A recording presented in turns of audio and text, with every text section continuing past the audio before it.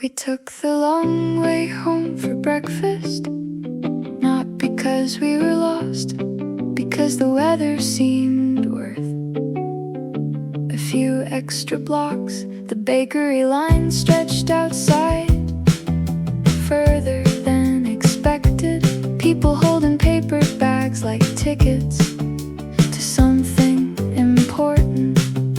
A grocery store owner was arranging fruit, one crate at a time, stopping occasionally to greet people passing by. The traffic light changed, nobody rushed, a cyclist waited patiently, even though the road was clear.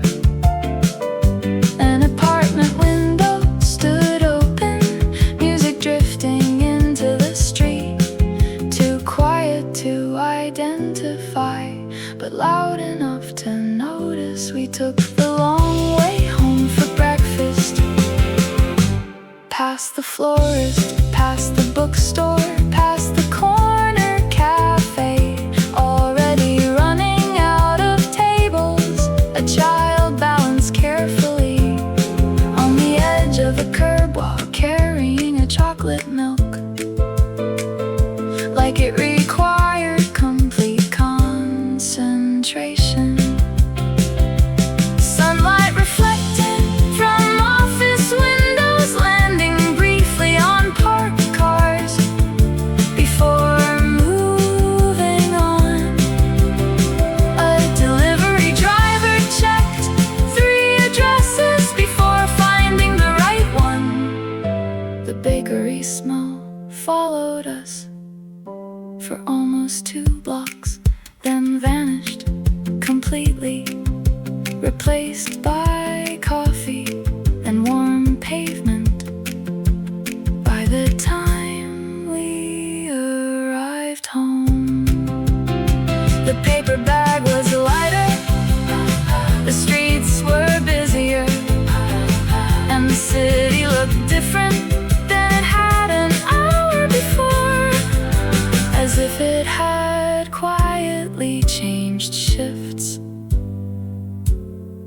while nobody was paying attention.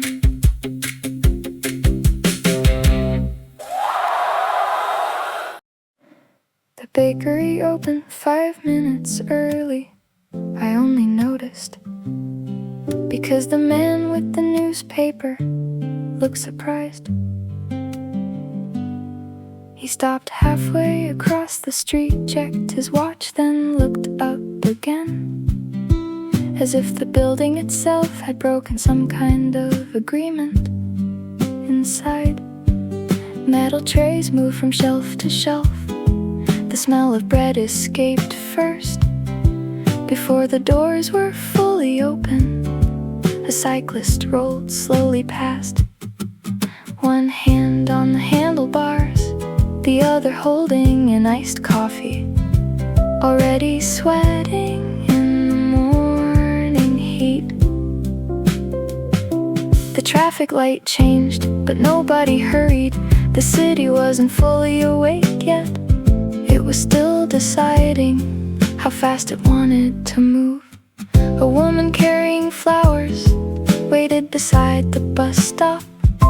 The paper wrapping was folded carefully at the top, like whoever sold them had taken extra time. The bus arrived almost empty. 3 passengers stepped off. One stretched both arms overhead, another stood still for a moment, trying to remember which direction to walk. The flower shop next door was opening its shutters, one section at a time. The sound echoed down the block, mixing with distant conversations and the clink of coffee cups. By 8:15, the bakery line reached the sidewalk. Someone ordered 6 croissants. Someone else left with only a bottle of water. A little dog tied near the entrance watched every customer leave. Certain one of them must belong to him across the street. A bookstore owner was watering plants, lining them up outside like they were regular customers returning for another morning. The first train passed overhead, its reflection sliding briefly across second-floor windows, then disappearing. A student carrying a backpack stopped outside the bookstore, read 3 pages standing up, then put the book back and walked away smiling. The cafe near the corner had started filling up, laptop screens, half-finished notebooks, people pretending to work while staring out the window. The barista recognized someone, immediately started making their drink before they even reached the counter. Outside, a delivery driver parked badly, then fixed it again. Still unhappy with the angle, an old man unfolded a newspaper page by page, like he had all day to get through it. The flowers from earlier were gone now, so was the woman carrying them. Only a few yellow petals remained near the bus stop bench. The sunlight had crossed the street and reached the bookstore windows, making every cover shine differently. A bicycle bell rang somewhere nearby, followed by another, then another. People moving toward parks, toward offices, toward nowhere important. The river path was already busy. Joggers, dog walkers, someone carrying breakfast in a paper bag, trying not to drop it. The water reflected everything, clouds, buildings, traffic lights, pieces of the morning that wouldn't stay still long enough to remember clearly. Near the bridge, a musician opened a small case, not to perform, just to tune a guitar. A few notes drifted across the path and disappeared into traffic noise. The bakery was still busy, the bookstore was still quiet. The coffee shop had run out of empty tables, and somewhere the newspaper man was probably reading. The flowers had probably arrived. The cyclist had already gone somewhere else. The city had finally made up its mind about what kind of day it wanted to be. And without noticing, most of us had gone along with it.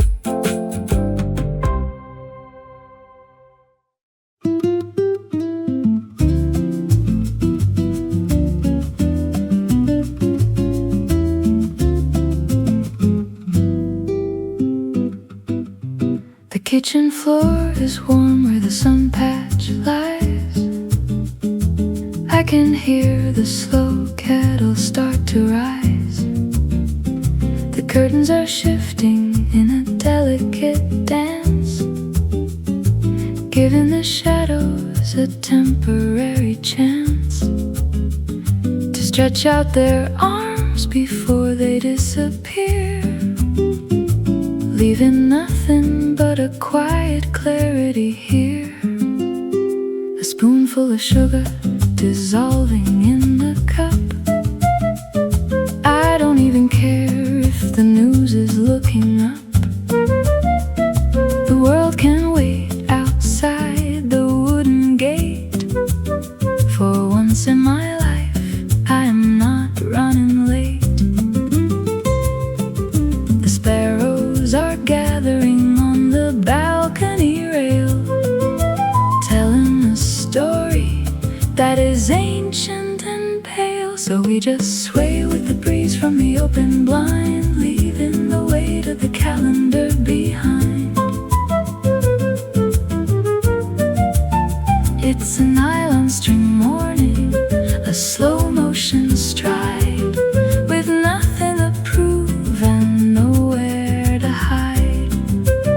Just a casual rhythm, a soft-spoken tune that'll carry us through to the afternoon. I can see the green leaves turn into the light after spending the hours shivering in the night. Nature doesn't hurry, it just takes its place with a quiet kind of dignity and unbothered grace. My book is still open to the very same page, but my mind has stepped off the frantic stage. So we just sway with the breeze from the open blind, leaving the weight of the calendar behind.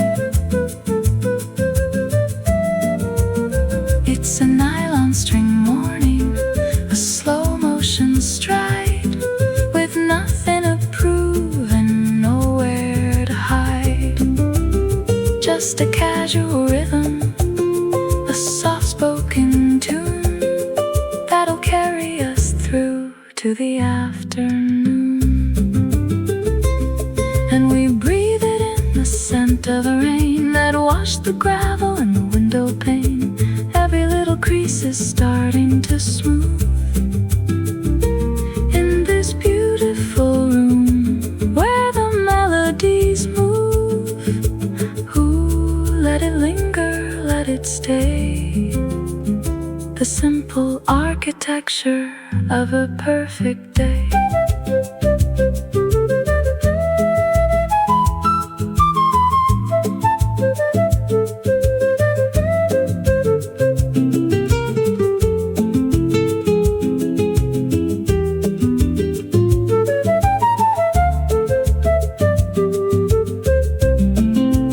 So we just sway with the breeze from the open blind, leaving the weight of the calendar behind.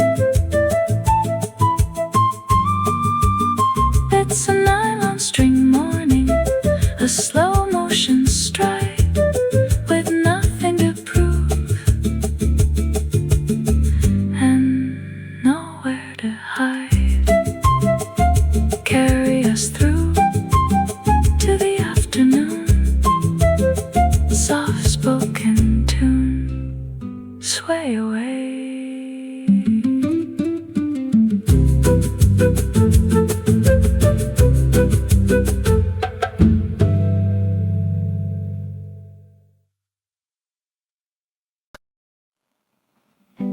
The bench near the river was empty, which felt unusual, at least for this hour. Most mornings somebody sat there, holding coffee, reading a newspaper, or simply watching the water. Today it belonged to nobody. A cyclist crossed the bridge, one hand on the handlebar, the other carrying breakfast. Wrapped in white paper, a dog walker stopped nearby, waiting patiently, while the dog investigated every tree along the path. The river carried reflections, clouds, buildings, pieces of blue sky that never stay together for long. A boat passed beneath the bridge, slow enough to notice, fast enough to disappear. The bench near the river was empty, even after the joggers arrived, even after the coffee stand opened.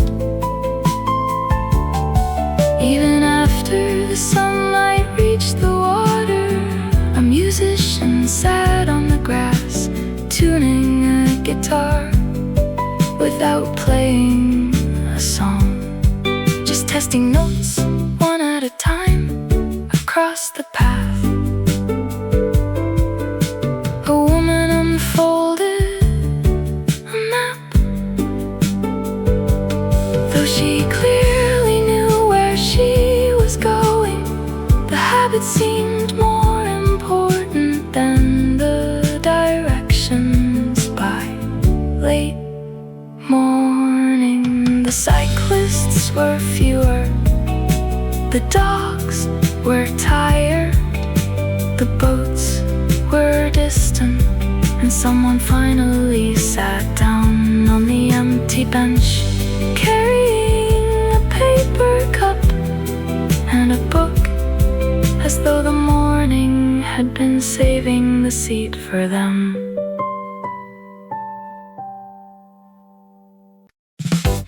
The bus was already half full by the time it reached the bridge. Someone carrying iced coffee stood near the back door, trying not to spill it. Every bump in the road looked personal. A student near the window was listening to something loud enough that a faint rhythm escaped every time the bus turned. The river caught the morning sunlight and sent it everywhere.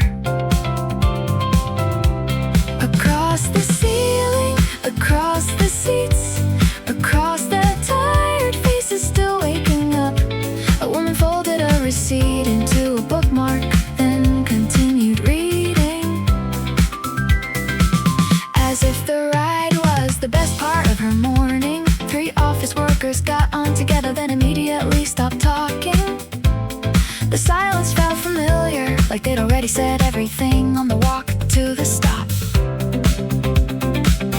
The driver hummed something quietly, not a song, just a few notes that appeared and disappeared between traffic lights near the bridge. A cyclist passed below, moving faster than the traffic, faster than the bus, faster than most plans people make before 9 o'clock.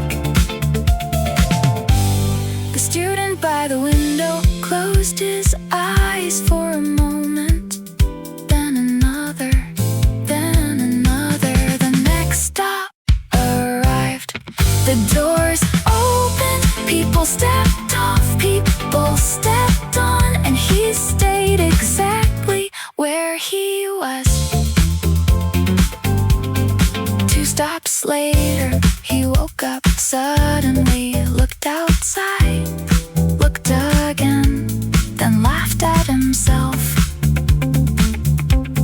The woman with her receipt smiled. Without saying anything, the driver checked the mirror and opened the doors anyway. The student stepped onto the sidewalk, still smiling, still holding the same backpack, watching the bus leave before turning around and walking back the way he'd come. The river was brighter now, the bridge was crowded, the coffee was probably warm, the office workers were gone, and the city had fully arrived at whatever kind of day it had planned all along.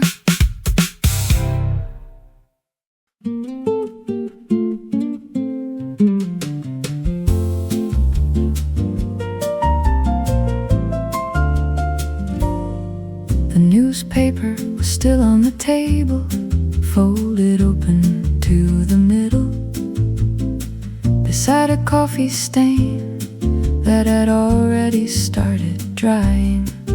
Most customers had left, the busiest hour was over, only a few remained, taking their time.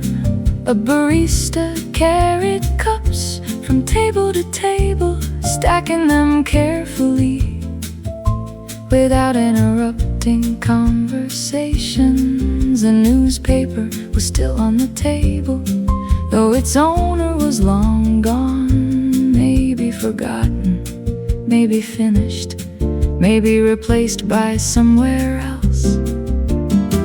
The morning needed them to be near the window. A student reread the same page several times without turning it outside.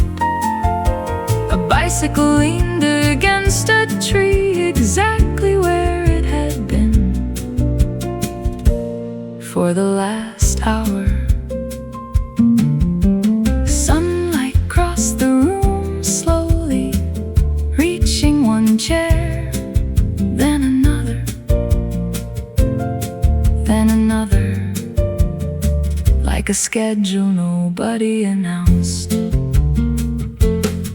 The coffee grinder stayed silent for almost 10 minutes, a rare event, noticed only because it finally started again. A couple discussed weekend plans, changing them repeatedly every few minutes, neither sounding convinced. The newspaper was still on the table, the coffee stain was still drying, the chairs remained half occupied, and the morning seemed unwilling to leave completely, even as lunchtime approached.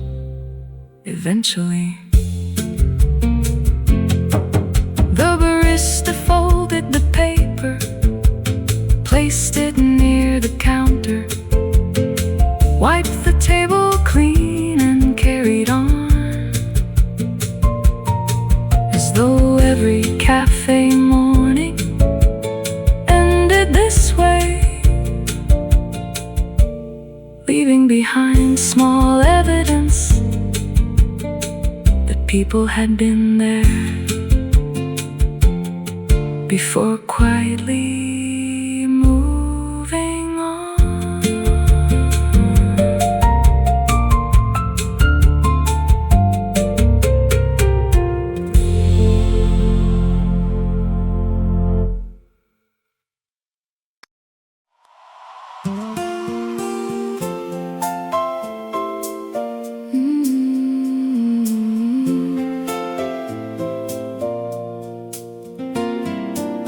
The cafe across the street open late. Nobody seemed worried,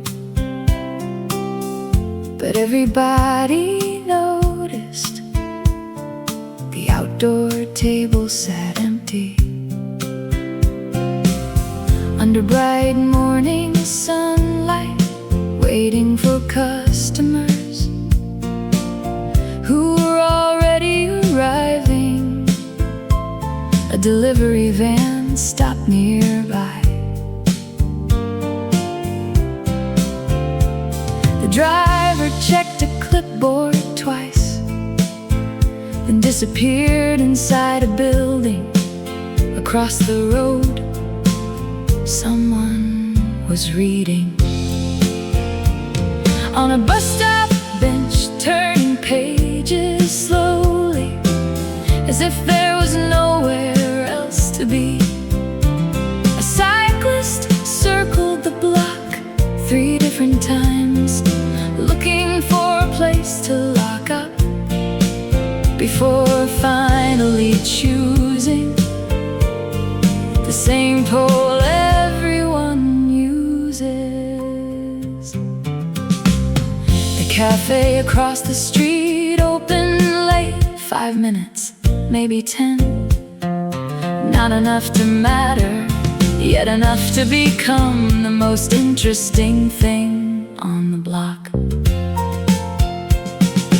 People checked watches, people checked phones, people pretended not to notice.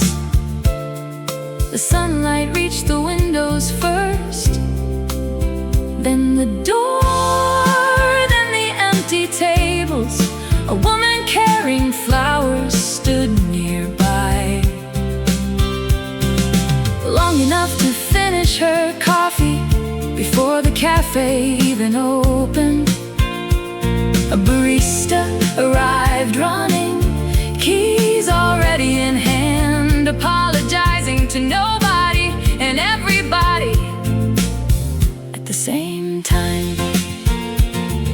The lights turned on, chairs moved, coffee grinders started, the familiar sounds returned. Like a theater curtain rising at the beginning of a show, within 20 minutes, every table was occupied. Laptops appeared, notebooks appeared, half-finished conversations returned.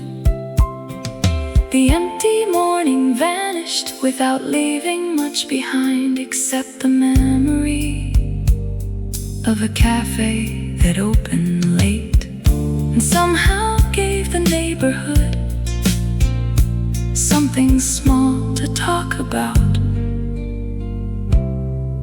for the rest of the day.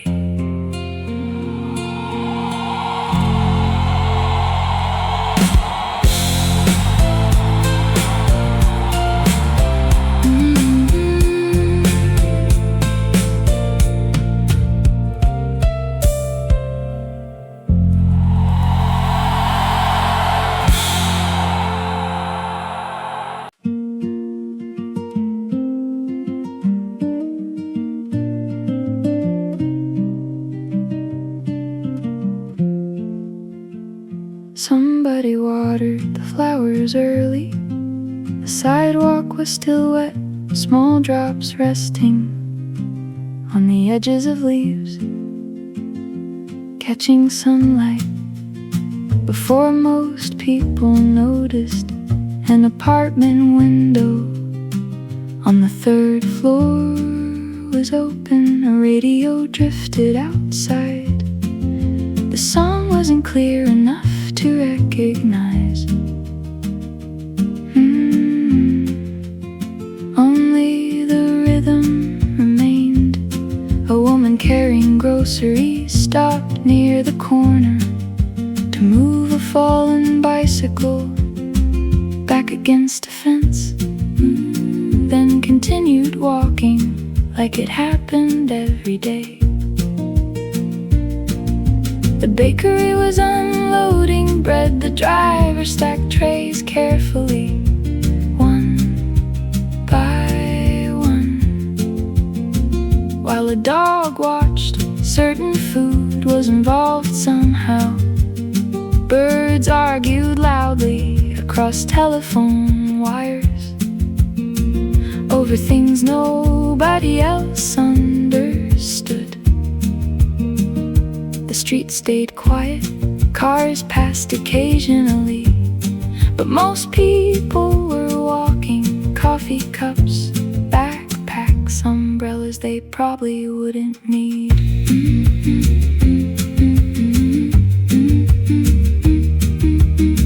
Someone watered the flowers early, long before the heat arrived, long before offices opened, long before the city remembered how busy it wanted to be. A child on a scooter crossed the intersection twice, not because he needed to, because the road looked fun. The florist placed new buckets outside. Yellow flowers, white flowers, flowers nobody stopped to name, yet everyone looked at anyway. By 10 o'clock, the sidewalk had dried, the birds were gone, the bakery line was longer, and the flowers looked completely ordinary again, as if the morning had quietly erased the evidence of whoever woke up first to take care of them.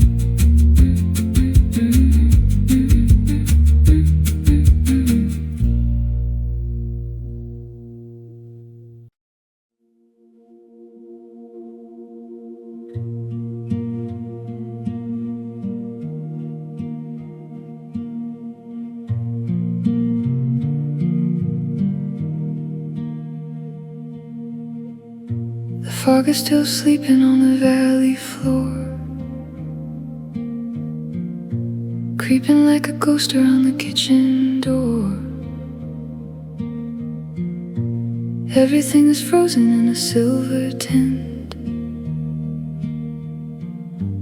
waiting for the sun to give a sudden hint. I can hear the timber creaking in the wall, a gentle conversation that is very small.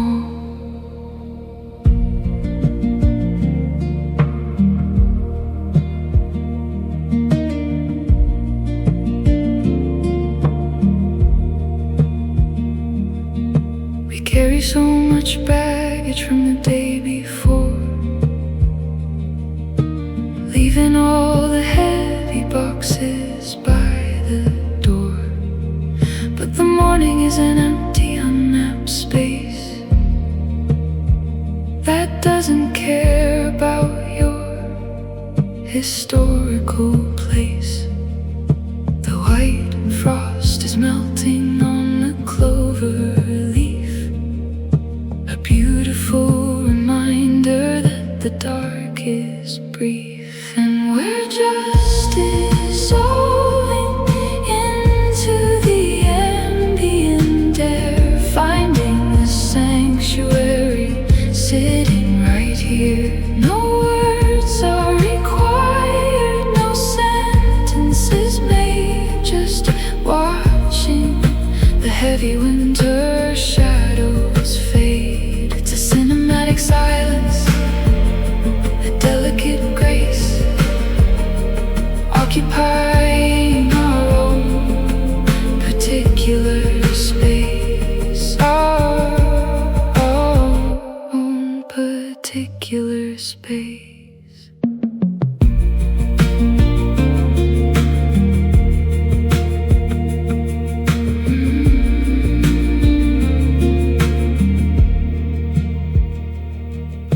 The chimney smoke is rising in a straight white line,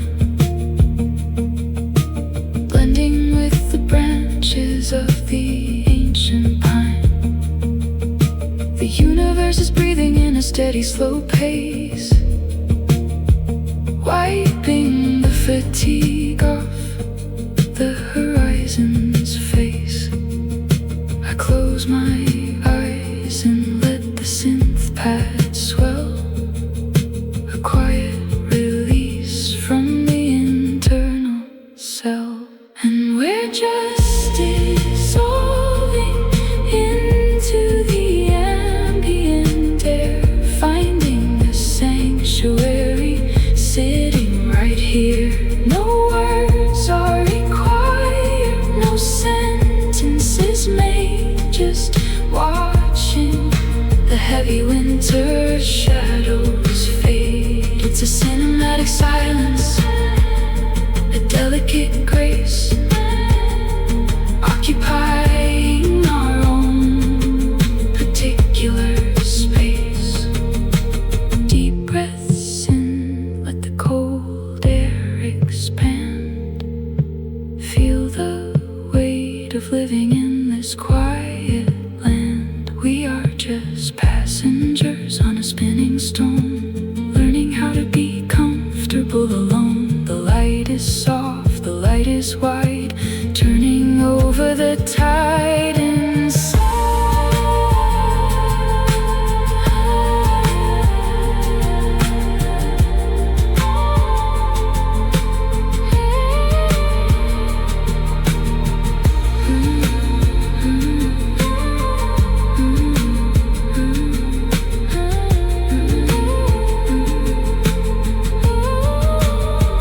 And we're just dissolving into the ambient air, finding a sanctuary sitting right here.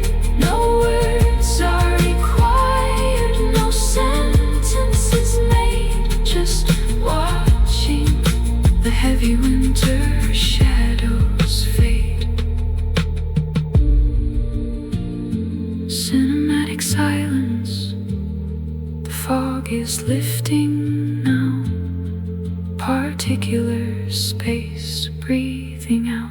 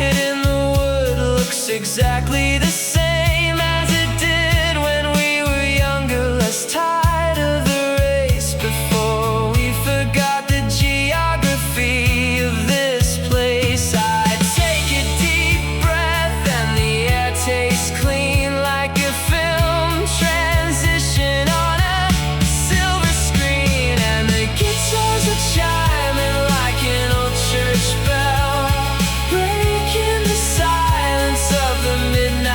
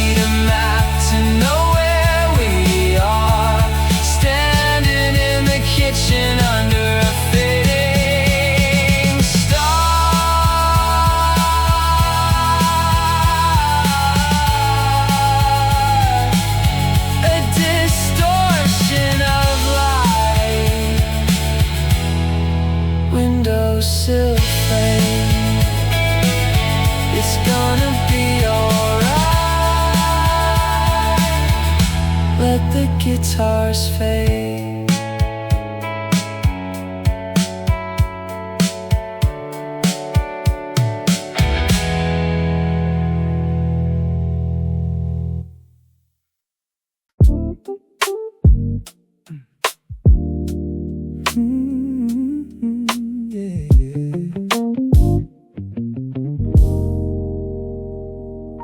The clock says 9, but I'm still in reverse, replaying the dialogue from yesterday's verse. But the sunlight is writing its own review, cutting through the blinds with a golden hue. I take a slow sip of the cold brew ice, thinking about staying in this posture twice. The ceiling fan is spinning at a lazy pace, moving the air without leaving a trace. My phone is buzzing on the nightstand wood, but I'm ignoring the vibration like I know I should. Some days you gotta put the world on pause without giving anyone a specific cause. We're just sinking into the rose and the rhyme, taking a vacation from the concept of time. Let the baseline anchor the drift of your mind, leaving the static and the worry behind. It's a soul-stirring morning, an easy-going flow, and we're taking it real slow, yeah, real slow.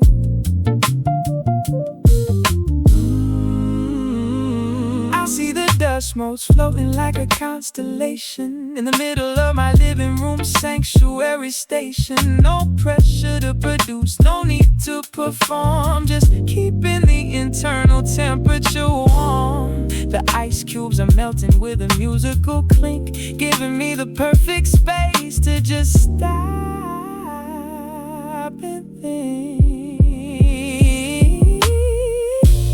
We're just sinking into the rose and the rhyme, taking a vacation from the concept of time. Let the baseline anchor the drift of your mind, leaving the static and the worry behind. It's a soul-stirring morning, an easy-going flow, and we're taking it real slow. Smooth like velvet, deep like the sea. This is exactly how I want it to be. Shaking off the dust, clearing out the lane, letting the warmth wash over the pain. Ooh, hear the harmony rise underneath the pale blue sky.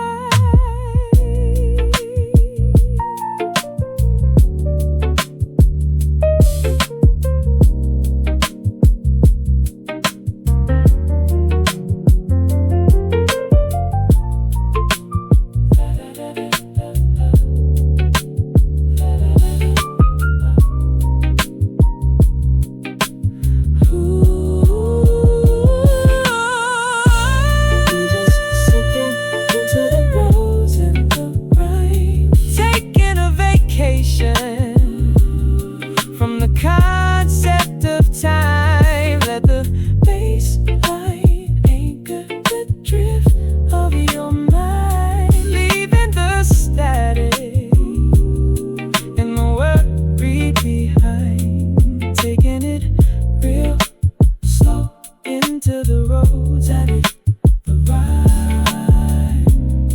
Let it flow, yeah, so.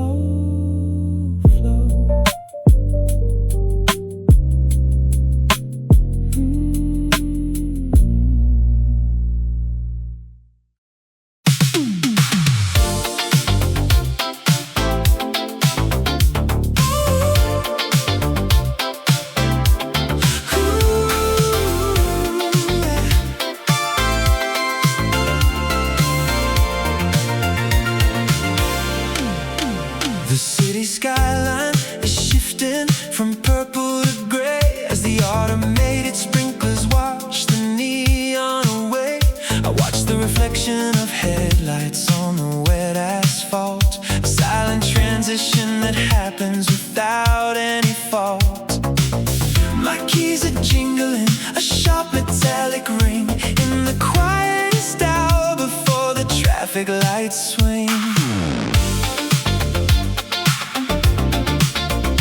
The convenience store clerk is yawning behind the glass as the early morning shift workers silently pass. I'm stepping over the shadows of concrete and steel, trying to capture this feeling that's starting to feel real.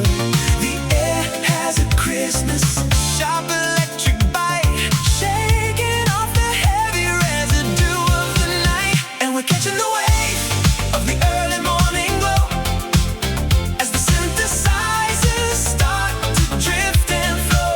No looking back at the things we left behind, just a clean slate waiting in the corner of the mind. It's a neon dawn, a geometric view, and the whole world is waking up brand new.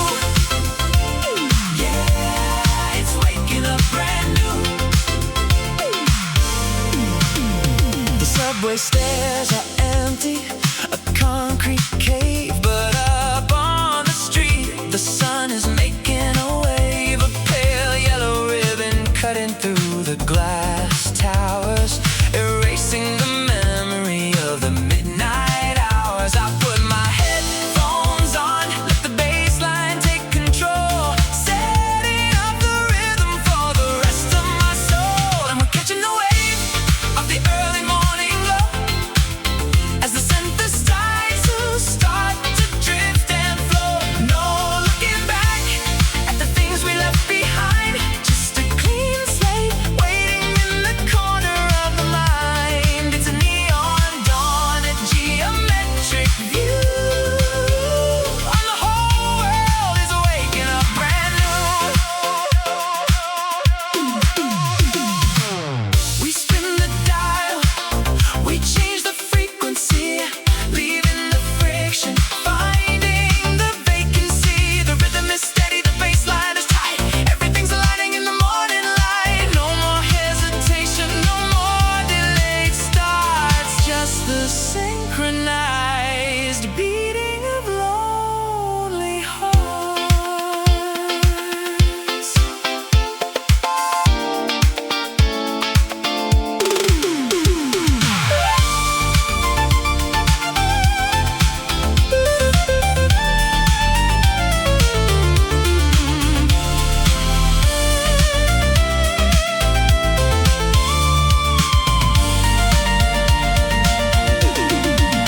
And we're catching the wave of the early morning glow.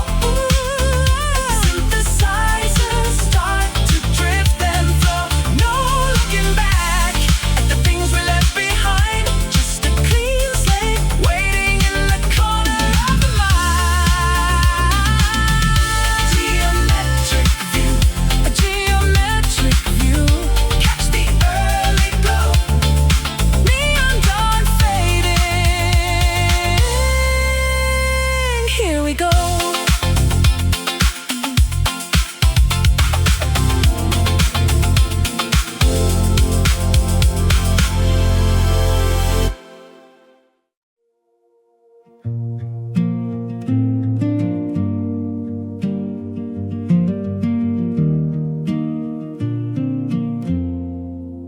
The light is like watercolor washing the wall, making the heavy things look rather small.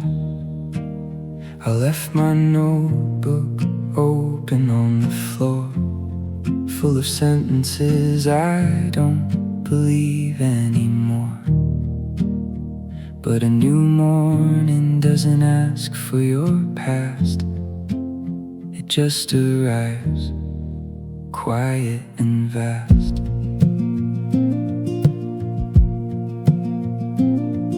The steam from the mug makes a ghost in the air and disappears like it was never there.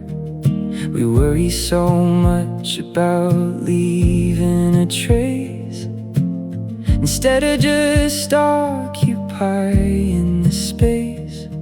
The soles of my feet feel the grain of the pine, a tangible proof that this moment is mine. So we don't have to fix everything in a day. Let the broken pieces just fall where they may. There's a healing that happens when you let it alone. Under a sky that you finally known. It's a fragile beginning, a delicate thread, but it's leading us out of the things that we dread.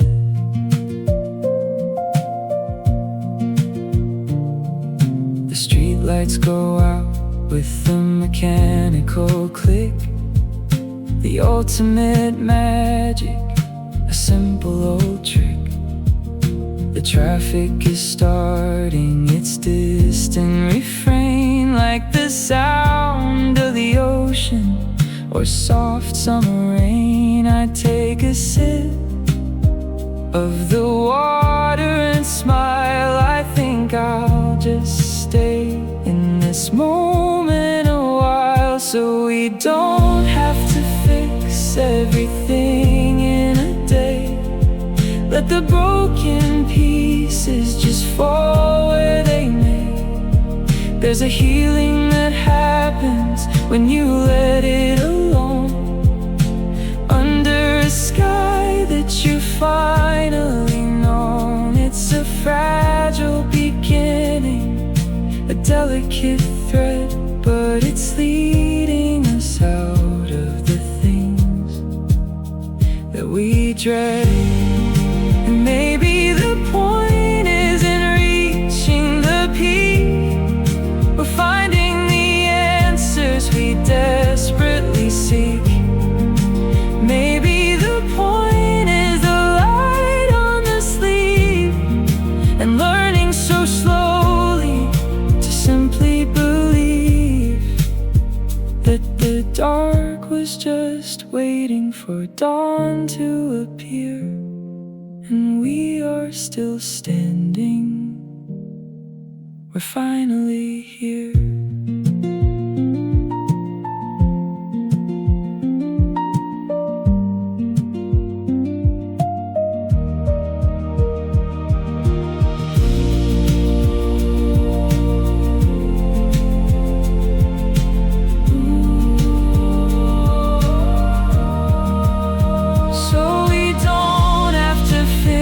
Everything in a day.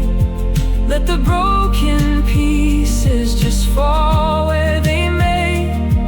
There's a healing that happens when you let it alone.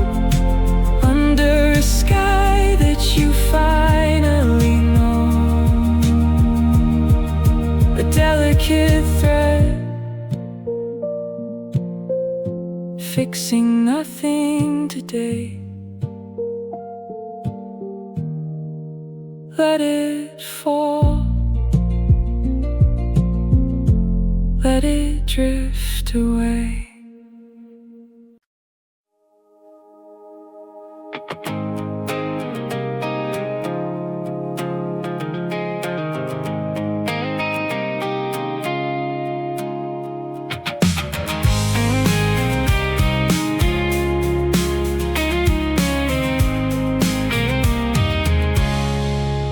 Dew is still clinging to the bicycle seat as the first ray of orange hits the empty street. I'm tying my shoes with a loose kind of knot, thinking about all the things that I forgot. But the sky doesn't care about my overdue bills. It just pours its color over the distant hills.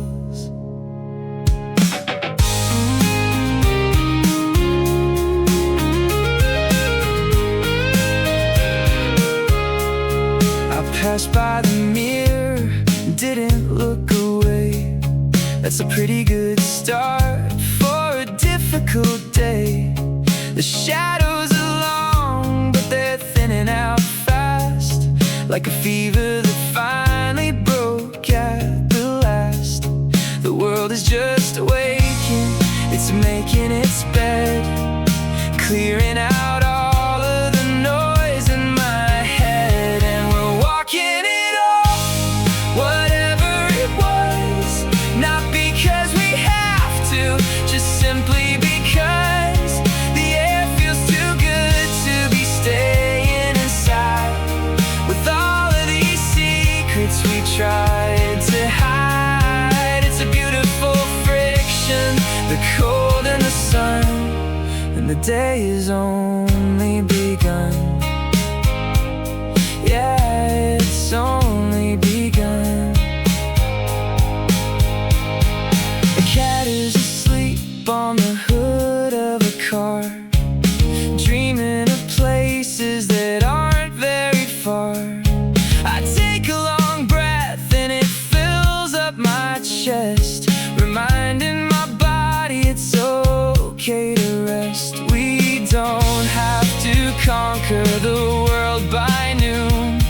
The sun will catch up to the silver moon. And we're walking it off, whatever it was. Not because we have to, just simply because the air feels too good to be staying inside. With all of these secrets we tried to hide, it's a beautiful friction, the cold and the sun. And the day has only begun.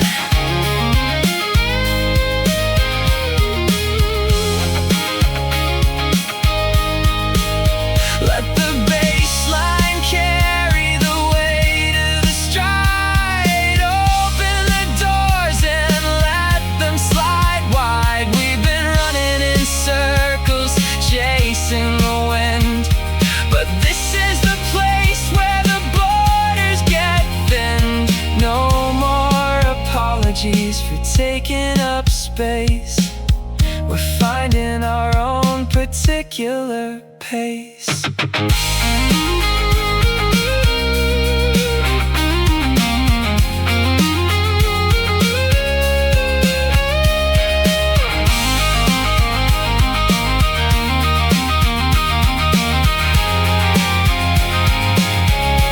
And we're walking it off, whatever it was. Not because we have to, just simply because the air feels too good to be staying inside. With all of these secrets tried to hide,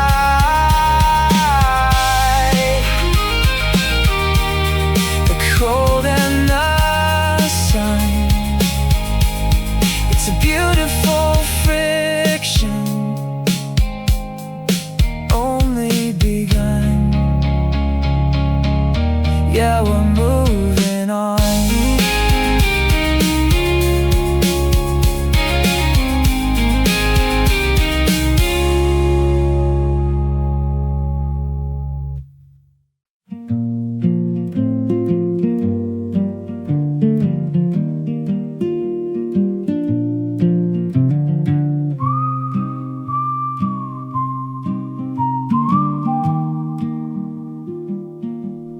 The curtains are drinking the color of dawn, leaving the ghost of the midnight long gone.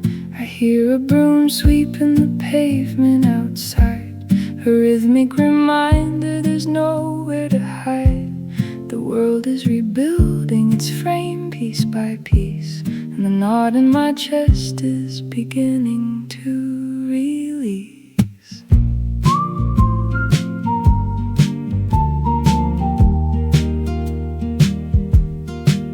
We spend so many hours locked up in our heads, tangled in blankets and unmade beds. But the ceiling is high and the windows are wide. There's a whole different conversation waiting outside. The sparrows are arguing over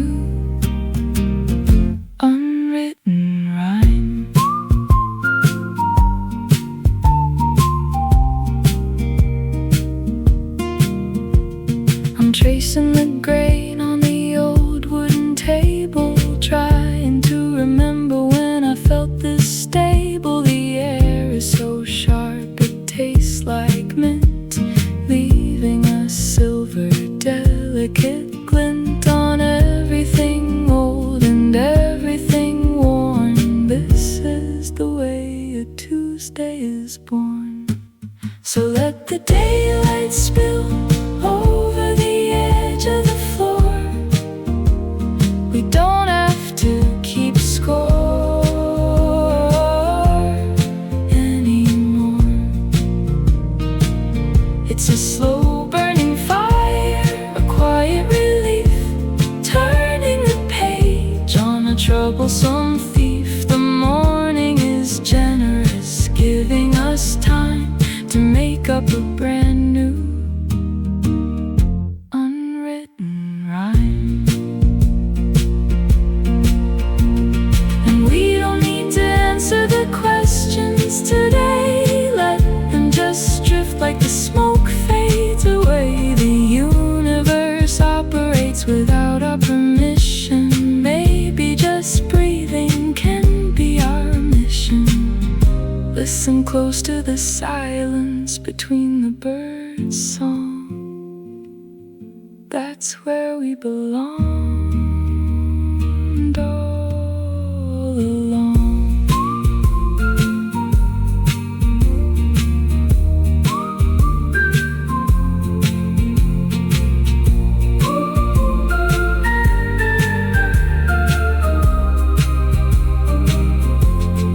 Let it spill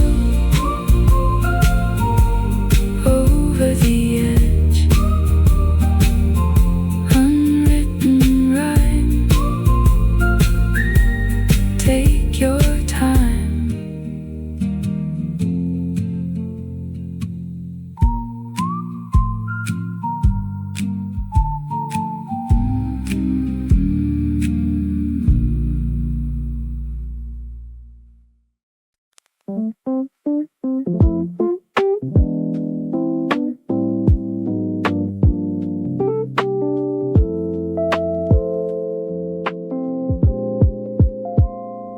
Humming along to a beat that I found last night.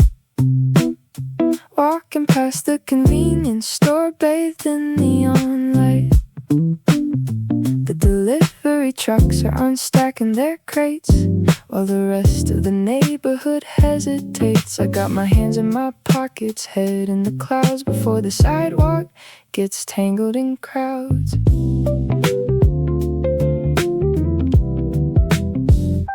The breeze smells like bakery bread and wet leaves, the kind of comfort that nobody else perceives.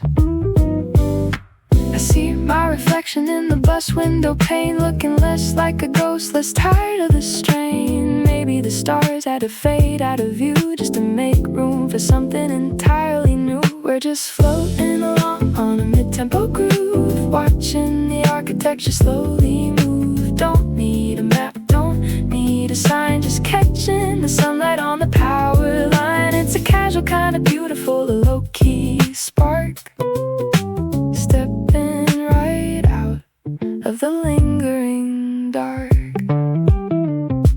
Somebody's walking a dog down the lane, an old couple sharing an umbrella despite no rain.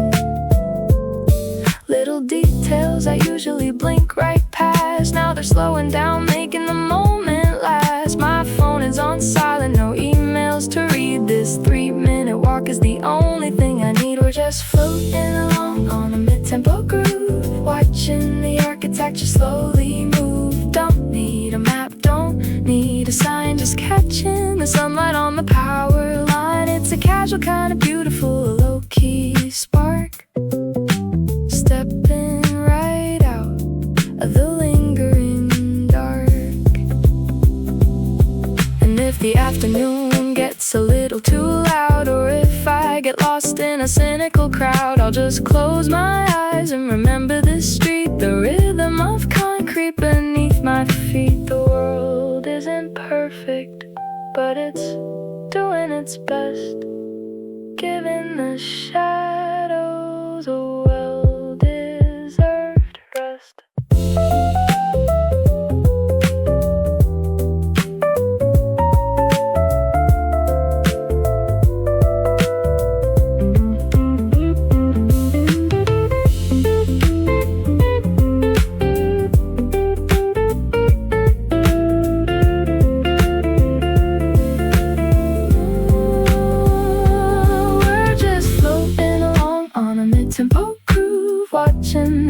architecture slowly move. Don't need a map, don't need a sign, just catching the sunlight on the power line. On the power line, step by step, the beat, the bus is arriving. Keep it on repeat.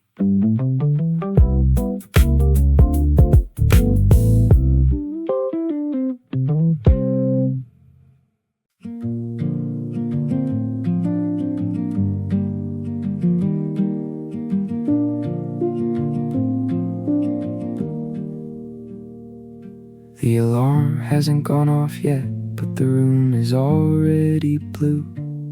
I watch the dust motes dancing in the dust, thinking of nothing new. The floorboards are cold, so I keep my socks on tight, tracing the pattern of the leftover night. Steam rises from the kettle, a quiet little hiss. Sometimes the simplest mornings start just like this. I used to rush through the door, chasing after the train, trying to outrun the shadow of yesterday's rain. But today the clock seems to click a little slower. The noise of the city down below feels a bit lower. I pull up a chair, lean my head on the glass, just waiting for the morning fog to pass. And it's not a grand awakening, no fireworks in the sky, just a soft kind of golden hitting the corner of my eye. The world is turning over, shaking off the sleep, and these are the quiet little promises I wanna keep. Yeah, it's gonna be alright, I whisper to the air, finding my rhythm, sitting right here in this chair.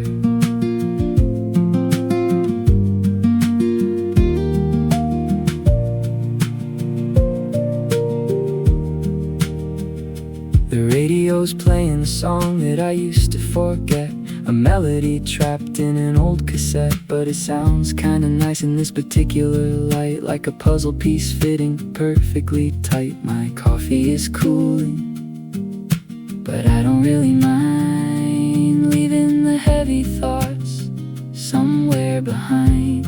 And it's not a grand awakening, no fireworks in the sky, just a soft kind of golden hitting the corner of my eye. The world is turning over, shaking off the sleep, and these are the quiet little promises I wanna keep. Yeah, it's gonna be alright, I whisper to the air, finding my rhythm, sitting right here in this chair. We build up these walls out of worries and plans, sifting through minutes like they're grains of sand. But look at the shadow stretching across the floor, it's telling me I don't have to hide anymore. The sky is unfolding, a pale shade of white, and everything's losing its nighttime bite.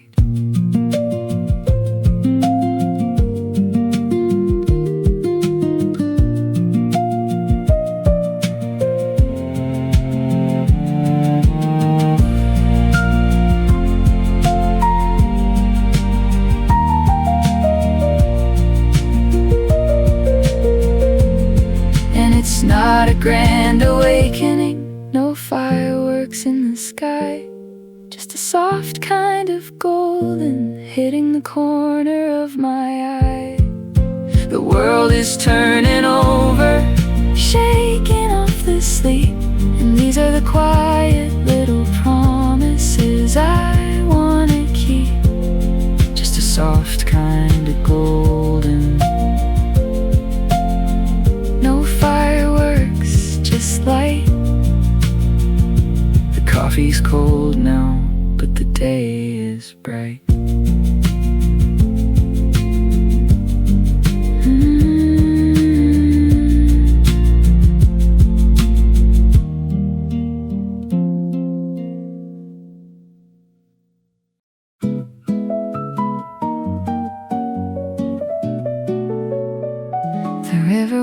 was already busy long before I arrived. Joggers moved in quiet groups, keeping pace with conversations that seemed older than the morning. A man carrying coffee stopped halfway across the bridge, not to rest, just to look at the water for a few extra seconds. Two dogs met near a bench, immediately becoming friends.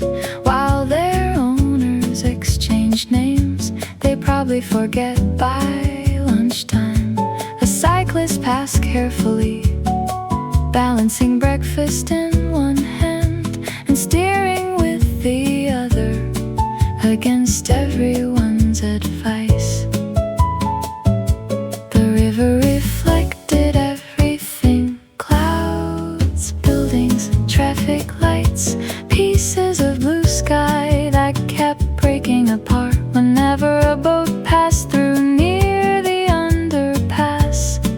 A musician opened a guitar case, not for money, not yet,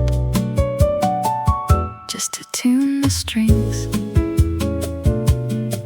One note drifted upward, then another, then disappeared beneath the sound of bicycles. The sunlight brightened steadily, making the water look different every 10 minutes, like somebody kept replacing it.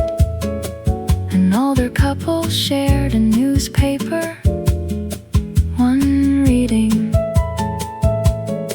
the other watching people walk by. Neither seemed interested in changing roles. A child pointed excitedly at a duck near the shoreline, then another,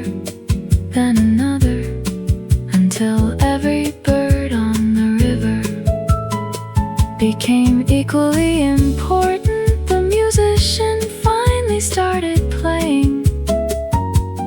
Nothing familiar, nothing loud, just enough to make people slow down without realizing why. Paper coffee cups gathered on nearby benches, empty now, having completed their morning duties. The joggers were gone, the cyclists were fewer, the bridge was crowded, the sunlight stronger, and the river kept moving without appearing to hurry. Past the musicians, past the dogs, past the people beginning their day, carrying every reflection with it for a while before quietly replacing them with new ones.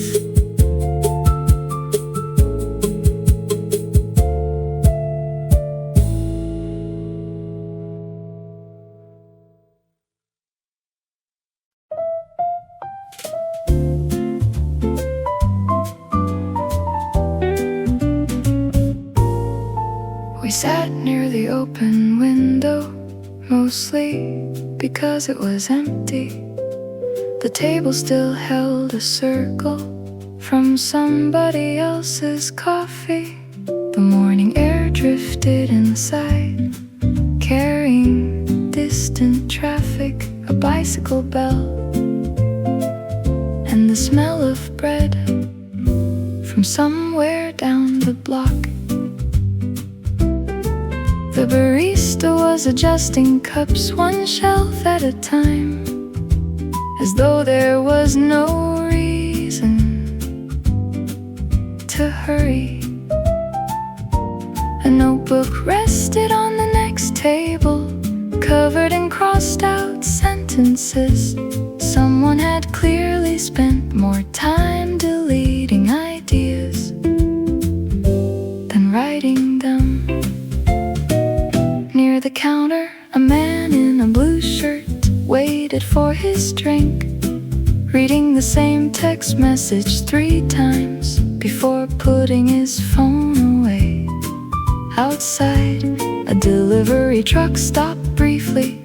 The driver disappeared, returned carrying flowers, then disappeared again.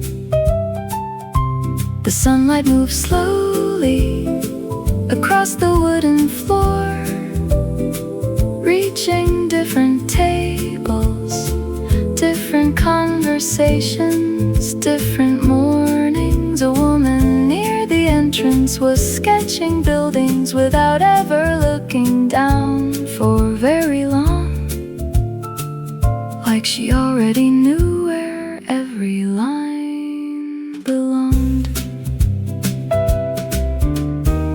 Two students shared headphones, listening to something neither of them seemed willing to admit they liked. The coffee beside us grew colder by degrees, not because we forgot it, because the room kept offering small things to notice. The open window never stopped moving, the curtain shifted, the air changed, new sounds arrived, old sounds left by 11 o'clock. Every table was occupied, laptop screens, paper cups, half-finished plans, and people who had intended to stay 20 minutes, remaining much longer. The notebook on the next table was gone, the flowers were gone, the students had left, the sketchbook was closed, but the open window remained, still collecting pieces of the city and sending them quietly through the room.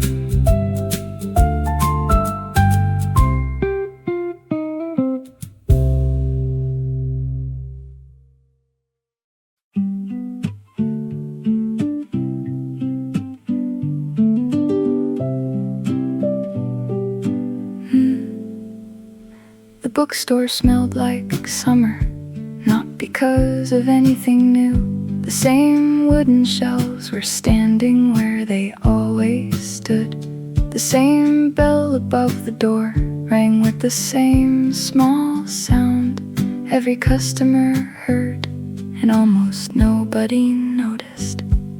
The owner arrived carrying 2 plants, one tucked beneath each arm. He set them outside the entrance and spent a minute turning them toward the sunlight, as if they had preferences.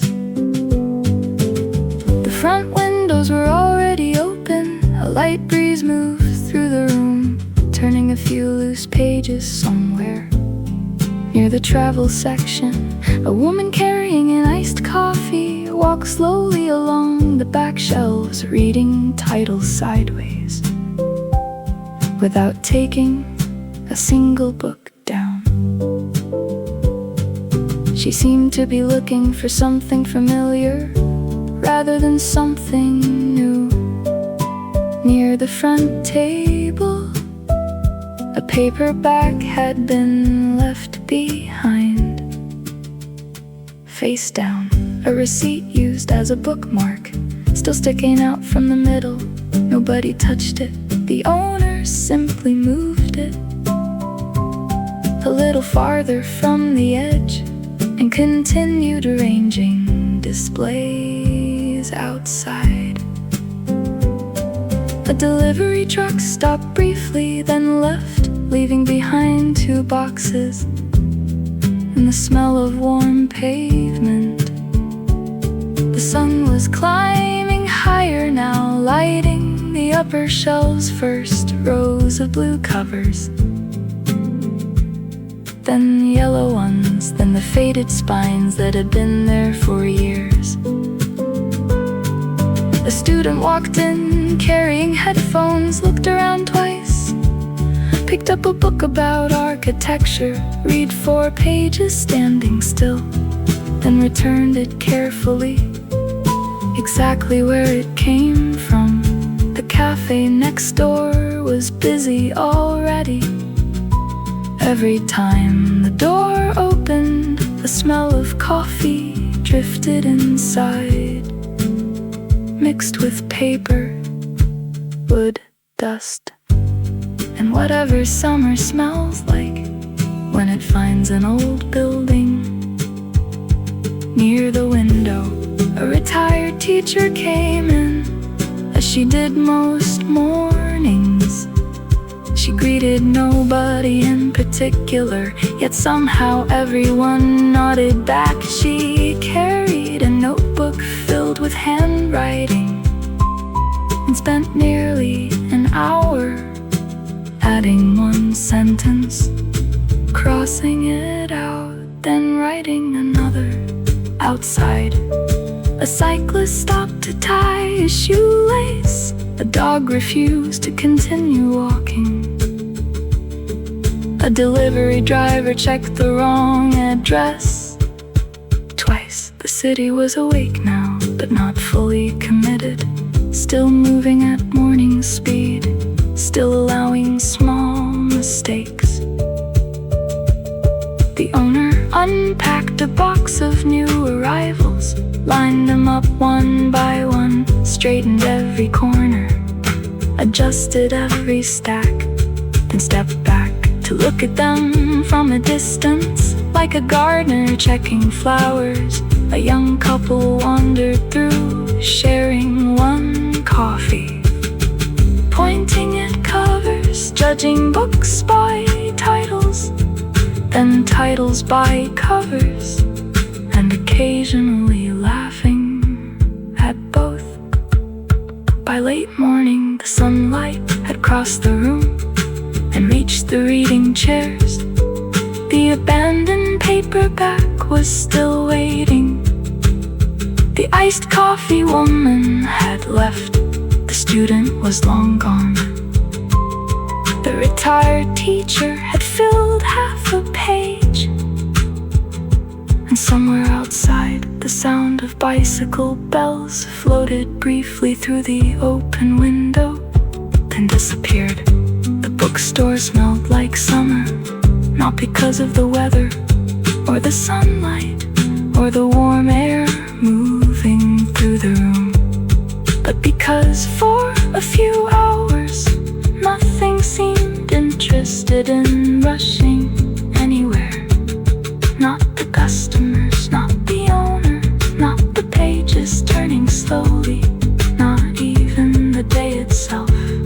And somehow, that was enough reason for people to stay longer than they planned.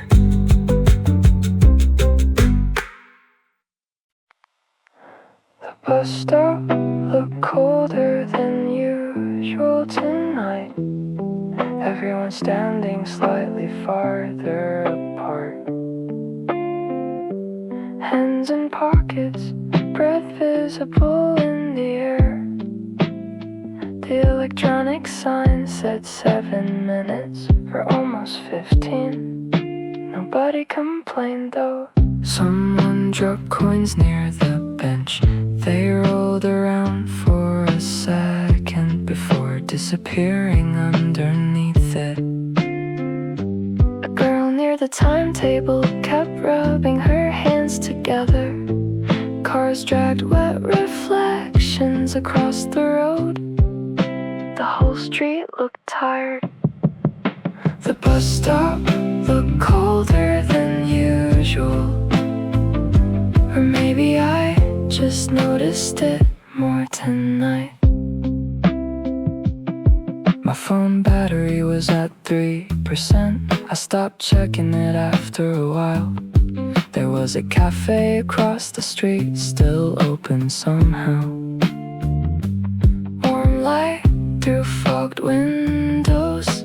People inside looked like they belonged somewhere.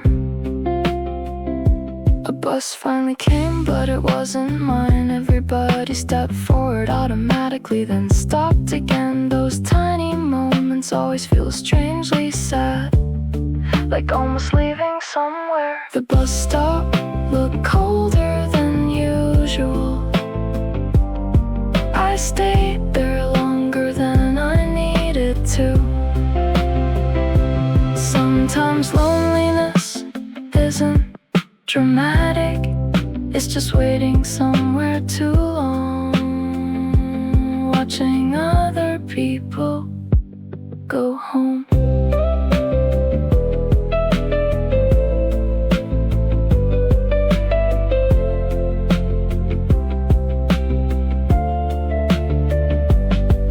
When my bus finally arrived, the heater smelled like wet jackets. I sat near the back quietly,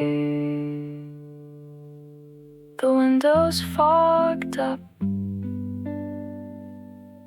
Before we reached the next stop,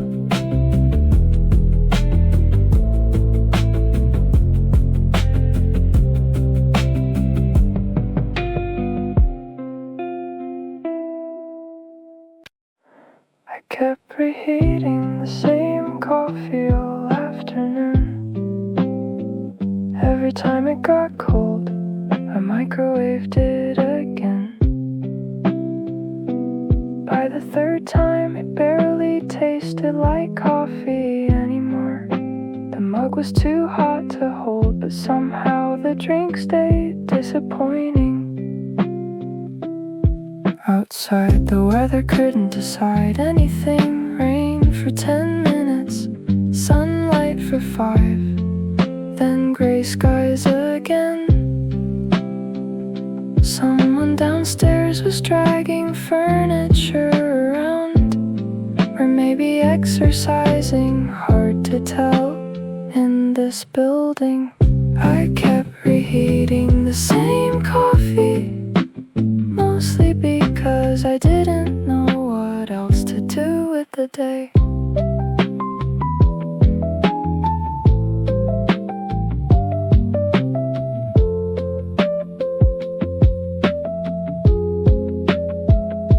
My laptop battery died twice. I answered one email, ignored 4 others. There's a plant near the window, leaning toward the light. I forgot to water it last week. Probably it still looks healthier than me, honestly. A delivery scooter stopped outside for a while. I thought maybe food would help. Opened the app, closed it again. The sink was already full anyway. The apartment smelled slightly like rain through the cracked window. I kept reheating the same coffee, and somehow evening arrived anyway. Some afternoons don't really become memories, they just blur together quietly. Rain sounds, half-finished thoughts, cold rooms and time passing without asking permission. When I finally washed the mug, it was already dark outside. The coffee stain stayed near the bottom, though I left it there.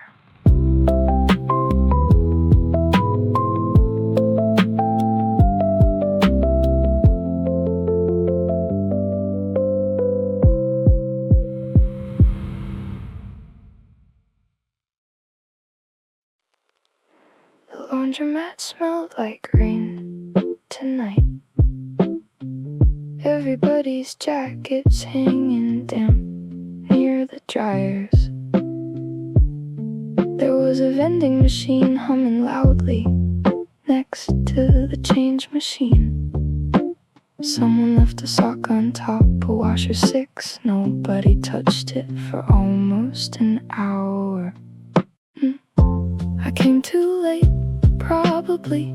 All the small washers were taken already. So I sat near the back wall waiting, watching clothes spin in circles under fluorescent lights. The TV near the ceiling was playing baseball without sound. Outside the windows, rain kept streaking downward slowly. The laundromat smelled like rain and fabric softener and people trying to reset their week. A guy in work clothes fell asleep waiting, head tilted against the dryer. Someone else kept folding shirts immediately, like they wanted to leave as fast as possible. I checked my phone 4 times without any notifications. The machine timer moved painfully slow tonight. There was coffee from the convenience store beside me, already cold by then. I still drank it anyway. The woman near washer 3 was quietly singing along to music in her headphones, barely loud enough to hear for some reason that made the whole place feel softer. The laundromat smelled like rain, like everybody carried the weather inside with them. Around 1 in the morning, the place got quieter finally. Only dryer sounds left, warm air, metal spinning, fluorescent buzzing overhead. The city outside looked almost blue at that hour. I think laundromats feel emotional because everybody arrives carrying unfinished days, wrinkled clothes, tired faces, things that still need fixing tomorrow. When my clothes finally finished drying, the rain had stopped outside. The sidewalks still shining under street lights. I carried the warm laundry bag home slowly, steam still trapped inside it. Somebody was practicing guitar upstairs again tonight. Same 3 chords over and over. They kept messing up the transition right before the chorus part, then stopping completely for a few seconds before trying again from the beginning.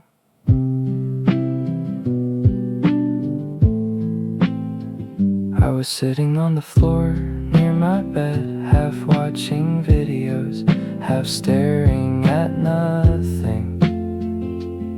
There was laundry hanging near the window that still wasn't dry yet. The room smelled faintly like detergent and cold air. Outside it had been cloudy since morning. Somebody was practicing guitar upstairs, and somehow it made the apartment feel less lonely. They finally got the chord change right once, then immediately messed up something else after that. I laughed a little by myself. The radiator clicked near the kitchen. My phone buzzed once, spam message probably I didn't check.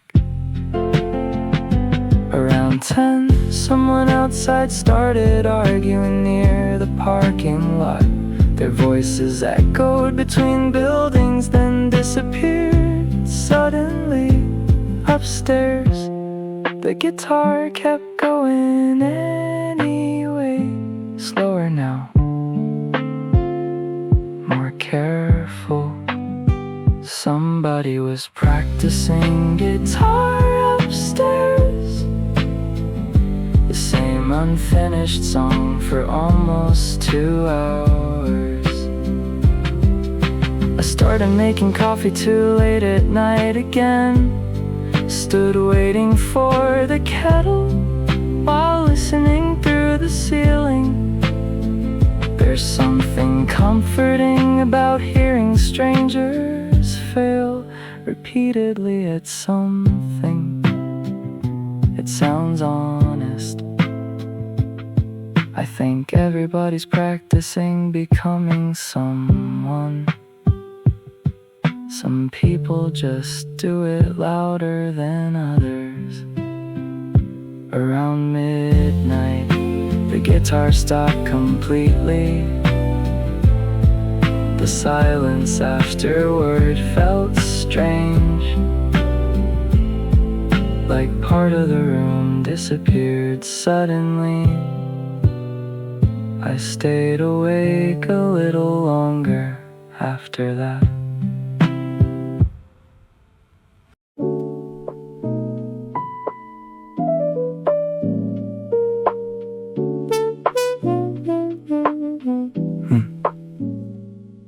There's a plant in the corner of the office. No one knows who brought it. It appeared one Monday in February like a resolution someone else made. It shouldn't be thriving. The light is wrong, the corner is wrong.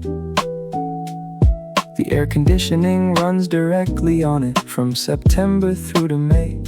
And yet, every week it does something new. A leaf, a lean toward the window, a commitment to be in here. I've started saying good morning to it quietly so no one notices. The plant doesn't respond, but it doesn't not respond either. There have been 4 managers since the plant, 3 restructures and a rebrand. The plant was not consulted on any of these decisions. It was here before the open plan, before the standing desks we don't stand at, before the values were printed on the wall in a font that means nothing. I think about that sometimes, the plant just existing through the iterations. The meetings about the meetings, the emails about the emails, just growing slightly every week toward the wrong light, very methodically. The office plant is fine, doesn't know about the Q3 targets. The office plant is fine, doesn't attend the Wednesday sync, doesn't have a development plan, doesn't need one. The office plant is fine. I'm learning from the office plant. The man who sits near the plant has been here 20 years. I know because he mentioned it at the last all hands. He said 20 years like a fact, not a complaint, not a boast, just a thing that had happened while he was at his desk. He waters the plants sometimes, I've seen him with the kitchen mug he shouldn't use for watering, but does anyway. He never mentions this, I never mentioned this. We have a silent agreement about the mug and the plant. A new person started last month, young, enthusiastic, the way you're enthusiastic before the building knows you. She asked about the plant on day 1, wanted to know the species. I said I didn't know. The man near the plant said, peace lily, probably. She looked it up, he was right, she seemed pleased by this. The plant seemed indifferent. She's been here 6 weeks now, already speaks the jargon, already knows which meetings can be an email. The plant watched all of this from the corner, growing its peace, lily peace in the wrong light. The office plant is fine, 17 people came and went. The office plant is fine, survived the rebrand and the merge, survived the phase where someone tried to make it a talking point in the wellness initiative. The office plant survived that too. I've been here 7 years, which I don't mention, because mentioning it makes it a thing to respond to.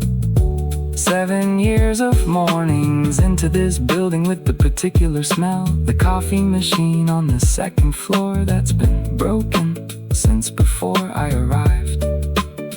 7 years of the plant in its corner, growing slightly wrong, getting on with it. I think about leaving sometimes. Most people do, I think. Not dramatically, just a thought passing through. Then I'll look at the plant getting on with the wrong light, the wrong air, the corner no one chose for it. And something about that makes me sit back down, not defeat, more like I recognize something in the commitment. The plant didn't choose the corner, but it's making the corner work, which is a kind of wisdom from a peace lily. Or I've been here too long, and I'm taking life advice from office furniture. Either way, the plant is doing fine. I watered it today. No one saw.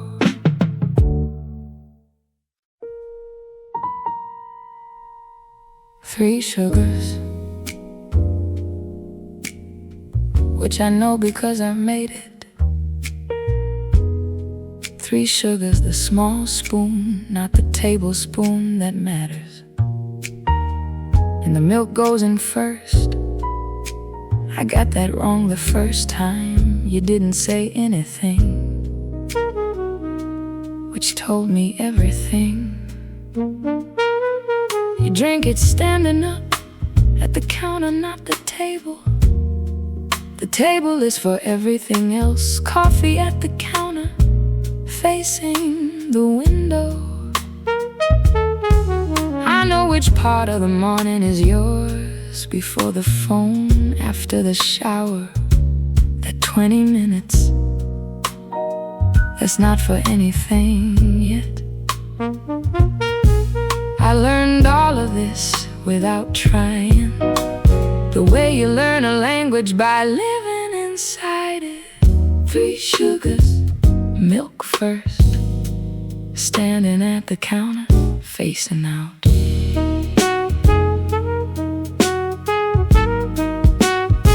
You have a way of reading where your lips move slightly on the difficult sentences. I find that very dear. And you fold the corner of pages. I used to mind that in principle. I don't mind it now.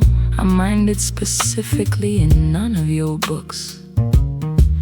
You make a sound when you're concentrating, not quite humming. More like the idea of humming before it becomes a sound.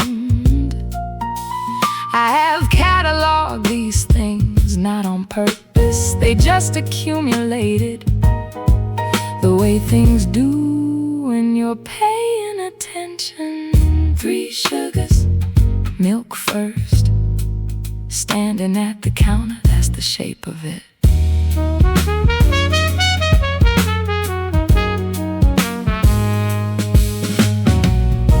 There are things I know about you that you don't know I know.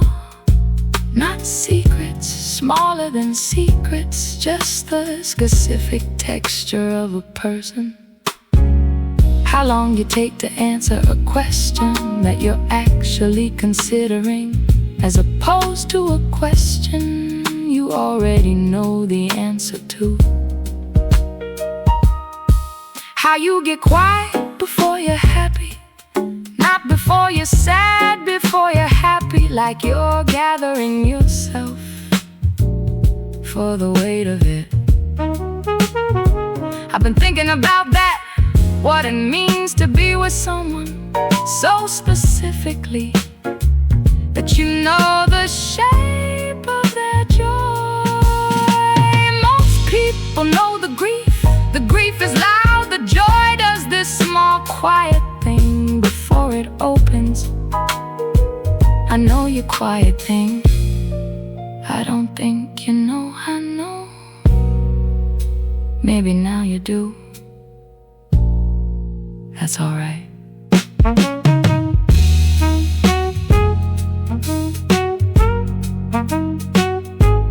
make the coffee now without thinking about it.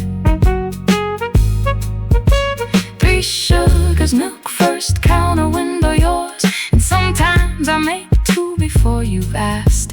And I put yours at the counter and mine at the table. And we are in the same room differently, which is its own kind of closeness, the parallel kind, the kind where nothing needs saying, because everything is already said. And 3 sugars and a counter by a window. 3 sugars, milk first. I know how you take it. I know how you take it.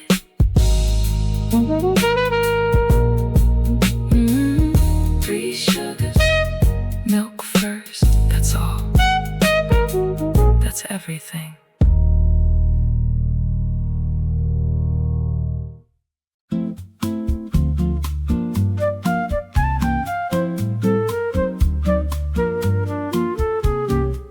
They left me the keys and instructions for the cat. The cat has ignored the instructions and is doing something on the high shelf. I'm supposed to water 1 plant, the one by the bathroom window. I've watered it twice already, which is once too many, probably. Their coffee is better than mine, a bag from somewhere specific. I've made 2 cups this morning using the small cup, not the large. Their flat smells like them, which I noticed immediately, not intrusively, just the specific atmosphere of another life. The books are arranged by color, which tells you something useful information. I'm filing it away. There are photos on the fridge from a holiday I wasn't on. Everyone looks comfortable the way people look comfortable on holidays. The cat has descended and is now inspecting my shoes with a thoroughness of customs. I think I'm being cleared. I'm going to sit in the good chair, the one that faces the window, which is clearly the good chair. I'll put it back exactly as it was. Borrowed afternoon, someone else's light through someone else's glass. Borrowed afternoon, being no one in particular, just here, just this, just the cat and the coffee and the chair. Borrowed afternoon, and nothing is required of me. I went through a phase of wanting a flat like this one, everything considered, everything in its right place. Then I saw my own flat through someone else's eyes and realized it was also considered, just differently, less intentionally. The chaos had a logic, the books had a reason, even the pile of things by the door was a kind of system. I stopped wanting other people's flats after that, started wanting mine more, the one that knows me and keeps the evidence.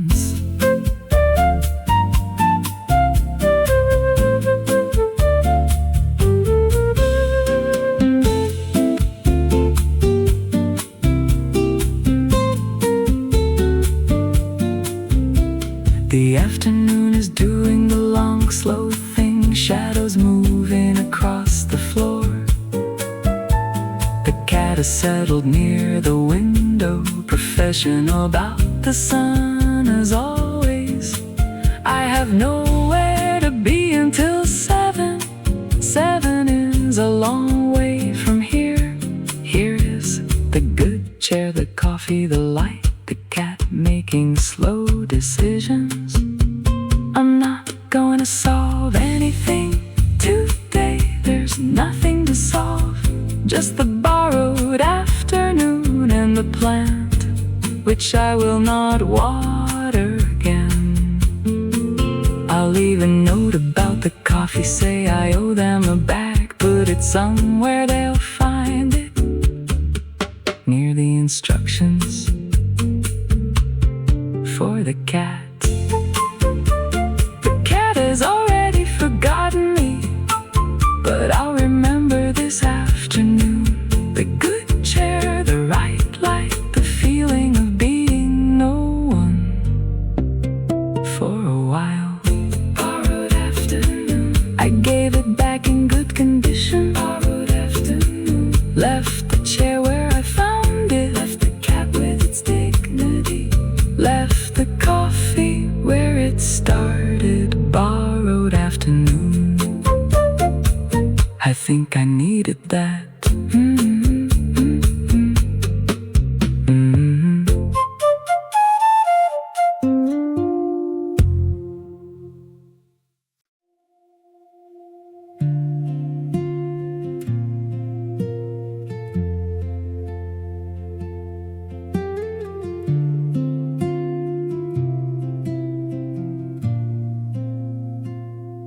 I drove to the coast on a Wednesday for no reason I could explain at the time.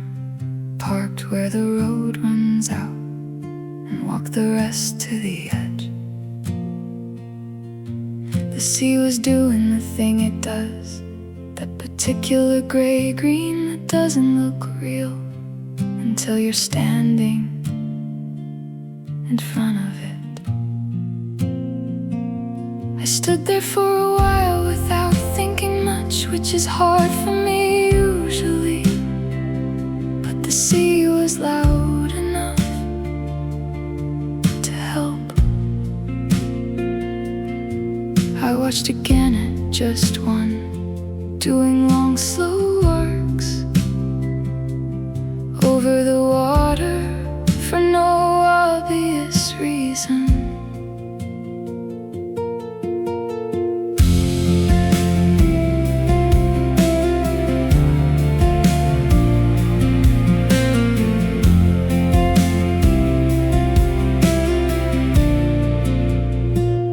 There's a feeling I sometimes get when I'm somewhere open, where my problems still exist, but they're proportionate for once.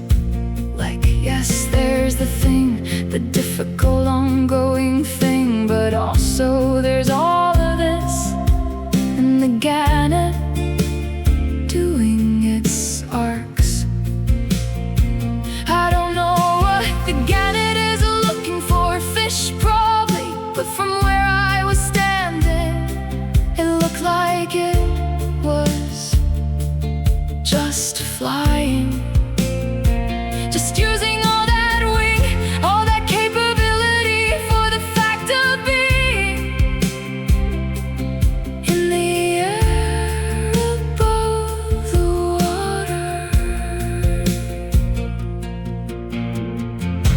I thought about the version of me who was scared of open spaces, who needed the room to have 4 walls and the ceiling to be close. She's still in there somewhere, I can feel her on big days when the sky's too much and the field is too wide. But out here on Wednesday with the sea gray-green and loud, she was quiet for once, just watching the gannet, like even she had to admit This was something. This coast, this bird, this gray, this Wednesday.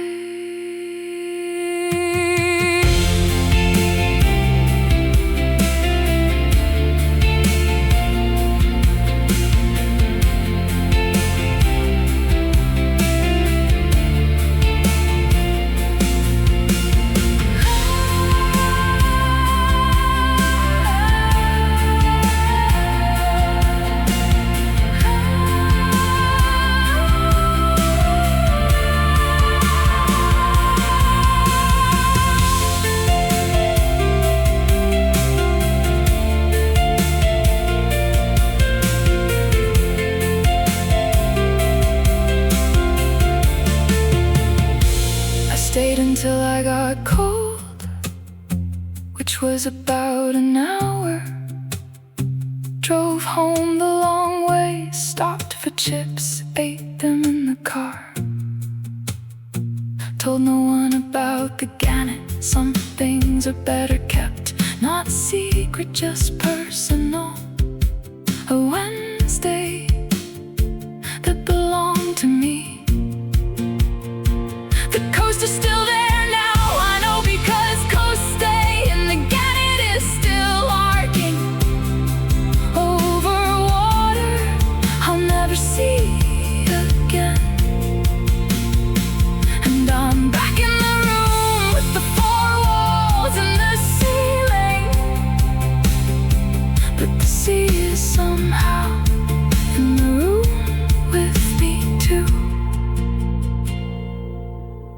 Wide open, quietly, I think I was okay out there. Wide open, quietly, I think I'm okay in here too.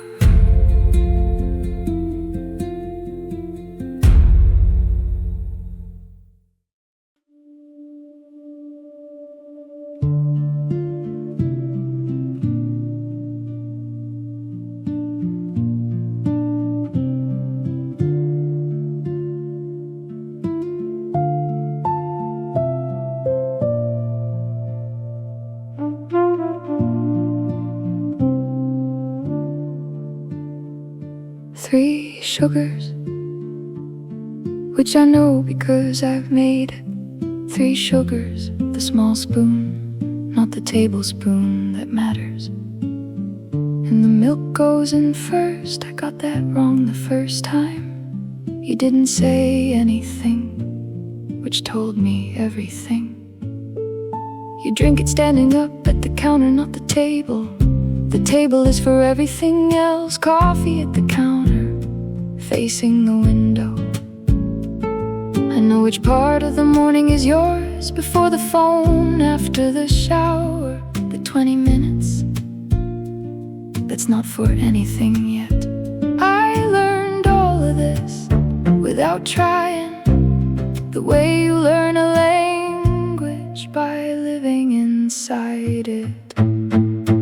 3 sugars, milk first, standing at the counter, facing out. You have a way of reading where your lips move slightly on the difficult sentences. I find that very dear. And you fold the corner of pages. I used to mind that in principle. I don't mind it now. I mind it specifically in none of your books. You make a sound when you're concentrating, not quite humming, more like the idea of humming before it becomes a sound. I have cataloged these things not on purpose. They just accumulated the way things do when you're paying attention. 3 sugars, milk first, standing at the counter. That's the shape of it. There are things I know about you that you don't know I know. Not secret. secrets, smaller than secrets, just the specific texture of a person. How long you take to answer a question that you're actually considering, as opposed to a question you already know the answer to. How you get quiet before you're happy, not before you're sad, before you're happy, like you're gathering yourself for the weight of it. I've been thinking about that, what it means to be with someone so specifically that you know the shape of their joy. Most people know the grief is loud, the joy does this small quiet thing before it opens.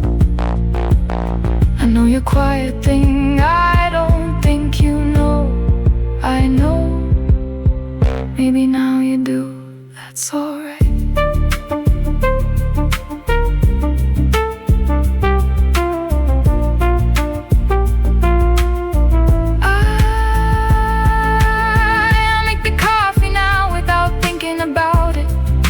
Sugars, milk first, counter, window yours. And sometimes I make two before you've asked, and I put yours at the counter and mine at the table. And we are in the same room, differently, which is its own kind of closeness, the parallel kind, the kind where nothing needs saying, because everything is already said. In 3 sugars and a counter by a window. 3 sugars, milk first. I know how you take it, I know how you take it. 3 sugars, milk first. That's all. That's everything.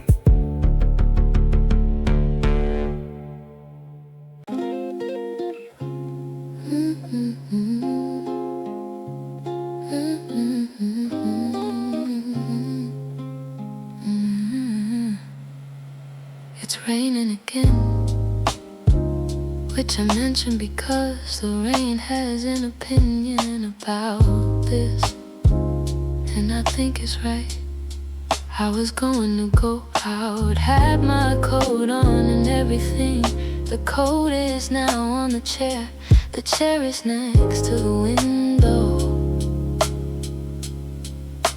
I'm watching the street do its wet thing, the umbrellas and the bad decisions, the people who thought it would stop, who are now also wet. I could still go, it's not that kind of rain, just a persistent kind, the kind that makes you philosophical.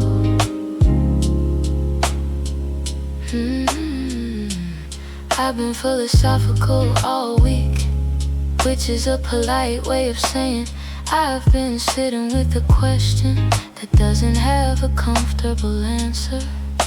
The question is about a person who I won't name here, partly because it's private, mostly because naming it makes it more real. The rain is very real though, very committed to its position. Has been since Tuesday. Tuesday was 3 days ago. The rain has an opinion, I have one too. They're the same opinion. That's the inconvenient part. I made a list once of what I actually want, not the things I say I want, the real ones at 2 a.m. The real ones were embarrassingly simple. To be somewhere warm on purpose, to have someone to tell small things to mean it when I say I'm staying. I folded the list, put it in the cookbook, the one I never cook from. It's probably still there. My friend keeps asking how I am, in the tone that means she knows I say I'm fine, in the tone that means I know she knows. We've been doing this for years, it's a kind of intimacy actually. They're not quite saying they're being known anyway. She texted me a photo last week of a door painted yellow, no message, just a door. I understood immediately. Yellow doors mean something to us from a conversation years ago about what we want if we were brave. I saved the photo. The rain still has an opinion, so do I, more than before. Still the same opinion, getting harder to ignore. I think what I'm saying is I've been standing at the window long enough that the window might be the problem. Not the rain, not the question, not the person I won't name. Just my relationship with standing still. When standing still stops being rest, the coat is still on the chair, the rain is still at it, the street is still convincingly wet, and I'm still watching all this. But I looked up the yellow door, the one she sent. Turns out it's a cafe 3 streets from the person I won't name. Which might be a coincidence, which might not be. Either way the coat is on the chair, either way the rain has an opinion. I think I'm gonna put the coat on. I think I'm gonna go out. I think I'm gonna get wet. I think that's okay. Yeah. The rain has an opinion.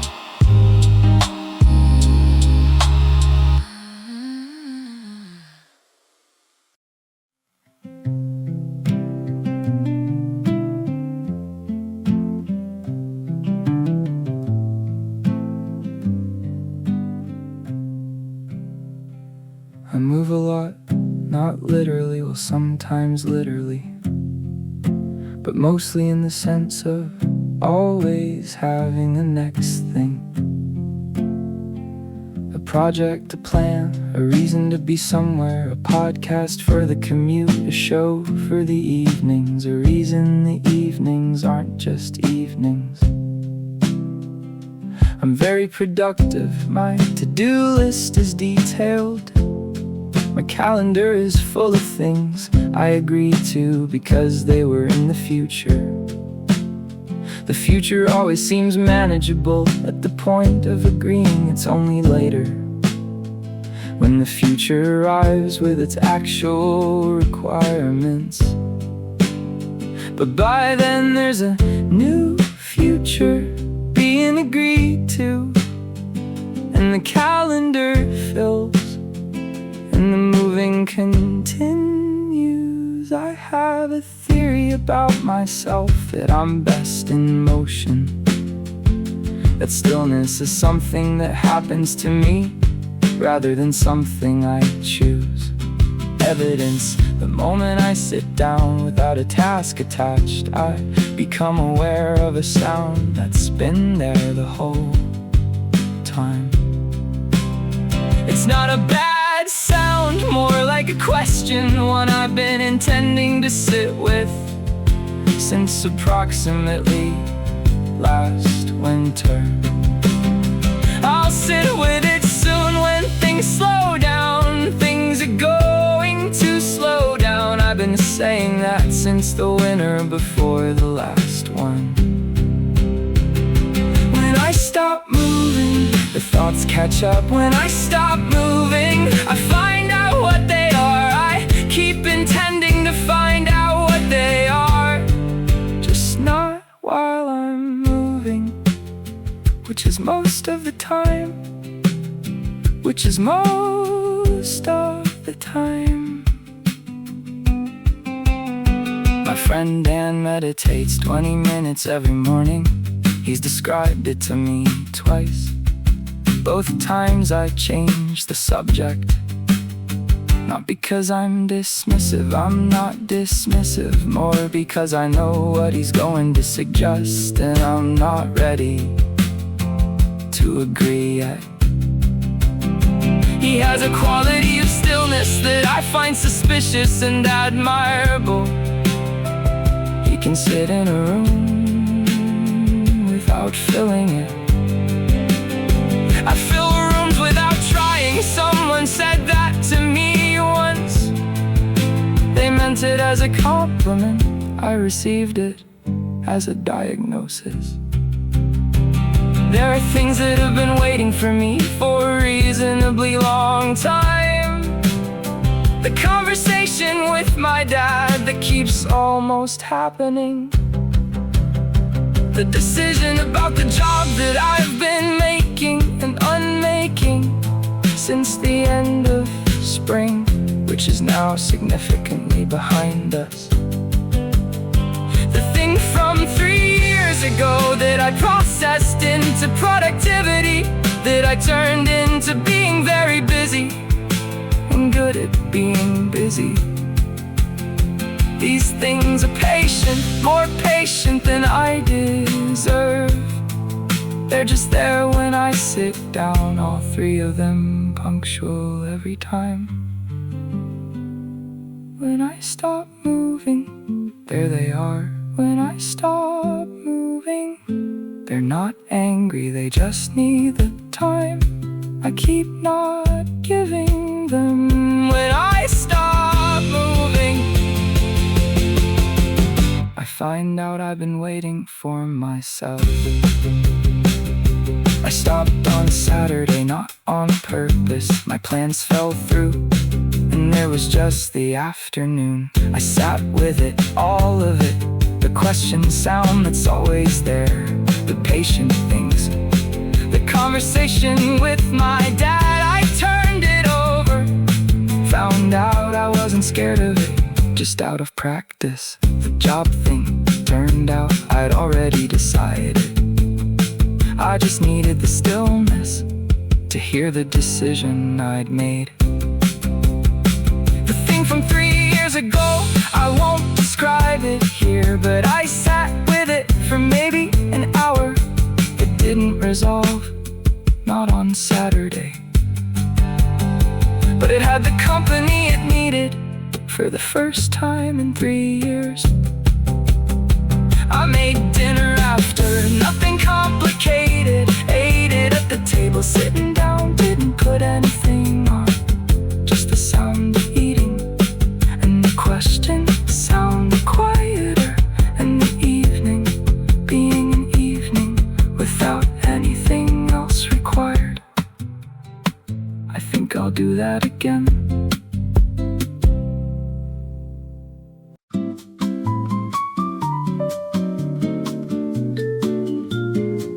You cook, I'll talk. That's the arrangement, has been since the beginning. I think we both prefer it. You've never asked me to help, which I've always appreciated, because my help in kitchens is a specific kind of hindrance. I sit on the counter, you've asked me not to sit on the counter. I sit on the counter anyway. You've accepted this. I talk about my day, you make sounds while your back is turned. That could mean agreement, or could mean the onion needs attention. Either way, it's the best part of my evening, the sitting on the counter talking, while you do the actual work of turning things into dinner. You have a way of cooking that looks like not thinking, but you're very clearly thinking. You're thinking about the food and also something else. I can tell because of the pause between the stirring, where you're working something out that isn't dinner. I've learned not to interrupt that pause, took me a while. Now I can read the pauses, the dinner ones and the other ones. The other ones sometimes produce solutions to things we've been circling, not because of the kitchen exactly, but because the hands are busy and the mind goes windows wide. We figured out more things in this kitchen, standing at this hob, than in all the serious conversations we've tried to have at the table. You cook, I'll talk, and somewhere in the middle something gets made that isn't just dinner. You cook, I'll talk, the counter, the chopping, the sound of things becoming something worth sitting down for.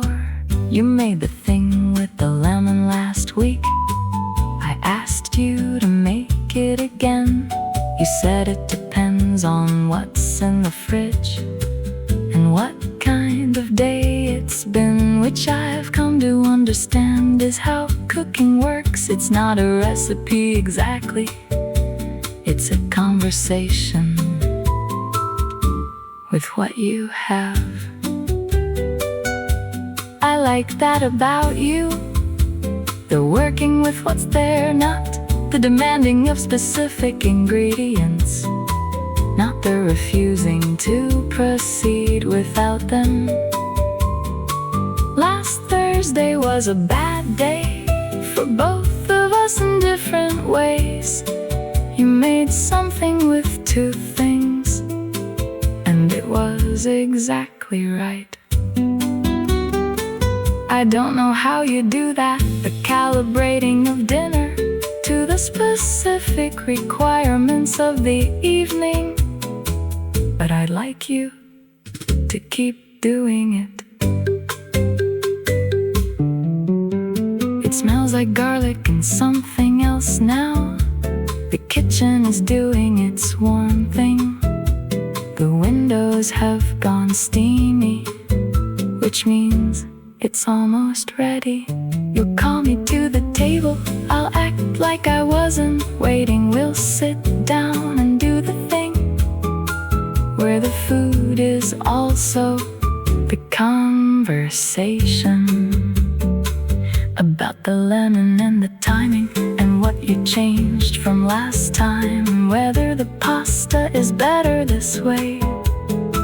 These are important discussions. We've had this conversation 40, 50 times, some version of it every time. It's different, different day, different lemon, different bad thing that became the right dinner at the right time. I'm very glad of this arrangement, the counter and the talking, the pauses and the cooking, the windows going steam. You cook, I'll talk, and something gets figured out that neither of us could have figured out. Sitting somewhere quiet and trying. You cook, I'll talk, the kitchen in November, the thing with the lemon, the steam on the windows.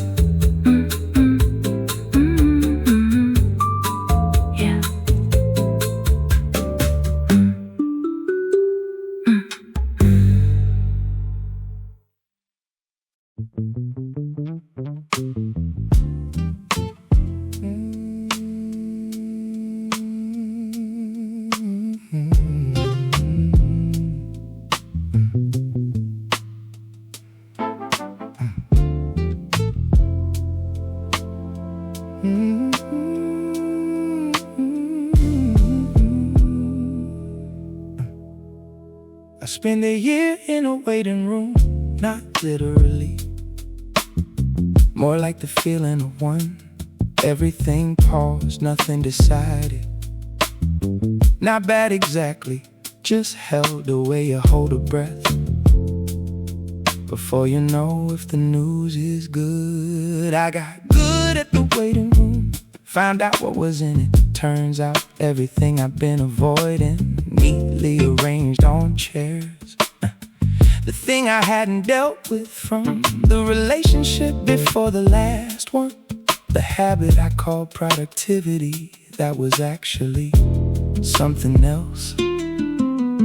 The morning I didn't call when I should have, still in the waiting room, sitting there, being very patient about being waited on. People kept asking if I was okay. I kept saying mostly, which was true but incomplete, like answering a different question.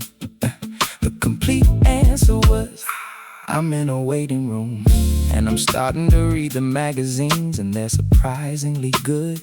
I started sleeping properly, which sounds small. The sleep was enormous. 8 hours of my body deciding to stay. I started cooking things slowly, the kind of take all afternoon, the ones I'd always skip because something faster would do. Turned out slower was better, which was relevant to more than just food. But I filed that away for when I was out of the waiting room. What I learned from waiting was mostly about moving. What I learned from stillness was mostly about when to go.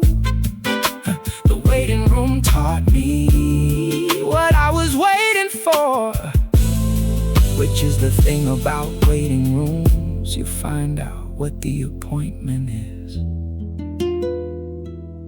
My brother called during the waiting year. We talked for 2 hours, which is not something we'd done in probably a decade. I'm not sure what changed. Maybe the waiting room slows down your talking, makes you go back to the longer version of the things you usually say quickly. He told me something about our dad that I hadn't known, something from before we were old enough to be told things. I held it for a week, then let it change the picture slightly, which is what information does when you're not defending against it. The waiting room was good for that. No agenda, just the sitting, just the long conversations you never have when you're moving fast. I read a book in one sitting for the first time in years, which means the waiting room had done something to my attention. I started noticing things again, the specific color of late afternoon, the sound of the building when it settles at about 2 a.m. These were not new things, I had just stopped noticing the way you stop noticing what isn't immediately urgent. Nothing in the waiting room was urgent, which was uncomfortable at first, then wasn't. Then I started to see what urgent had been costing me. Not in a dramatic way, more like, oh, I see. This is what it feels like without the background noise. What I learned from waiting was that I've been very loud inside. What I learned from stillness was the version of me that isn't. The waiting room gave me back something I'd stopped knowing I had, which is harder to name than most things worth having. I've been out of the waiting room a year now, back in the regular speed of things. Appointments, decisions, the ongoing, the beautiful, ordinary, difficult. But I kept something from in there, the sleep, the slow cooking, the 2-hour phone calls, the noticing of the late afternoon light. And I kept the understanding that some things take the time they take, that moving fast through the difficult parts just means doing them again later. I don't recommend the waiting room, but I'd go back if I had to. Knowing what I know now, it wouldn't scare me. The magazines in there actually good. You start them and you finish them, because you're not going anywhere until you're ready to go somewhere. I'm going somewhere now, slowly, on purpose, in the direction of the things I figured out while I was waiting. Yeah. Take the time. Take the time.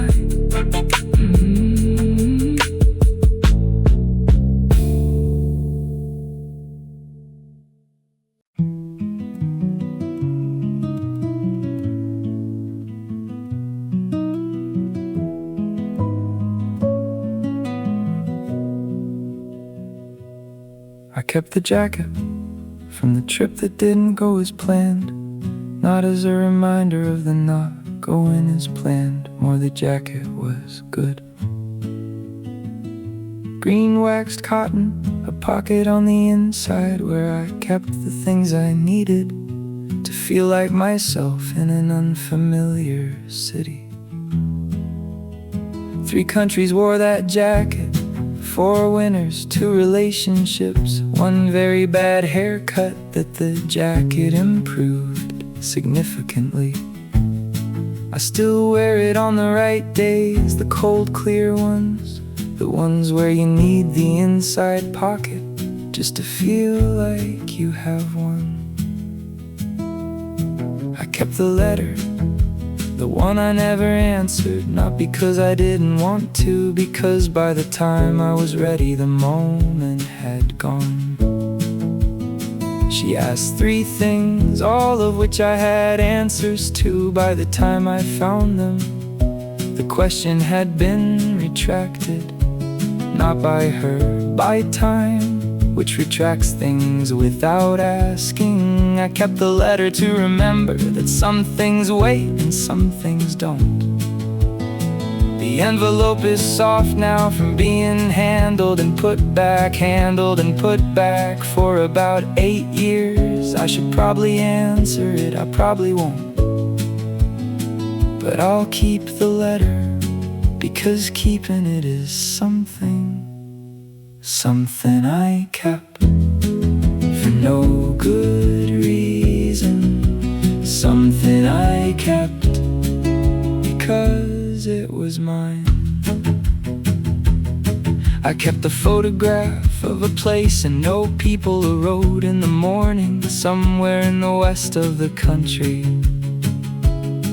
I don't remember why I stopped or who I was with. The road was empty, the light was doing something I had to keep. I've looked at it in several flats, tried it in several frames. It doesn't need a frame, it just needs to be somewhere I can find it. The road is probably still there, roads mostly stay. That light happened once at that angle, and I caught it by accident, which is how the best things happen, by accident, while you were doing something else, looking the other way. I kept the mug with the chip on the handle from a year I don't talk about much, but also don't regret. My therapist at the time had a mug just like it. I bought mine after I stopped going, which she'd probably find meaningful. I find it meaningful too, just not in the way she'd expect. It means I like the mug and now the mug is mine. It holds coffee correctly, which is what a mug is for. The chip doesn't affect anything, it just means it's been somewhere. Something I kept without quite deciding. Something I kept that kept me back a little. I kept the map with the paper one folded wrong from a city I lived in for 14 months and then left. I still know the city from the inside, the way you know a place when you've walked it in the rain at midnight. But the map was the outside view, the city as it wanted to be seen. Grids and names and confident lines over the actual complicated place. I look at it sometimes, find the street I lived on, the little square that meant morning coffee, the park I took the long route through. They're just marks on paper now, but I can walk them room to room in my memory, without the map, but using it.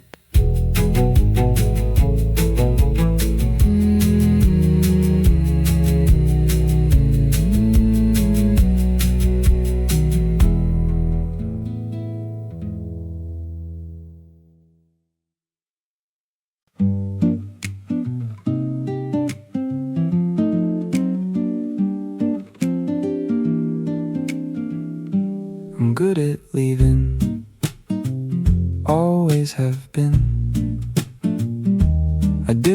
cleanly, without much fuss.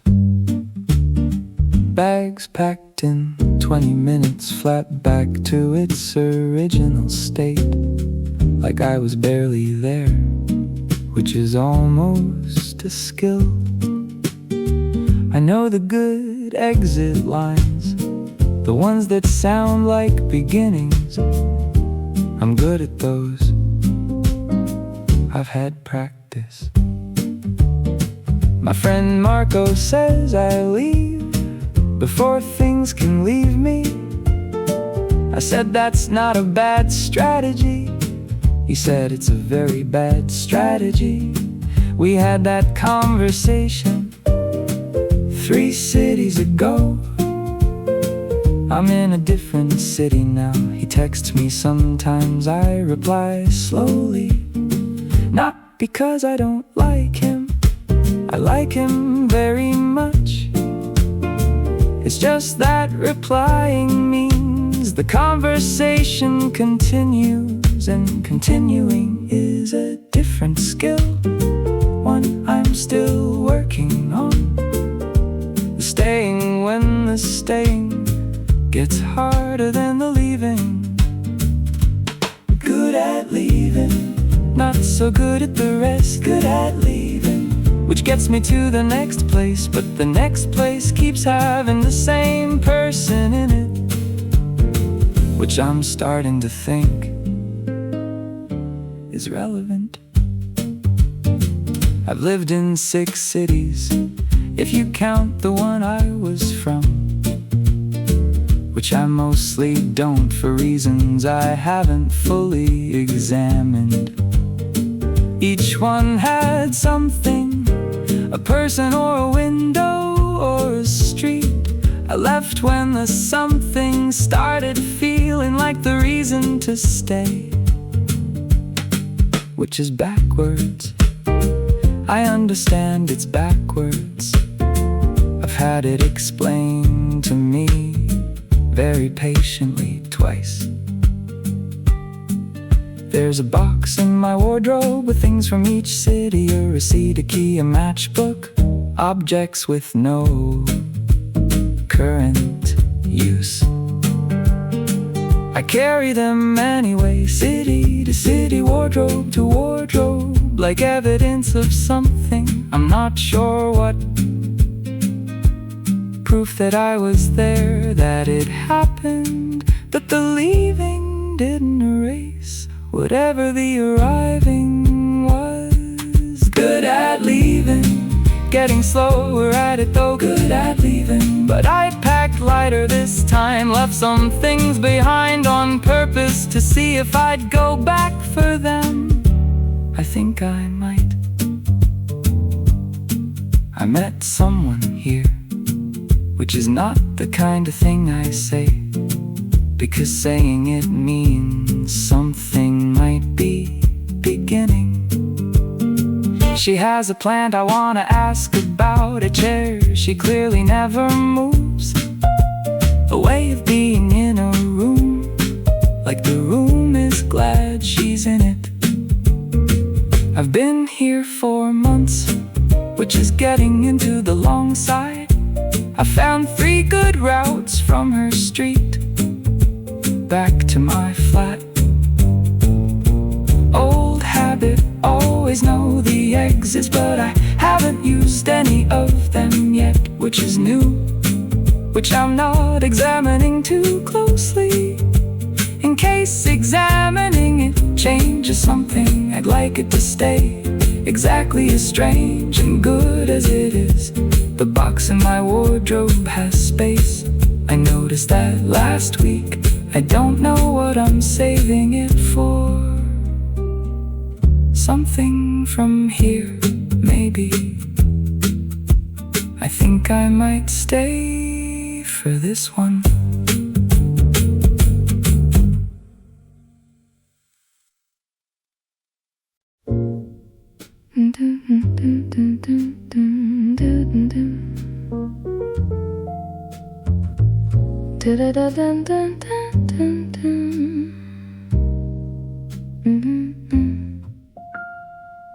I didn't mean to stay this long. I said that an hour ago. The bartender heard me. He refilled the glass anyway, which is either hospitality or a comment on my self-awareness.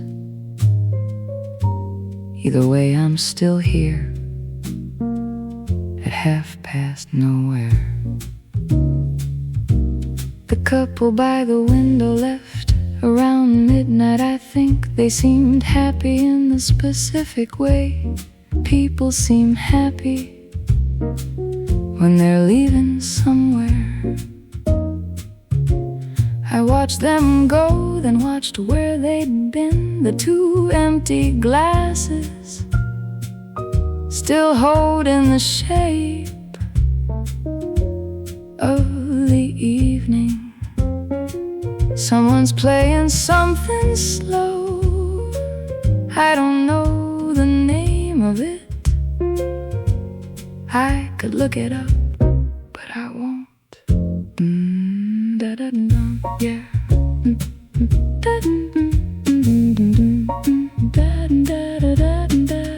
There's a man at the bar who's been nursing the same drink since before I got here.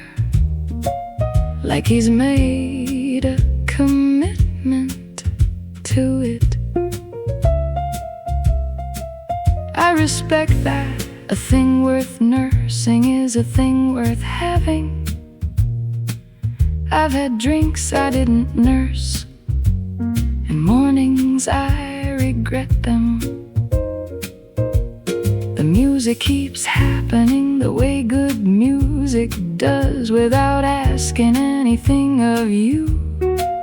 Just being there when you look up. I keep thinking about a conversation from about 3 years back. Nothing important was said, which is exactly why I can't forget it. We were somewhere like this, same kind of light, same kind of late. You said you were tired of arriving places, and I said, me too. Which was true, but I think we meant different things. Which is how most things end up meaning different things. Half past, nowhere, still here. Half past, nowhere, that's alright. The trumpet does something in the corner behind the piano, like it's having a separate conversation about the same subject. I've always liked that about jazz, the way two things can be true at once. The way the sad part and the okay part play together. I called someone last week, didn't say much, they didn't either. We stayed on the line for a while. That's a kind of language too.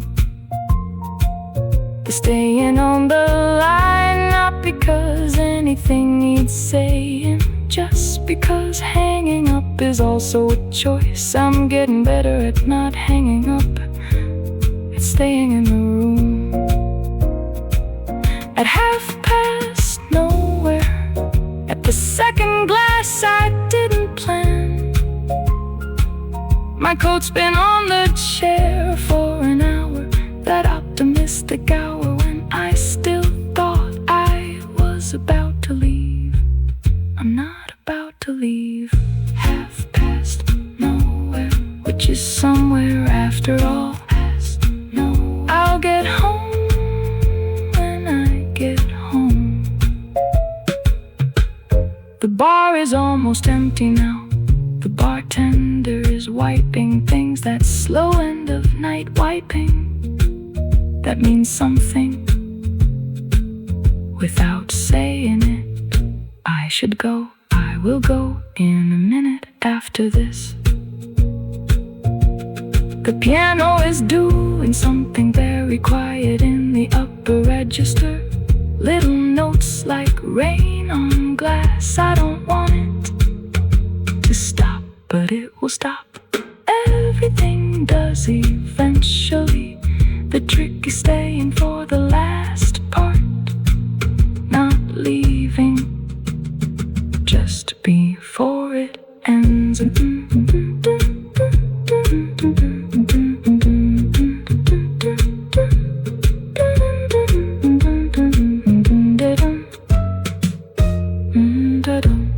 Yeah, half past.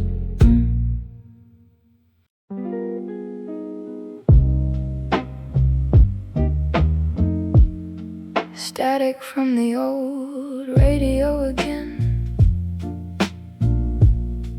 It always cuts out when it rains.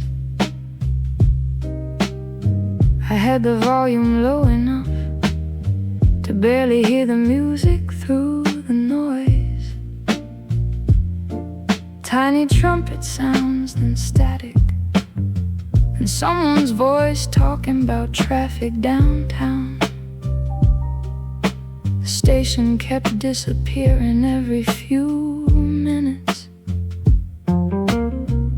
There was tea getting cold beside me, the mug leaving circles on the desk. I should probably buy coasters eventually. Outside, somebody dragged garbage bags across the sidewalk. The sound echoed weirdly through the wet street. The apartment building across from mine still had lights on and 3 windows. Static from the old radio, like hearing memories through walls. I made toast around 2 in the morning, burned one side slightly, still ate it anyway, standing near the sink. The kitchen light made everything look pale. There's a crack near the ceiling I keep noticing lately. I wonder how long it's been there already. The station suddenly played an old jazz record in bad audio, soft piano, someone coughing quietly in the background. Honestly, that made it feel more human somehow. Perfect recordings feel weirdly distant sometimes, like they're hiding too much. Static from the old radio, and rain tapping softly against the glass. Around 3, the rain got heavier suddenly. Water streaks sliding down the window. I opened it slightly. Cold air filled the room immediately. Somewhere far away, a motorcycle passed, and the city got quiet again.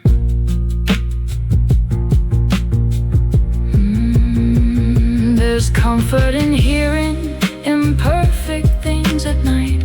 Bad signals, old speakers, voices too far away to understand clearly. Those sounds feel more honest than silence sometimes.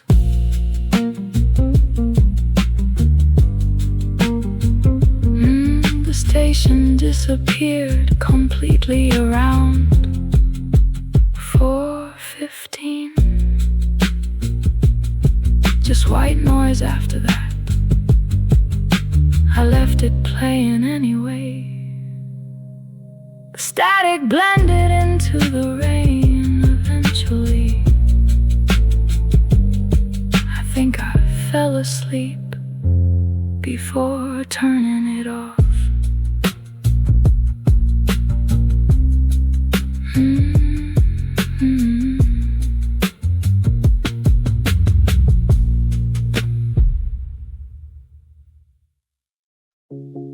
Nobody danced at the party tonight.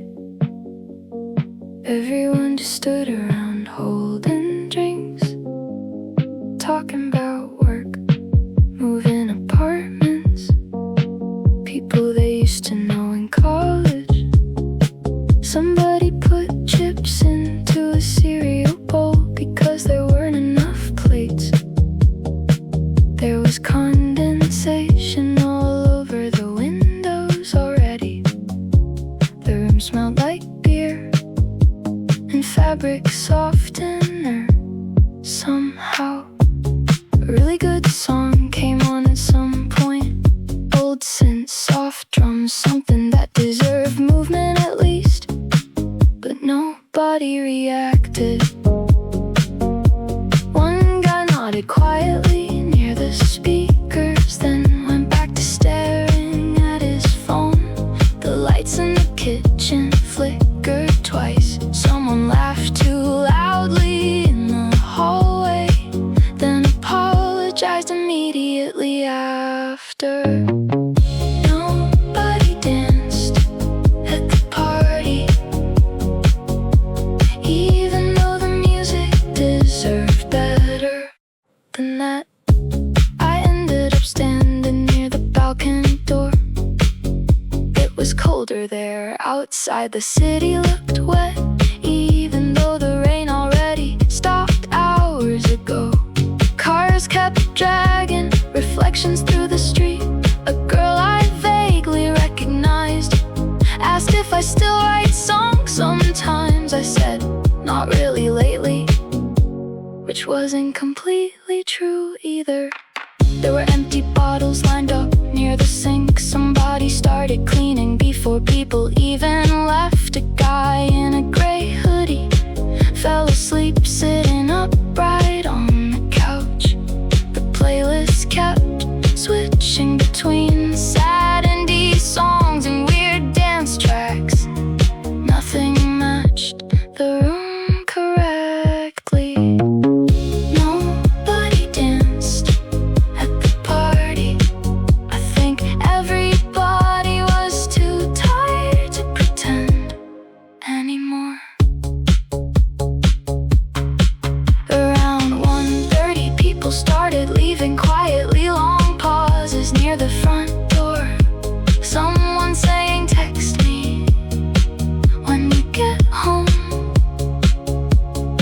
Someone else looking for their keys for almost 10 minutes. The apartment suddenly felt bigger every time another person left. Sometimes parties stop being exciting and start feeling like proof that everyone's trying their best not to disappear from each other's lives. When I finally walked outside, cold air hit immediately. The street was almost empty. I could still hear bass through the walls faintly. Nobody danced at the party tonight, but nobody really wanted to go home either.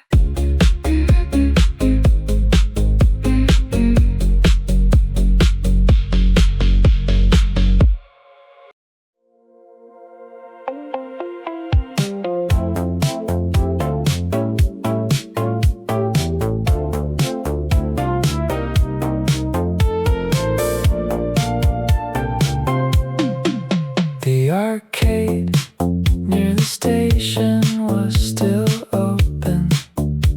Blue lights through fogged glass, button sounds echoing outside.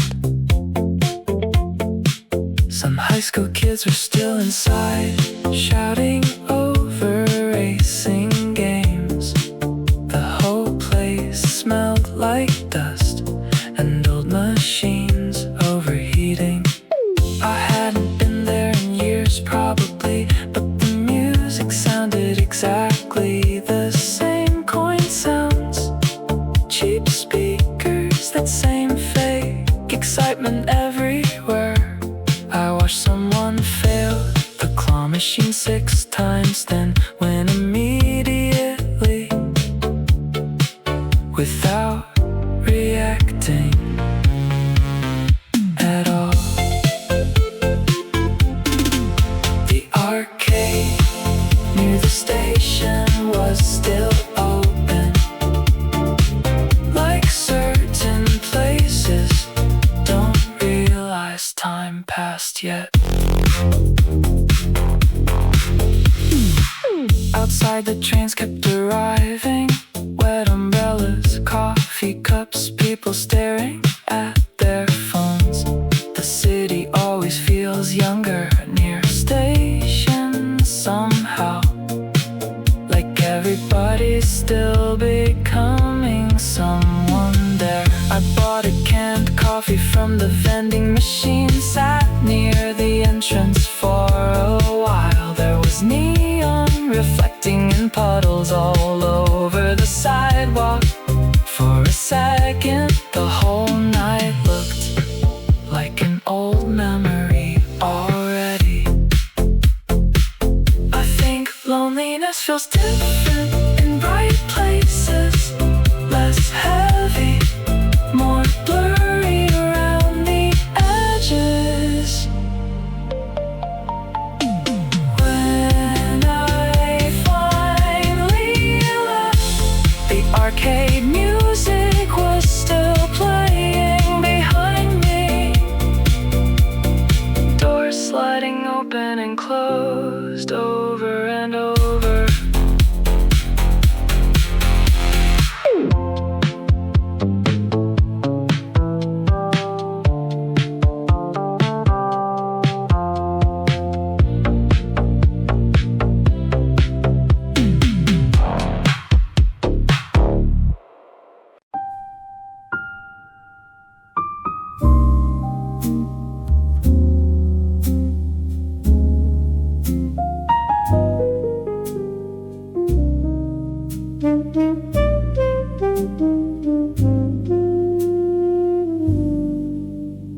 The last one left at midnight, more or less. There were goodbyes at the door that lasted 20 minutes, which is how you know it was good. The length of the leaving, how long people stand in the cold before they actually go. Now it's just me and the evidence, 2 bottles that didn't get finished, a coat someone left who'll text about it tomorrow. The glasses still hold the shape of the evening, different levels, different lipstick, someone's handwriting on a napkin, an argument about a film nobody's seen. I'm not ready to clear it up yet. Let it be evidence a little longer. Let the room hold the evening before I put it away. I do this every time, stand in the after for a while, before the washing up, before the flat returns to ordinary. There's something in the just after, the warmth still present, the voice is just gone, but the room not yet empty. My friend Anna was here tonight, laughed so hard she knocked her glass, caught it though, both hands very fast, very pleased with herself. She's been having a hard year, you wouldn't know it from tonight, which is something she does, arrives completely every time. I wanna learn that the be arriving completely. I tend to bring most of the other week through the door with me. After the last guest leaves, the room is still warm from having them. After the last guest leaves, I take a minute, just standing in the warmth before the ordinary comes back. After the last guest leaves, I remember why I do this. The coat by the door is Marco's. He always forgets something. Once it was his shoes.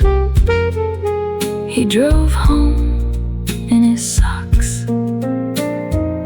He texted from the taxi to say shoes are in the boot anyway, like he'd planned it. He probably hadn't. I hung the coat on the hook, tidied the napkin argument, moved the 2 unfinished bottles to the kitchen where they'll live. The kitchen looks like a small morning after, which is fine. Mornings after are also a kind of evidence.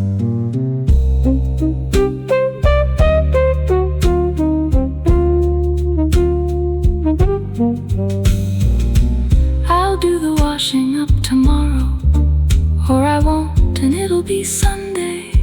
Either way, the glasses will get washed.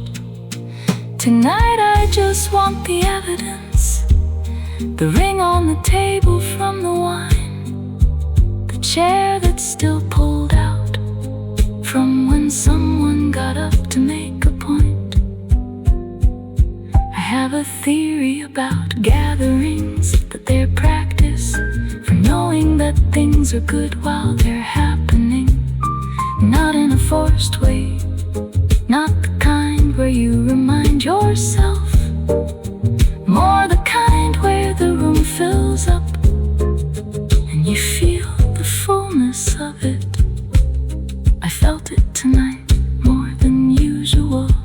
Anna laughing, the coat by the door, the argument about the film nobody's seen. That's the thing I'm trying to get better at, the noticing in real time, not the nostalgia for the thing, while the thing is still happening. After the last guest leaves, I know it was worth it. After the last guest leaves, the evidence is everywhere, the glasses and the napkin, the coat Marco forgot. After the last guest leaves, I'm already looking forward to next time. Good night, good night, come back soon. The coat's on the hook, I'll have the coffee on.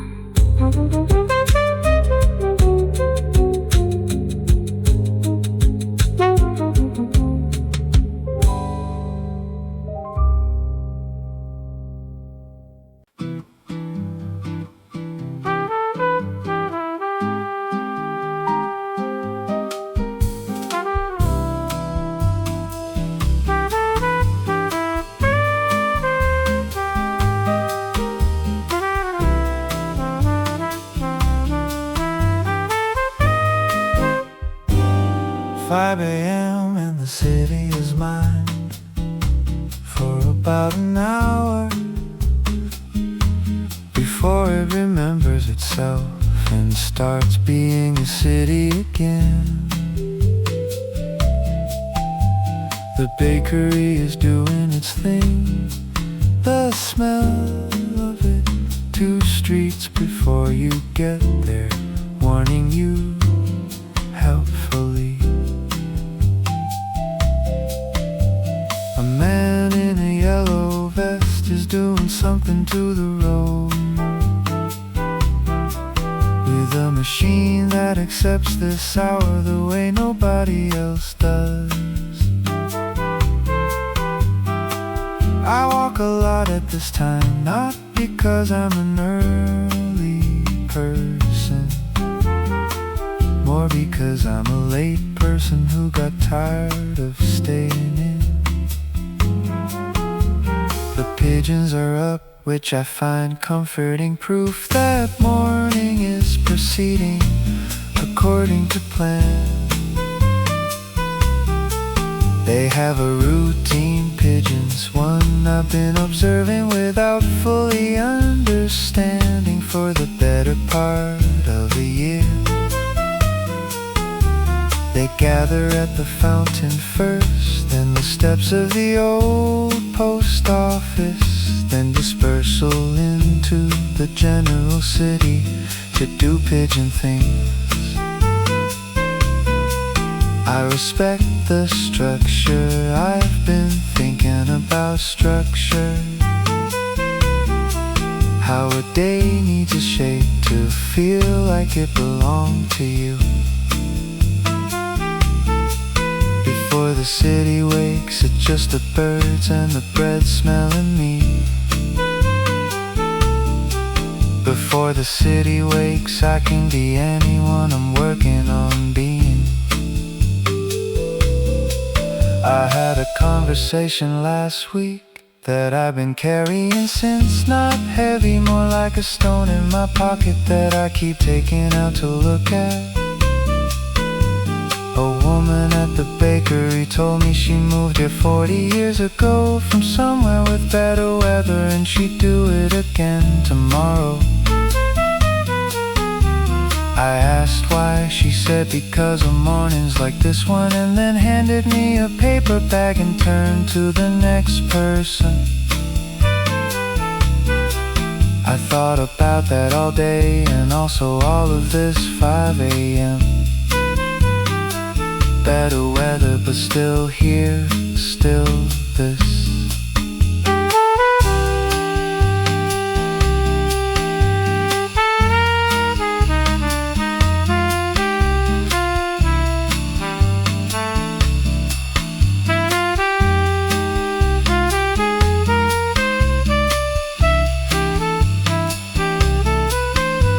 The city is starting now, I can feel it. A delivery truck on the main road, a window opening 3 floors up. The hour is ending,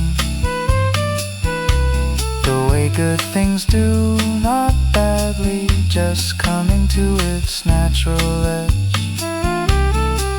I'll be home before the cooker is back in my flat with the kettle on, and the city will have no idea I was out here getting the best of it. The pigeons are at the post office now, right on schedule. I give them a nod, which they ignore, that's fine. I don't need acknowledgement from the pigeons or from anyone, mostly. Before the city wakes, I gotta borrow it for a while. Before the city wakes, I found the version of myself that walks at 5 a.m. For no particular reason, and it feels for once like exactly enough.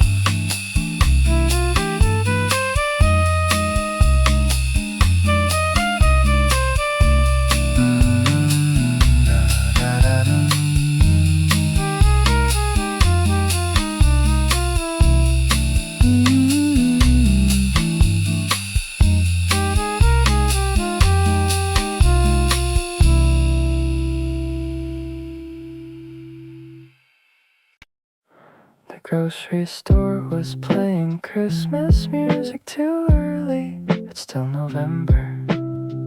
Rainwater everywhere near the entrance. Shopping carts squeaking loudly. Someone buying instant soup and slippers like they didn't plan on leaving home today. I understood that feeling immediately. The heater near the vegetables made the whole place smell weirdly warm.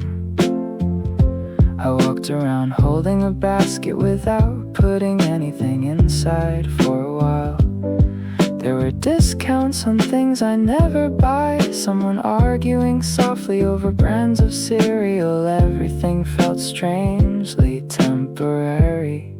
Tonight, the grocery store was playing Christmas music too early, and somehow that made me feel older than usual.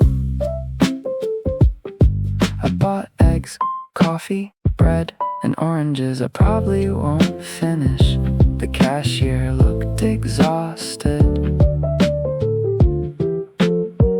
There were eye drops near the register, and batteries and tiny notebooks nobody notices outside. The rain got heavier again.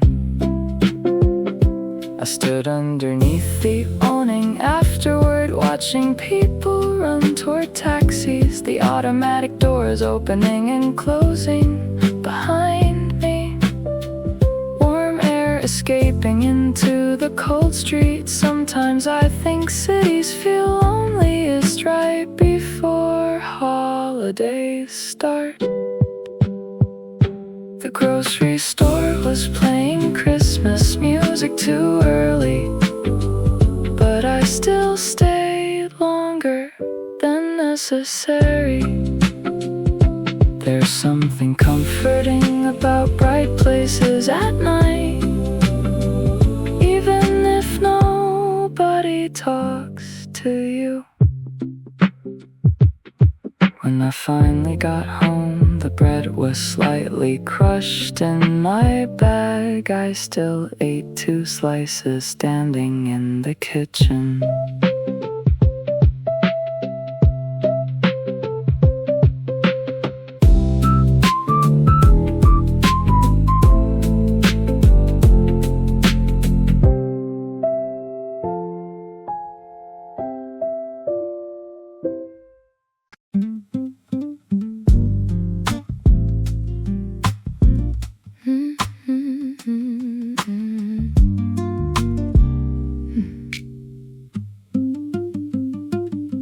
I wear other people's certainty, like a coat I borrowed and forgot to return. It fits well enough, nobody's asked for it back.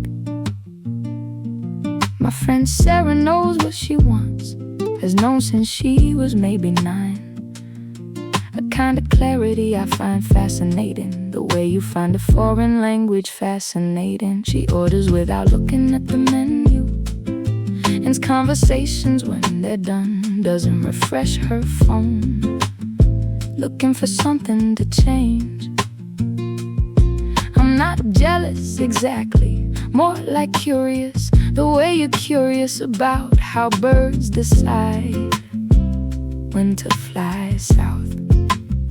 I tried it once, just deciding, picked a direction, started walking.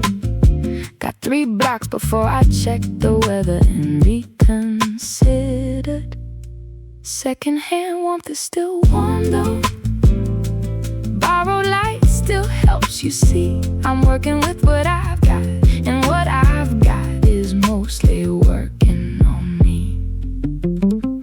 I learned to cook from watching videos at 2 a.m. when I couldn't sleep. Now I make a pretty good pasta that I eat alone on a Wednesday, which sounds sad, but Wednesday pasta is genuinely one of the things I look forward to, which tells you something about where I am.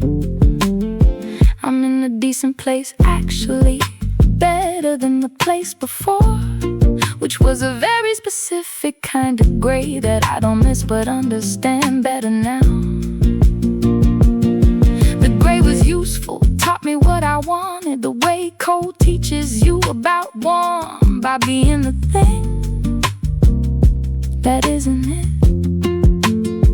I have a list of things I know I like now, not preferences, actual things Coffee before conversation, windows before curtains, the first 5 minutes after rain. Secondhand warmth is still warm though. Borrowed confidence gets you through the door. I'm not the finished version yet, but the unfinished version is doing more.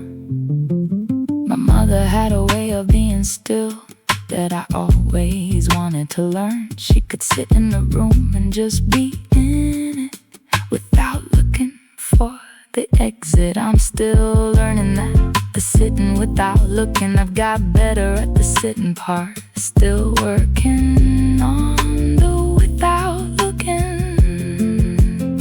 Last Sunday I stayed home all day. Didn't explain it to anyone. Made the pasta, watched 2 films. One was good, one was necessary. And at the end of the evening I sat by the window for a bit, not waiting for anything, just sitting in the secondhand warmth of the street light on the curtain, and the sound of the street, and the version of me that's slowly becoming enough. Yeah, secondhand warmth, still warm, still warm. Working on it, yeah.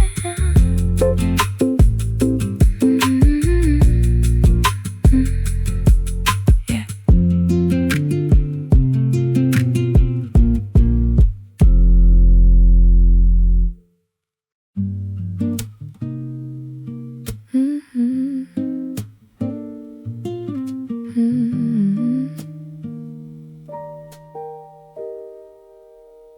The movers came at 8, earlier than I expected. I wasn't finished saying goodbye to any of it. The kitchen especially, which is where most of the living happened.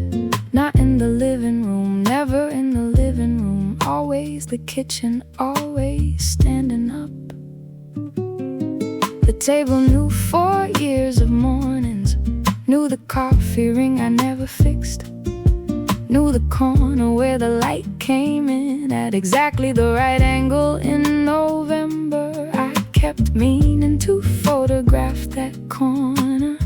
I never photographed that corner. Now someone else will have November in their kitchen and not know what they have. The bedroom wall had a mark where I'd lean my bike for 2 winters. A gray streak at handlebar height, exactly my height, more or less. I painted over it before I left, which felt like an erasure. But also I didn't want to leave it for the next person to find and not understand.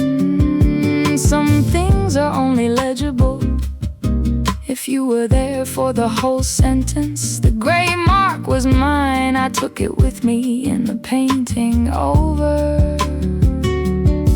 The wardrobe had a smell, old wood and something floral, from whoever lived there before me, whose things had left their ghost in the grain. I added my ghost to it, woo, and coffee, and that particular shampoo I stopped using in year 3 for no good reason. The furniture remembers even after you've gone. The furniture holds the shape of you long after you've moved on. My friend helped me pack the last boxes. We didn't talk much, which was right. There's a kind of work that needs to happen in quiet. She wrapped the glasses in paper more carefully than I would have, which told me she understood what the glasses were.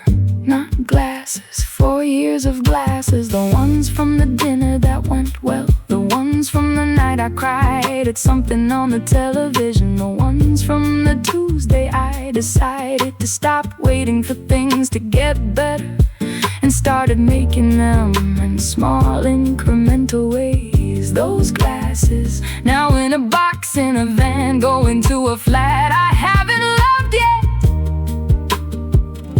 but probably will. I walk through empty once more at the end, just me and the sound of my own footsteps, which sound different in empty rooms, more final, more mine. The kitchen corner was just a corner without the table, which is obvious, but still surprising. Light without context is just light. I made the context for 4 years. I made the context, the mark under the paint, the ring on the floor, the ghost in the wardrobe grain, still there, just invisible. The furniture remembers I left my shape in it. The furniture will hold it until the next person fits. The new flat has white walls, very clean, very ready, like a sentence with nothing in it yet, waiting for the verb. I put the table in the kitchen, not the dining room. Found the corner with the best morning light. November will tell me if I'm right. Leaned my bike against the bedroom wall, left it there on purpose, gave it a week. The mark is already starting. I'm starting again, different me, in a flat that doesn't know me yet, but the furniture is learning. I think this one will do.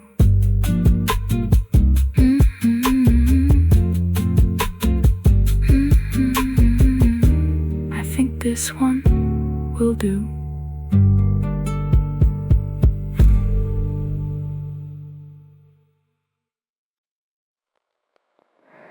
I think about the version of you before I knew you, the one in the photos from years back, with the different haircut and the same eyes. You're always laughing in those photos.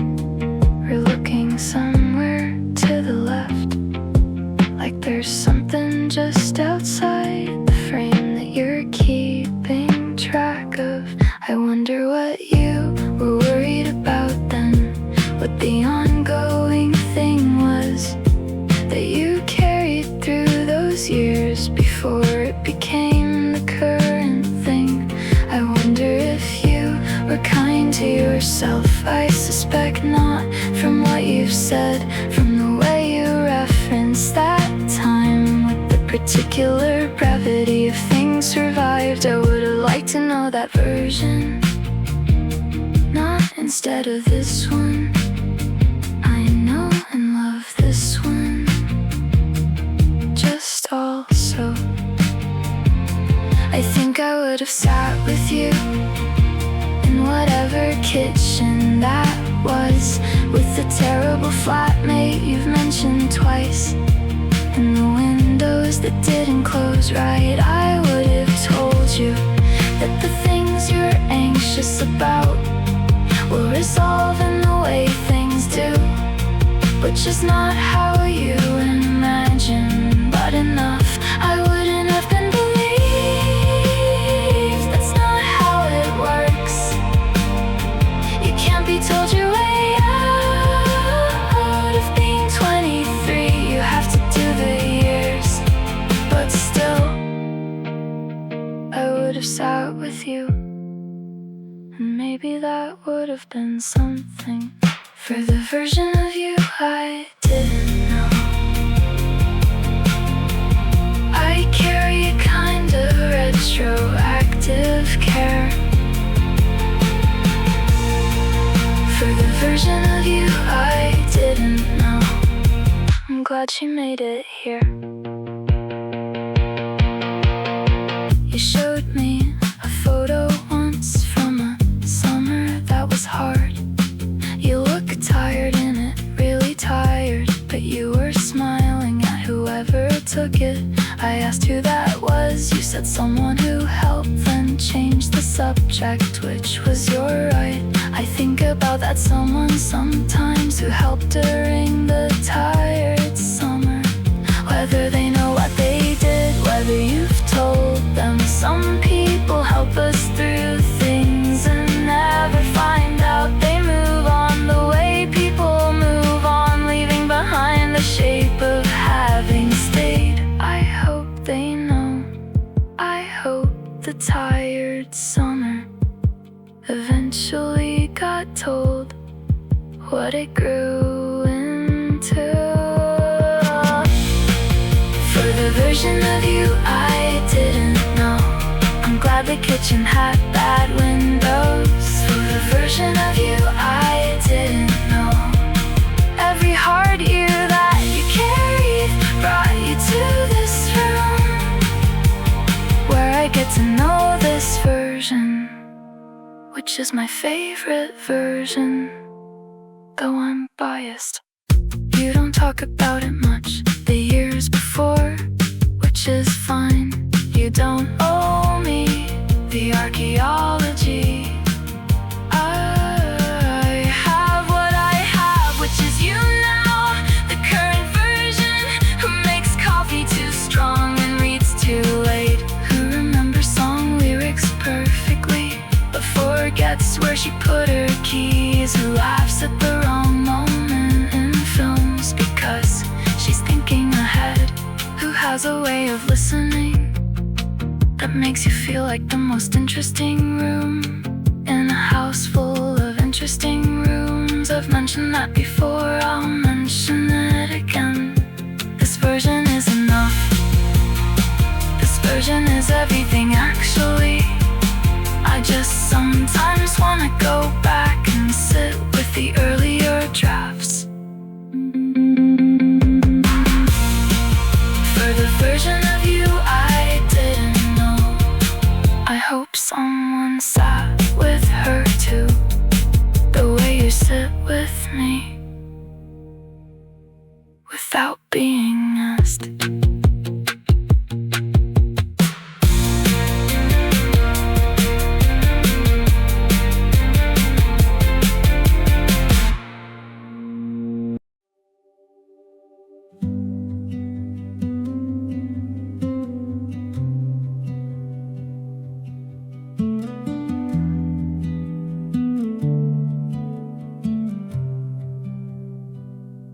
November kept everything, all the things I meant to finish, the half-read books,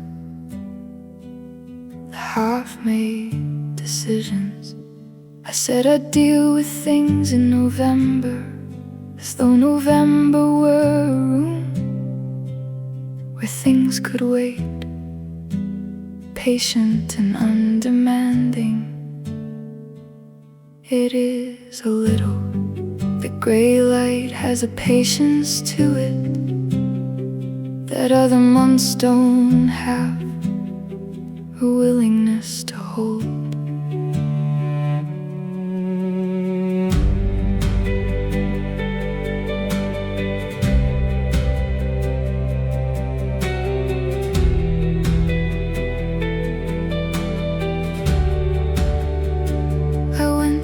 Some boxes in November, the physical ones in the wardrobe. Found a sweater I thought I'd lost, thought about who I was when I last wore it. Not better or worse, just further back, another configuration of the ongoing person. I found a notebook from 3 years ago, read half of it standing up, put it back without finishing. Some things are better half-read. The boxes went back in the wardrobe, mostly unsorted. November kept that to the not quite sorting. There were good days in November, one in particular, a Tuesday that had the right light and nothing required of it. I walked until my phone died, didn't mind, found a cafe I'd never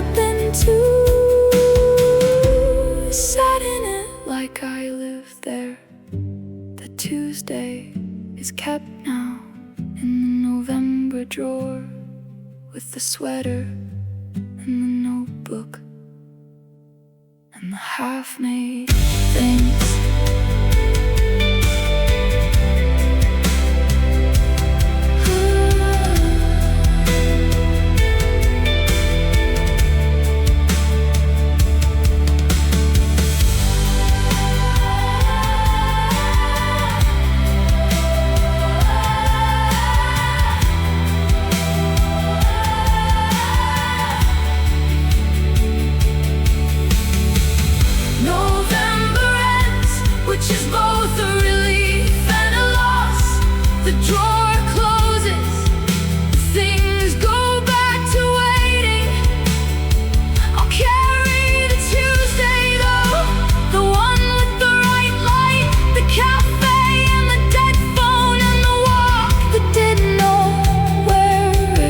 Going.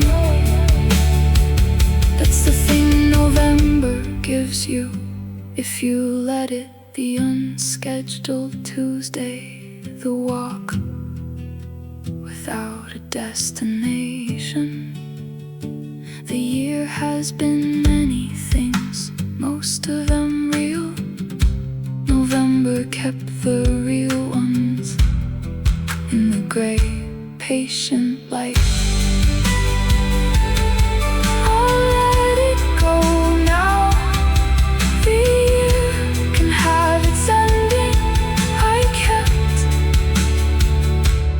What I needed. November kept the rest.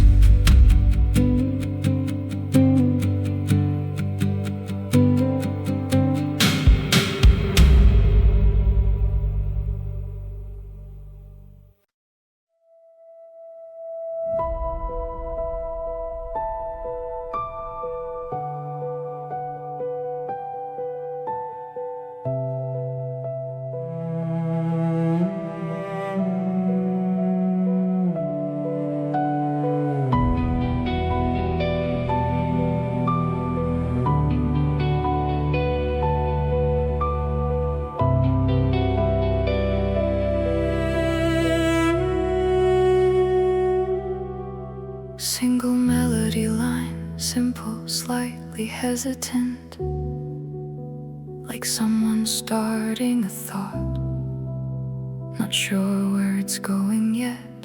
Upper register, soft pedal, clean arpeggios underneath the piano, not competing, supporting the way someone sits with you without saying anything.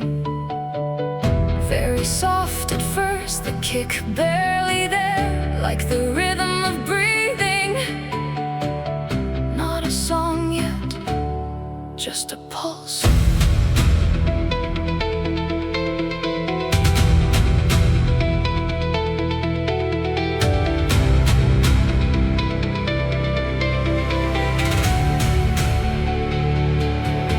Second guitar adds texture, shallow enters low and slow, everything moving in the same direction, nothing urgent about it. All the elements present, the sound wide and patient, not a peak, just fullness. The way a room feels when the right people are in it. The drums stop first, then the second guitar. The cello stays a little longer than it too. Back to nearly the beginning, but the key feels different, or maybe just more settled. Hard to say which. The same melody from the start, but quieter now, like a question you stopped needing answered. It just hums there.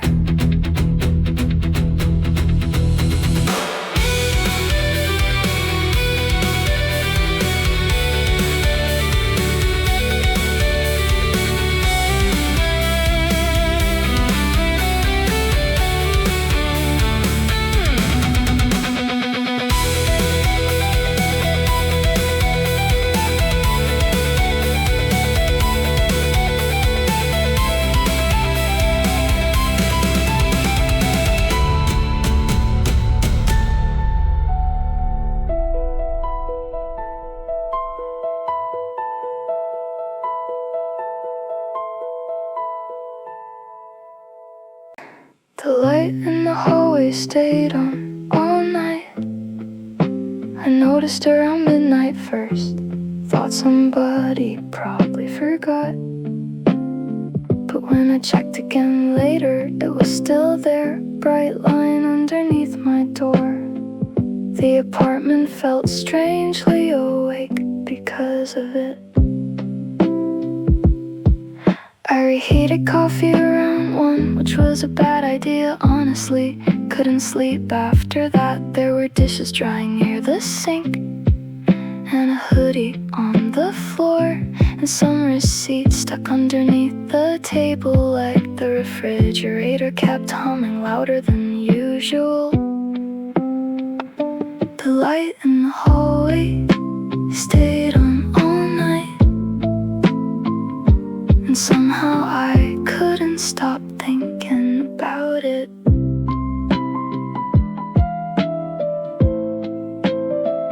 Someone walked past around 2:30, slow footsteps, then silence again. I opened the door once, just enough to look outside.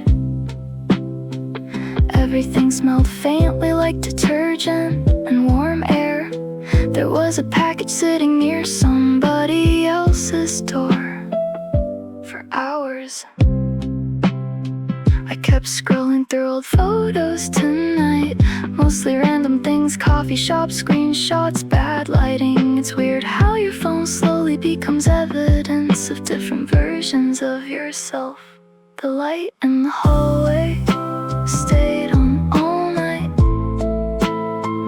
like somebody else couldn't sleep either. Apartment buildings are strange, everyone's separated by walls, but still accidentally living together somehow.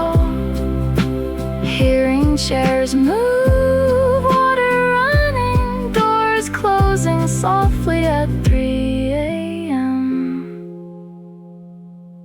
Around 4, the hallway finally went dark. The room immediately felt colder after that.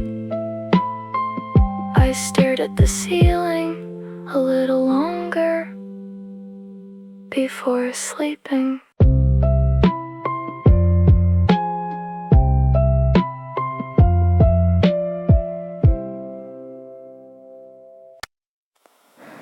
I watched the rain start without noticing. 1 minute the street was dry, then suddenly everything outside looked softer. Cars move slower, people walk closer to buildings. The city changed quietly.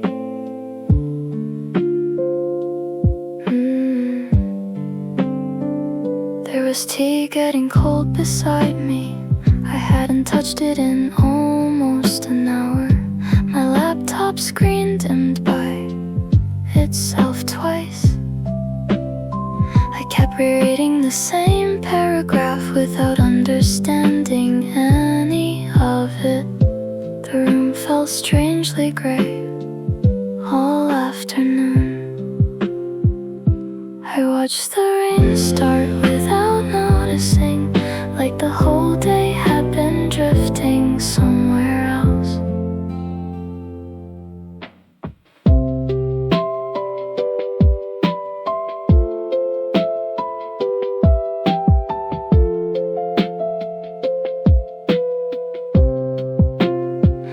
Someone downstairs opened their window. I could hear dishes clinking faintly. A dog barked somewhere far away, then stopped suddenly. There were water streaks forming on the glass now. The street lights turned on earlier than usual. I checked the weather app eventually. Nothing but rain for the rest of the week. For some reason that felt comforting instead of disappointing. I think I'm getting tired of pretending sunny days always help. I watched the rain start without noticing, and by evening the whole room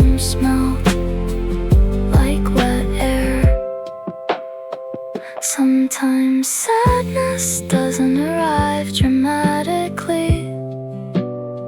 Sometimes it just slowly changes the lighting in the room. Around midnight, the rain finally got louder. I opened the window slightly. Cold air filled the apartment immediately. I stayed there, listening for a while.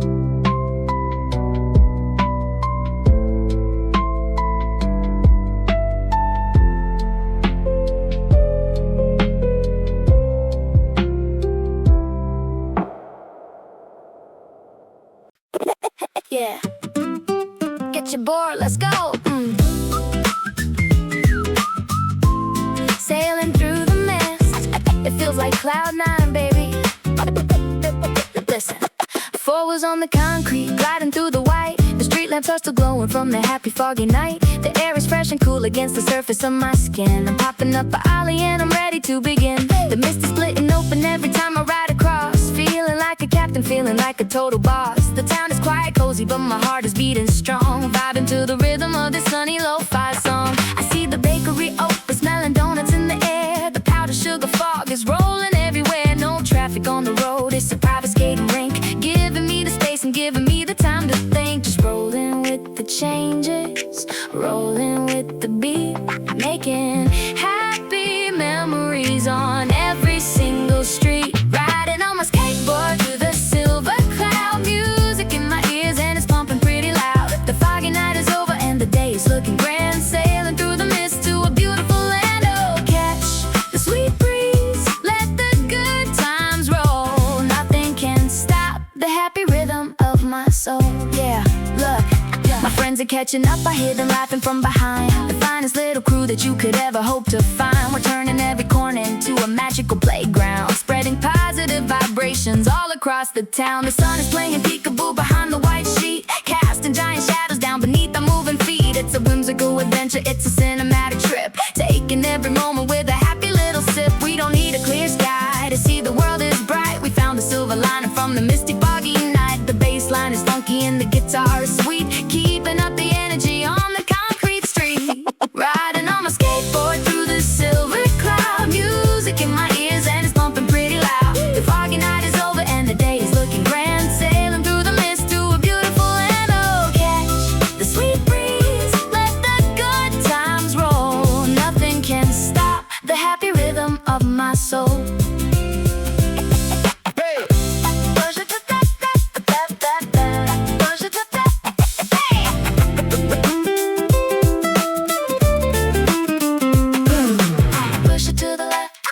To the right, everything is sparkling in the morning light. The fog is just a cloud that came down to play, wishing us a beautiful and happy day. Riding on my skateboard through the silver cloud. Music in my ears and it's pumping pretty loud. The foggy night is over and the day is looking grand. Sailing through the mist to a beautiful land. Oh, catch the sweet breeze, let the good times roll. Nothing can stop the happy rhythm of my soul. Sunshine cloud, yeah, just like that. Catch you later.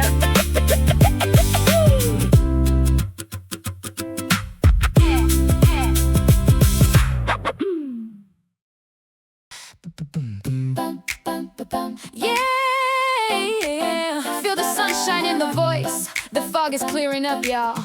Let's bring the happy energy. Listen. Ba-da-da, ba-da-da.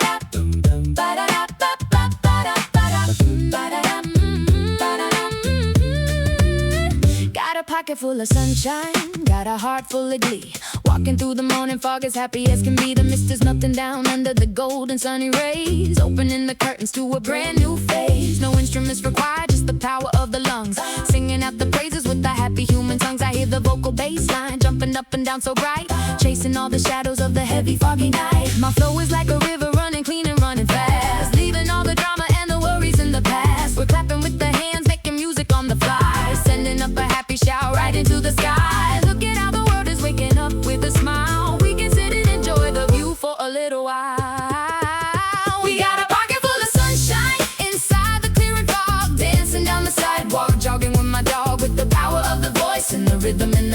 We are showing all the world that we are truly blessed. Oh, lift your spirits high, let the harmony ring in the middle of the morning. Hear the happy voices sing. Yeah, let's go, let's go.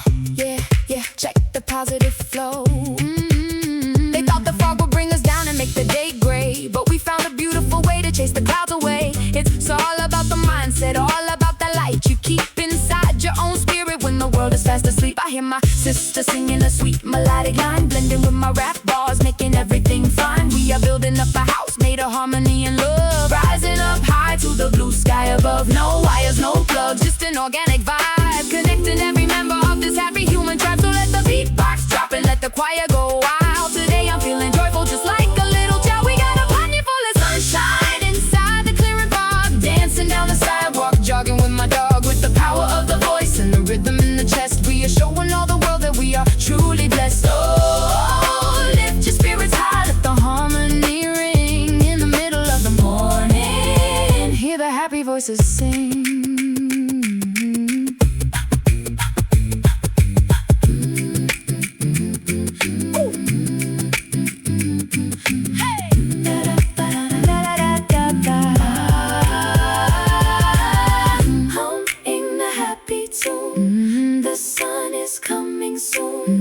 Foggy night is gone, the bright day is here. Nothing but love, nothing left to fear. Bring the beat back. We got a pocket full of sunshine inside the clearing fog, dancing down the sidewalk, jogging with my dog. With the power of the voice and the rhythm in the chest, we are showing all the world that we are truly blessed. Oh, lift your spirits high, let the harmony ring in the middle of the morning. Hear the happy voices sing, yeah. Let a pocket full of sunshine. Foggy night's over, have a beautiful day. Peace.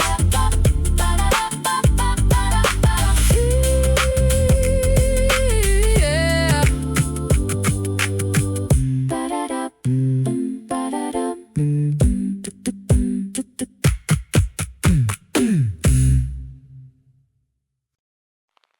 Nobody checked the time, at least not at first. The coffee arrived, the weather cooperated, and somehow that was enough. The table near the window was already taken by a guy with headphones who looked like he'd been there since breakfast. The woman beside him was highlighting a book with so much enthusiasm. You'd think there was a test later. Maybe there was. The coffee shop wasn't busy, just comfortably occupied. The kind of crowd that makes a place feel alive without making it loud. Nobody checked the time, nobody had a reason to. The conversations wandered from movies to food to stories nobody planned on telling. The guy behind the counter dropped a spoon twice, the same spoon, which somehow felt impressive.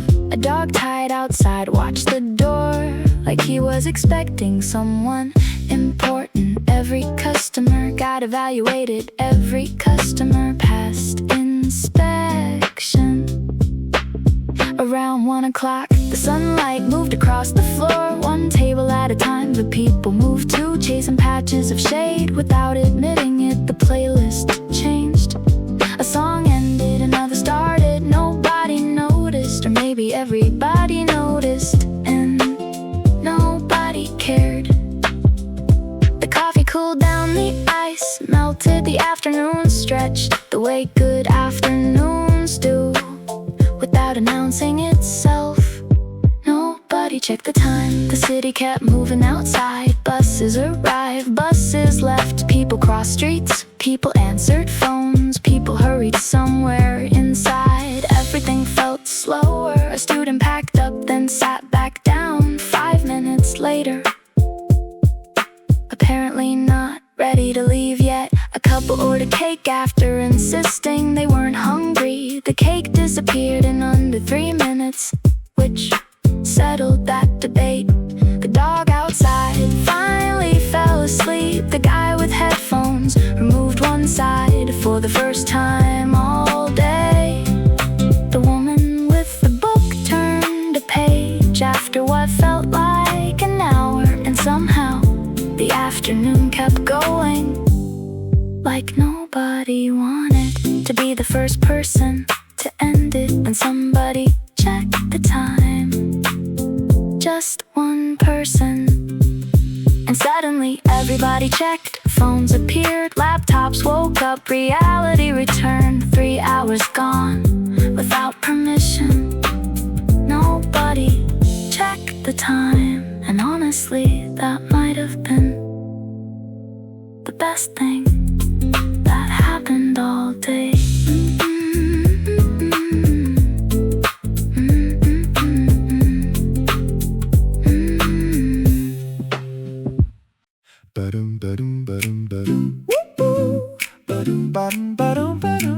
Whoa, damn, yeah.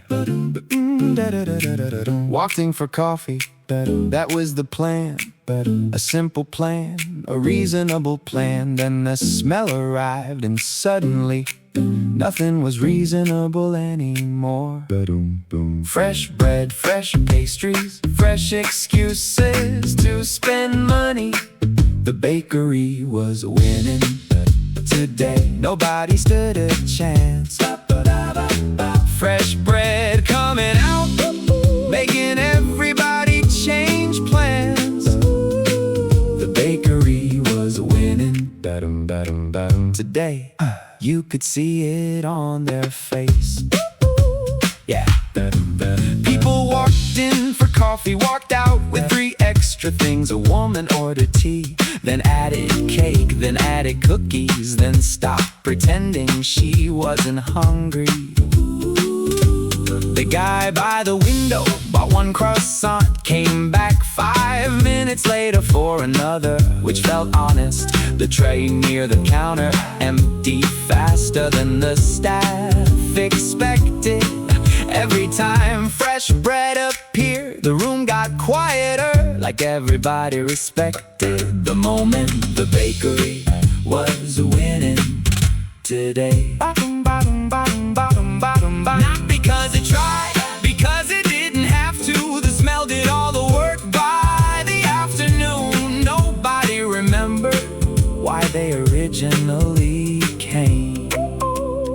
Coffee became secondary, bread became the headline, and honestly, the bakery earned it. The bakery was winning today. And somehow everybody left in a better mood than they arrived.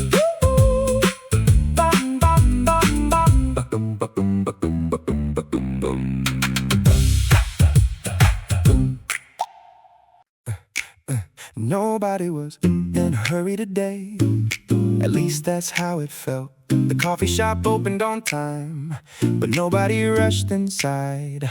People just drifted in one at a time, like they had all morning, even if they didn't. The guy behind the counter dropped a stack of paper cups. Everybody looked, nobody laughed. He laughed first, so then everybody else did.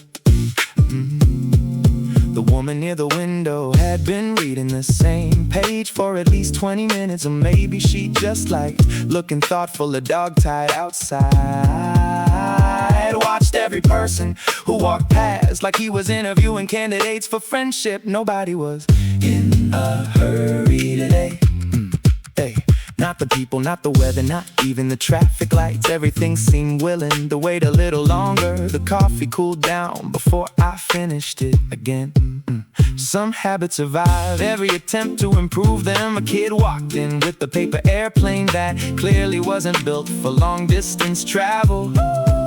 He launched it anyway, it made it about 3 feet, and honestly, that's farther than I expected. The guy in the corner closed his laptop and spent 10 minutes watching the street instead. Probably a good trade. The bakery next door sold out of something, I don't know what, but 3 disappointed customers left carrying something else, which is usually how bakeries win. Nobody was in a hurry today. The city finally remembered how to breathe. The buses came, the buses left. Nobody sprinted after them. One woman missed hers and just sat back down like she'd made peace with it. The sunlight moved slowly across the floor, one table at a time, like it had nowhere else to be. The afternoon stretched out, the conversations got quieter. The coffee machine kept working, which felt worth celebrating. After last week, a delivery driver arrived twice, because he forgot something. The first time, forgot something else. The second time, the staff knew his name by then. Around 4 o'clock, the place got calmer. The dog outside was asleep. The woman finally turned the page. The kid with the airplane had upgraded to drawing dinosaurs. The guy with the laptop still hadn't reopened it. Honestly, I respected that. Nobody was in a hurry today, and maybe that's why the whole day felt bigger. Not because more happened, because less did, and somehow that left room to notice everything else. The chairs, the sunlight, the coffee, the conversations, the small moments that usually get lost when everybody's moving too fast. Nobody was in a hurry today, and for a little while, neither was I.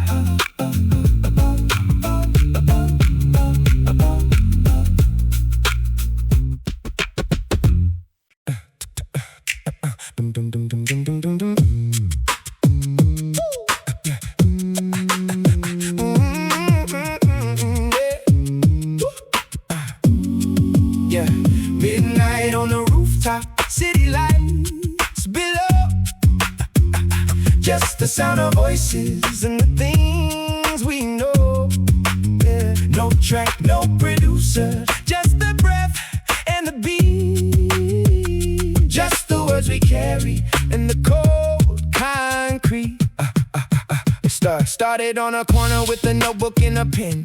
Didn't have a studio, so I used the wind. The walls of this building been my reverb room. Every crack in the concrete been a different tune. 17 and hungry, 23 and tired, 28 and wondering if the dream expired. But I'm still up here, still got breath to spare. Still got something burning that I need to air. Never had the budget, never had the plug, never had the cosign or the industry shrug in my direction. So I made my own direction. Every verse I wrote became my own correction. No click track, no metronome, just the city and the microphone of my mouth, my chest, the night air thin. This is where the real ones begin. Midnight on the rooftop, city lights below. Just the sound of voices and the things we know. No track, no producer, just the breath and the beat. Just the words we carry and the cold concrete.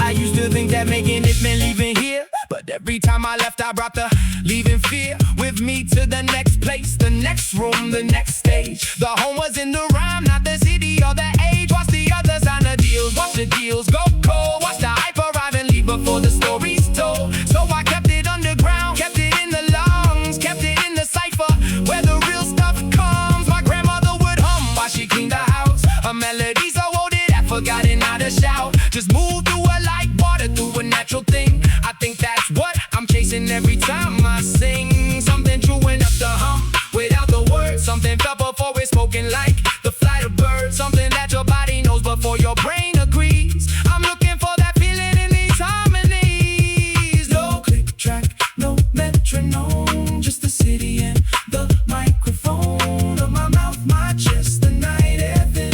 This is where the real ones begin. Midnight on the rooftop, city lights below. Just the sound of voices and the things we know.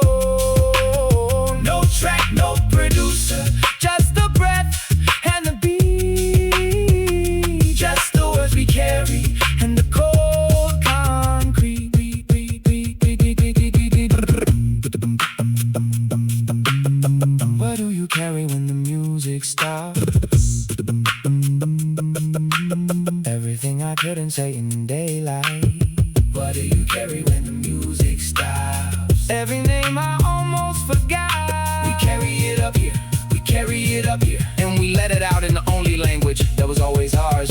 Born in the borough where the buildings lean, raised on the radio or in between. Never had the perfect start, had a start though, never had a map, but found a way though. Every city has a rooftop, every rooftop has a story, every story has a voice, and every voice deserves its moment of glory. Midnight on the rooftop, city lights below.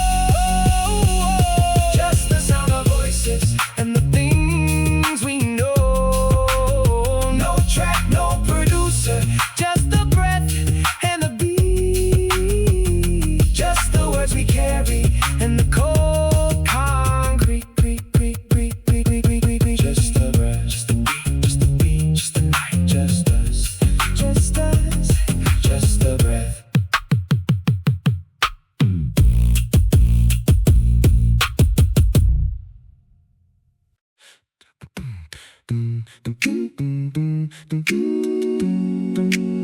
You remember this block?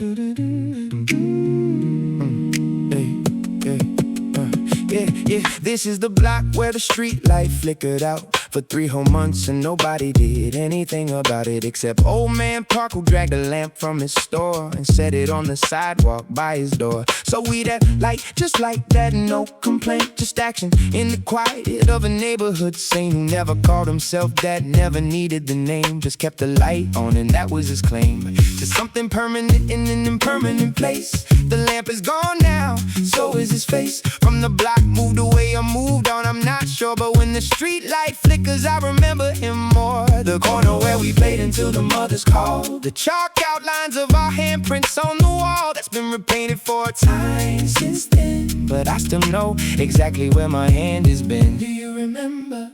Yeah, I remember. All of it. Like it was yesterday, like it was yesterday. Harmony block, every voice in tune. Every summer evening, every borrowed afternoon. The block taught us the things they don't teach in school. That kindness is a rhythm and the rhythm is a rule. Harmony block, where the old songs live, in the bones of everyone who learned to give a little. To the corner, to the light, to the sound. This is where we all first found our ground.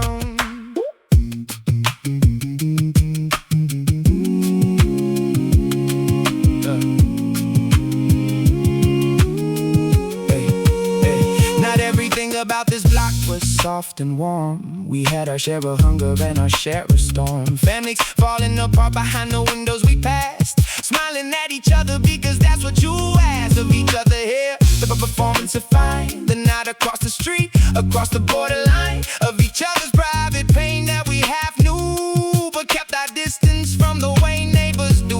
I think about the ones who left in different ways. Some left for school, some left in darker days, some just stopped appearing and we never asked why. The block absorbs the leaving with the lullaby of almost see the same stoops, the same sounds, the same game playing out on the same grounds, until one day you count and the old ones are few and the block keeps playing the same song with new voices, and that's okay. And that's the point I'm trying to say. The harmony was never just the people, it was the place, and the place keeps singing long after it forgets your face. Do you remember? Yeah, Yeah, I remember. all of it. Like it was yesterday. Like it was yesterday. Harmony block, every voice in tune. Every summer evening, every borrowed afternoon. The block taught us the things they don't teach in school. That kindness is a rhythm and the rhythm is a rule. Harmony block, where the old songs live, in the bones of everyone who learned to give a little. To the corner, to the light, to the sound. This is where we all first found our ground. What did the block give you? Time to figure it out. What did the block teach you?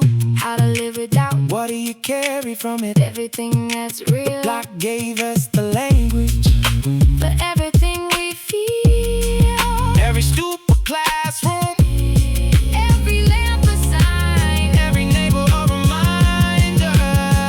That nothing's only mine. Harmony block, every voice in tune. Every summer evening, every borrowed afternoon. The block taught us the things they don't teach in school. The kindness is a rhythm and the rhythm is a rule.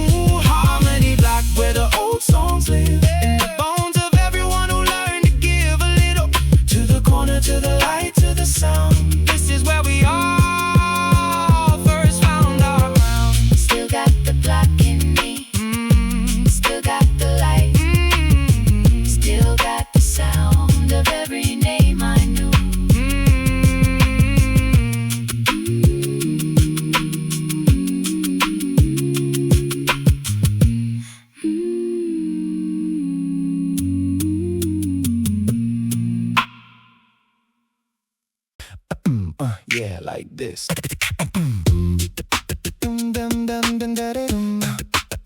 Oh yeah, like this.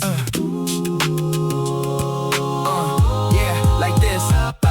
Never did it by the book cause I wrote my own chapter. Everybody had advice, I said thanks, I give back. It took the long way, took the scenic, took the roadless GPS. Ended up exactly where I needed, more or less. They said dress the part, I said what part are we playing? They said follow the formula, I said what's it saying? To the version of myself that I wake up and face every morning in the mirror, does it feel like my place? My place is a little left the center of the map, a little uncoordinated, a little all that, a little where that come from when I open my mouth, a little northern energy with a little bit of south. I don't need the validation, got my own two hands, got my own ideas and my own plans. And the sauce, oh the sauce, is always on the side. I put it where I want it, that's my sauce, that's my ride. You got the recipe? I got the recipe. You following it? Absolutely not. Sauce on the side, I add it how I want, not your way, not their way. Just my fun, my flavor, my timing, my approach. Different track, but I'm still reaching the goal. Sauce on the side, the formula's a guide, not a cage, not a rule, not a place to hide. I take what works and I leave what doesn't fit, and the dish comes out exactly like it.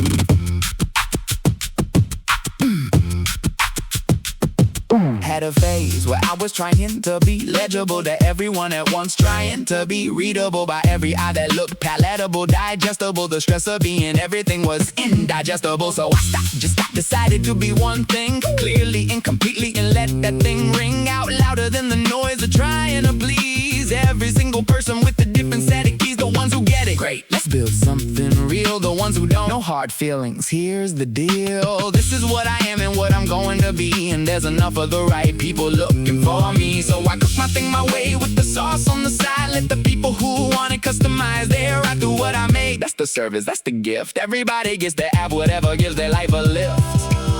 You got the recipe? I got the recipe. You following it? Absolutely not. Sauce on the side, I'll add it how I want, not your way, not their way. Just my fun, my flavor, my timing, my approach. Different track, but I'm still reaching the goal. Sauce on the side, the formula's a guide, not a cage, not a rule, not a place to hide. I take what works and I leave what doesn't fit, and the dish comes out exactly like it. What if the blueprint is just a suggestion? What if the answer is a better question? What if the sauce is the whole point? Then season it yourself and enjoy the joint. Nobody else is living in your kitchen. Nobody else can make your vision taste the way it tastes when you're the chef. Put the sauce exactly where you left. Your mark, your hand, your way. That's the only recipe worth making today. Sauce on the side, I'll add it how I want, not your way, not their way.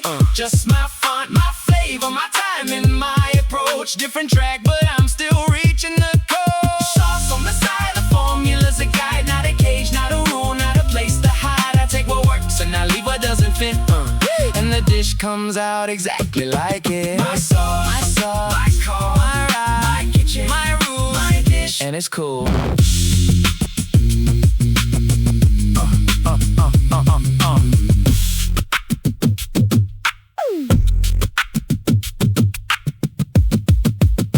Yeah, like this.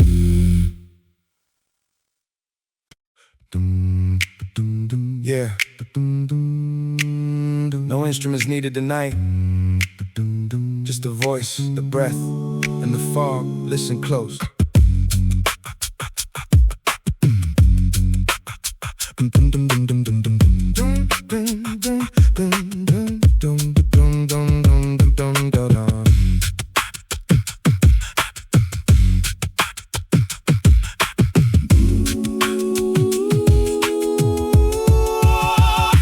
No guitars, no pianos, just the spirit in the throat.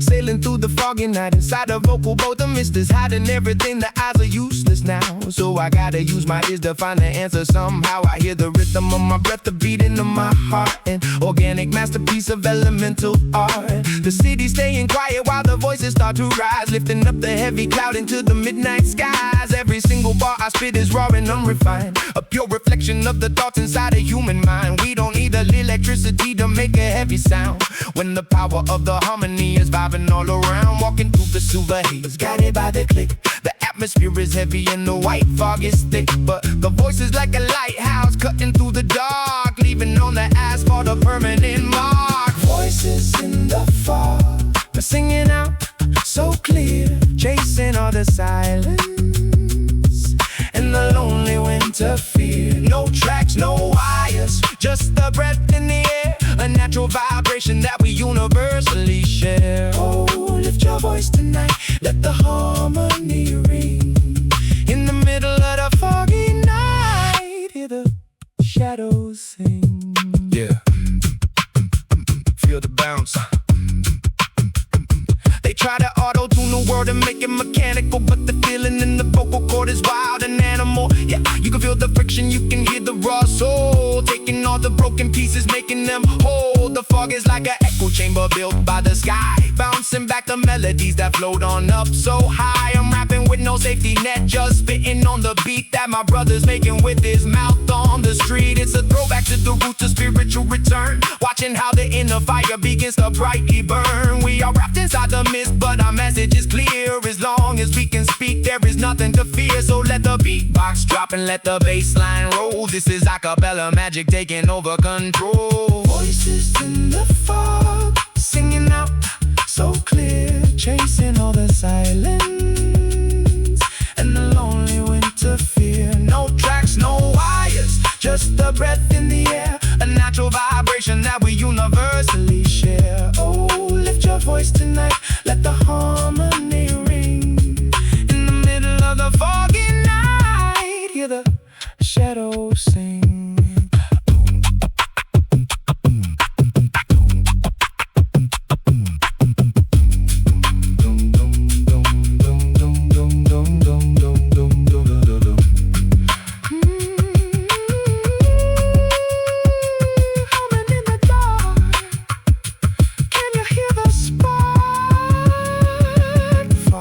Just a blanket, the voice is the light. We making it through to the morning bright. Voices in the fog, singing out so clear, chasing all the silence and the lonely winter fear. No tracks, no wires, just the breath in the air, a natural vibration that we universally share. Oh, lift your voice tonight, let the harmony ring. In the middle of the foggy night, hear the shadows sing. Only the echo of the breath remains in the foggy night. Peace.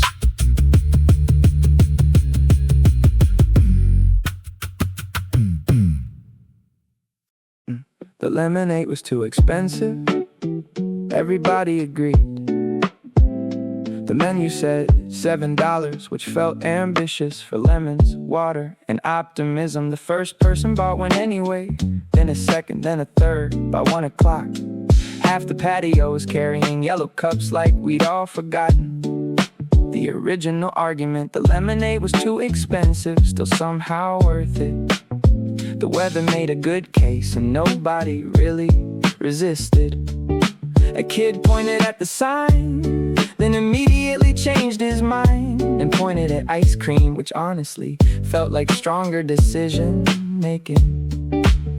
The cashier looked busy, the blender sounded tired, the line kept growing without much explanation. The guy in sunglasses spent longer taking pictures than actually drinking it. A woman beside him finished hers in 5 minutes, which seemed equally valid. The lemonade was too expensive, but so was staying inside on a day like this. Yeah. The tables outside filled up, one conversation at a time. One chair scraping the pavement, one iced drink at a time. A dog stopped near every table, conducting what looked like a very thorough inspection. The city slowed down, the shadows got shorter, the afternoon got louder. Without becoming noisy, the lemonade started melting. The ice disappeared, the cups got lighter. The people stayed longer than they planned. The cyclist missed a turn and laughed about it. A delivery driver forgot which building he needed and checked 3 times. A little girl dropped a straw, then celebrated getting a new one, like she'd won something. The lemonade was too expensive. Still nobody complained, not really, because some afternoons make spending a little too much. Feel like part of the story. By 4 o'clock the line finally shrank. The ice machine got a break. The patio looked calmer. The sun moved lower. The yellow cups disappeared one by one, leaving only water rings on the table. The lemonade was too expensive. I'd probably buy it again, and honestly, that tells you everything.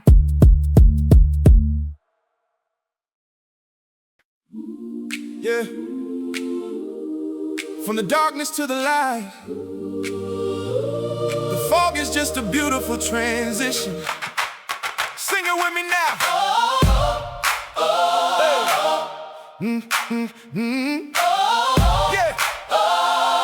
Hey. Yeah.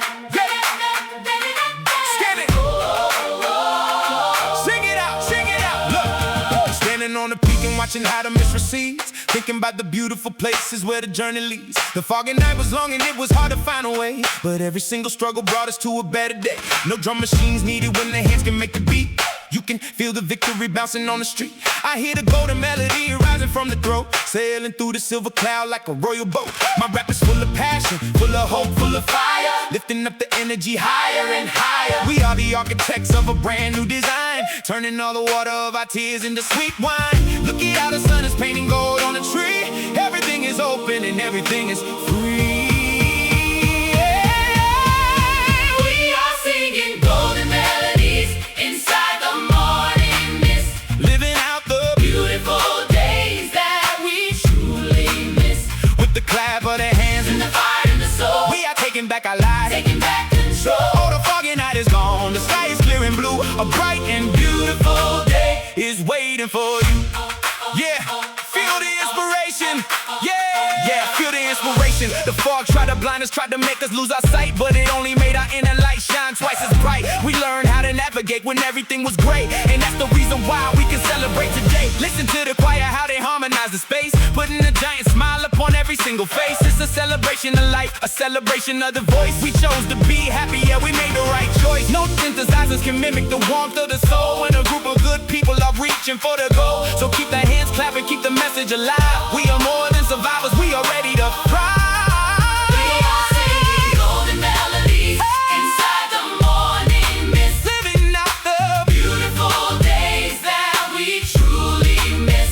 with the clap of the hands, And the fire in the soul, we are taking back our lives. taking back control. Oh, the foggy night is gone, the sky is clear and blue. A bright and Beautiful day. is waiting for you.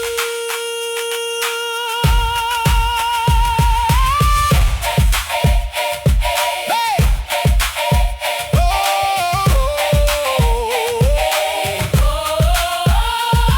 Just a voice in the clap, we survived the map. The fog has rolled away, now it's time to play. Golden days ahead, just like the choir said. Bring the full rhythm back one last time. We are singing golden melodies inside the morning mist, Living out the beautiful days that we truly miss.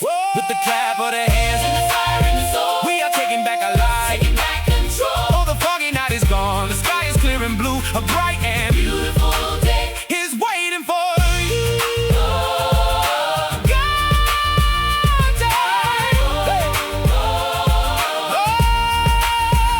Golden melodies, the fog is gone. Welcome to the sunshine. Yeah, peace and love. Woo.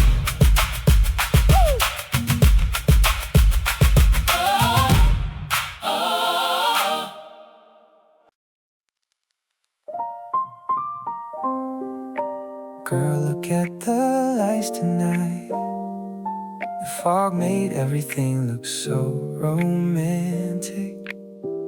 Yeah, just hold my hand. Check it.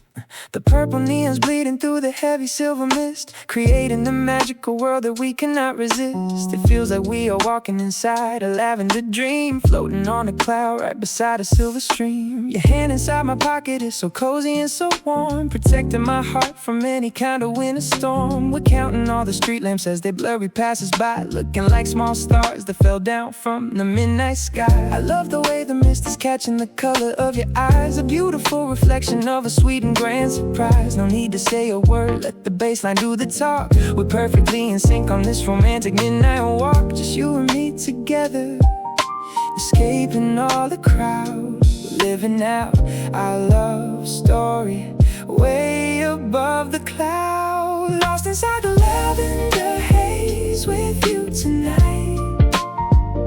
The foggy night is making every single color bright. We are drifting on the rhythm of the sweet lo-fi beat, walking hand in hand down the empty purple street. Oh baby, don't wake me if I'm dreaming this dream. You're the most beautiful girl I've ever seen. Yeah, listen. The world can keep on rushing, they can keep on chasing gold, but I have got the greatest treasure here for me to hold. Your laughter is a melody that loops inside my head, sweeter than any words that a poet ever said. The fog is like the doors, keeping all the world away, giving us a sanctuary till the break of day. We stop beneath the awning of a quiet little store, and I realize I love you even more than before. The synthesizer's playing a warm and gentle line, a soundtrack for the moment when your lips are touching mine. So let the mist roll and let the lavender glow. We're gonna keep it grooving nice and sweet and slow. Lost inside the lavender haze with you tonight. The foggy night is making every single color bright. We are drifting on the rhythm of the sweet lo-fi beat, walking hand in hand down the empty purple street. Oh baby, don't wake me if I'm dreaming this dream. You're the most beautiful girl I've ever seen.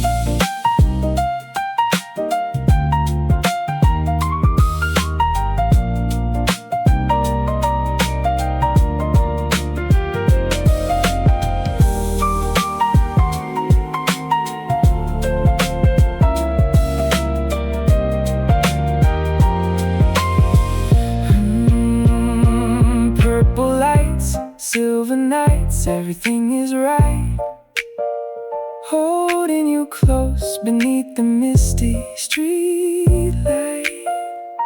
The fog is our castle, the night is our friend. I wish this beautiful walk would never ever end. Lost inside the lavender haze with you tonight. Making every single color bright. We are drifting on the rhythm of the sweet lo-fi beat, walking hand in hand down the empty purple street. Oh baby, don't wake me if I'm dreaming this dream. You're the most beautiful girl I've ever seen. Lavender haze, walking with me. So sweet, foggy night romance. Yeah, good night.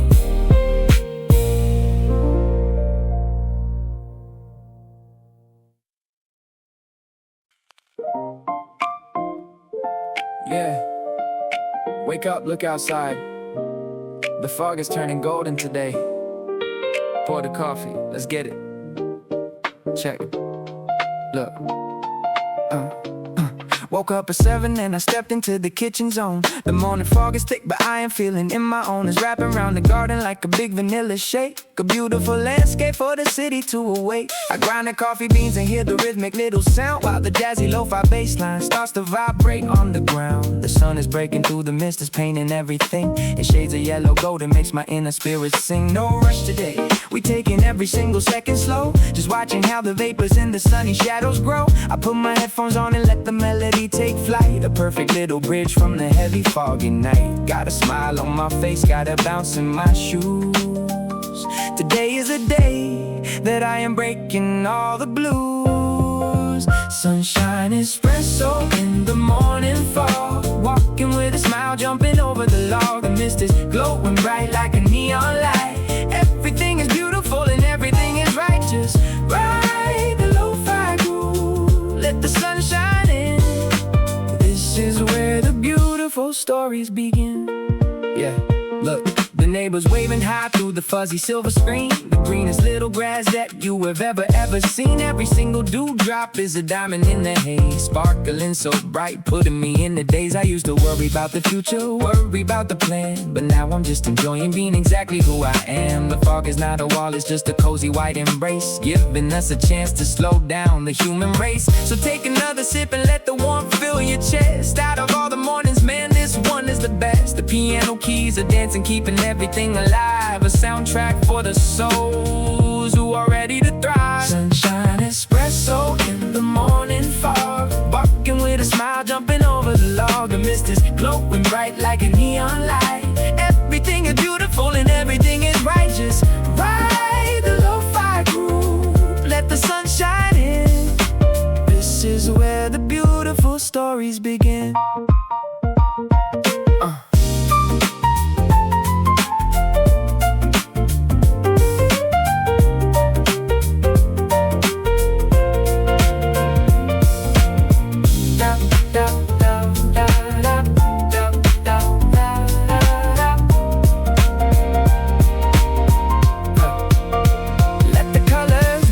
The bright light shine, everything is moving in a perfect design. Goodbye to the dark, hello to the bright. We survived the mystery of the foggy night. Sunshine, espresso in the morning fog, walking with a smile, jumping over the log. The mist is glowing bright like a neon light. Everything is beautiful and everything is right. Just ride the lo-fi groove, let the sun shine in.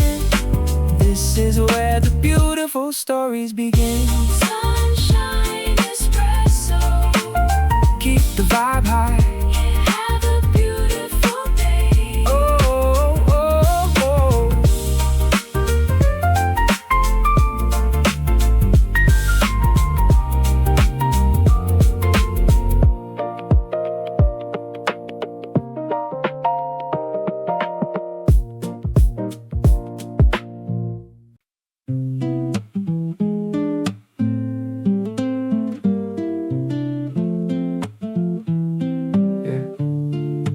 forecast said rain, the clouds agreed. The wind seemed confident, the weather app looked very certain about the whole thing. So naturally, we sat outside anyway. At first, the patio was empty, every chair available, every table waiting. Nobody wanted to risk it, except us. And one older man reading a newspaper like weather reports had never controlled him before. We sat outside anyway. Best decision all day. Coffee tasted better, nothing got in the way. We sat outside anyway. The clouds changed their mind, the sky got brighter, and so did the afternoon. The first 20 minutes felt like a gamble, then the sunlight arrived, like it had been late to its own appointment. People started moving outside, one table at a time, one coffee at a time, pretending they planned it all along. A dog slept under a chair, completely committed to doing nothing. The cyclist from earlier stopped for water, then stayed for cake, which felt relatable. The older man finally finished his newspaper, folded it carefully, and ordered another coffee, a strong endorsement, if you ask me. We sat outside anyway, And the city seemed happier. The conversations got louder, the drinks got colder. The afternoon stretched out without asking permission. A little girl counted passing bicycles, made it to 32, then lost track. A couple argued about where to eat later. Both sounded hungry, neither sounded correct. The clouds stayed nearby, making threats. They never followed through. The sunlight stayed longer than expected. The coffee disappeared. The cake disappeared. 3 hours disappeared even faster. We sat outside anyway, and looking back, that tiny decision ended up being the whole day. The forecast said rain. The forecast was wrong, not completely, just enough for a really good afternoon.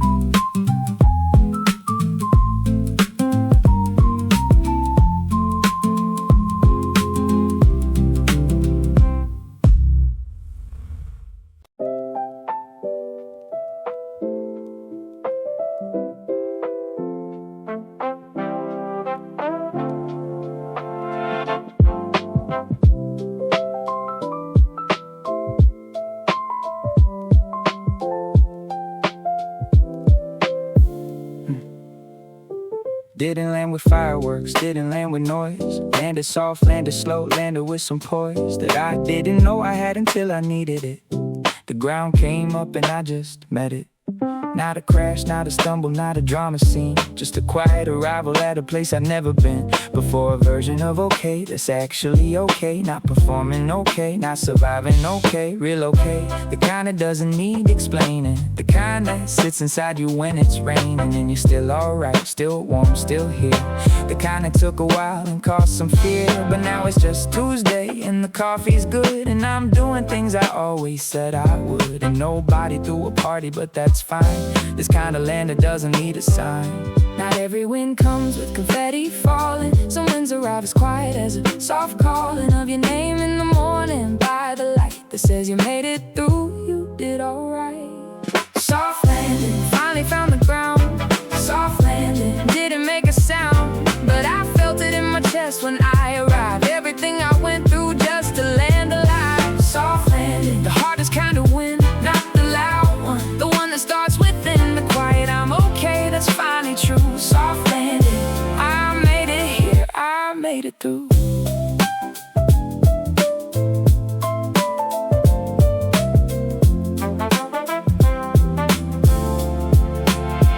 Look back at the version of me from 2 years ago.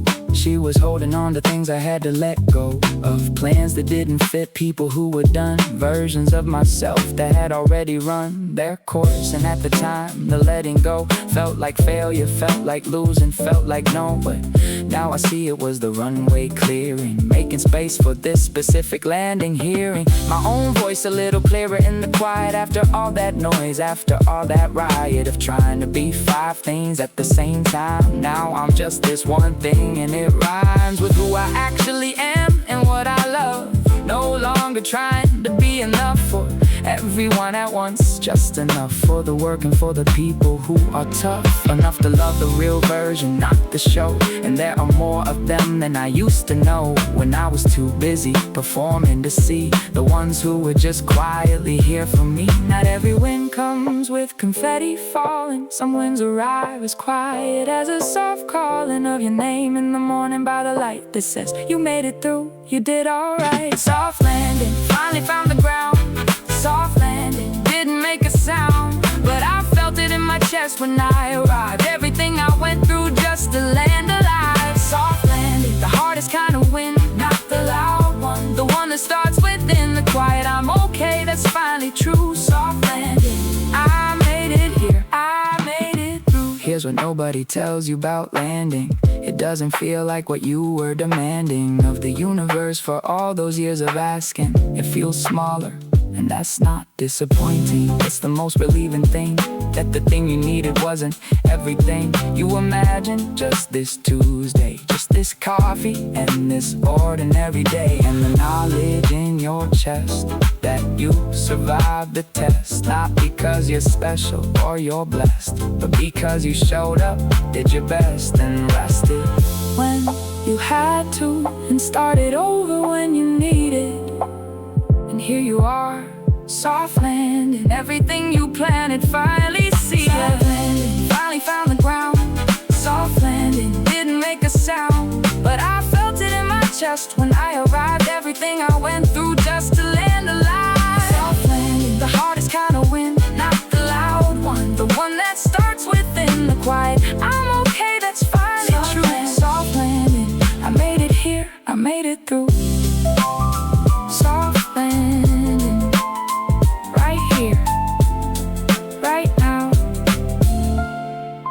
finally.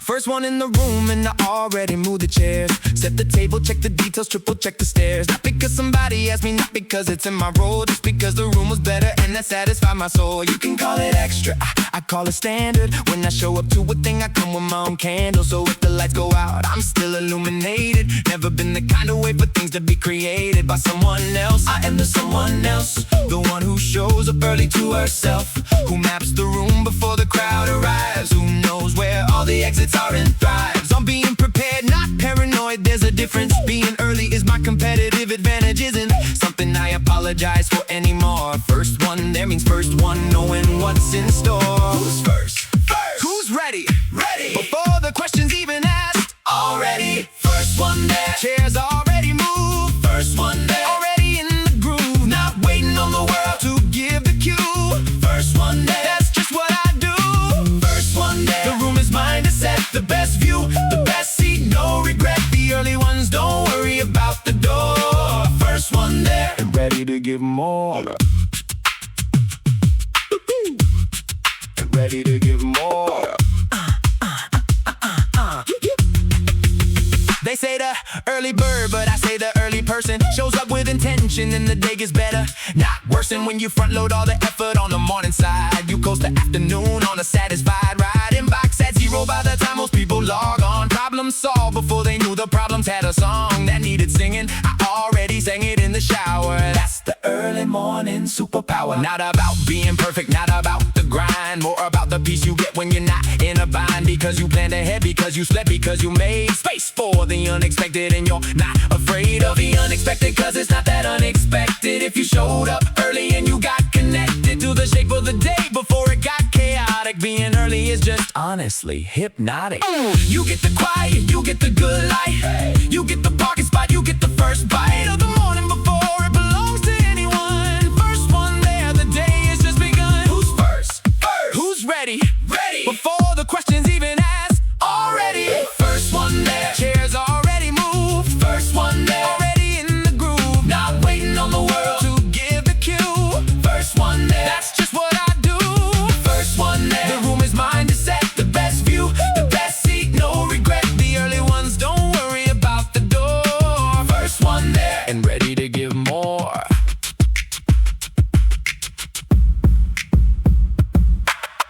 What time do you set your alarm? Before the alarm needs setting.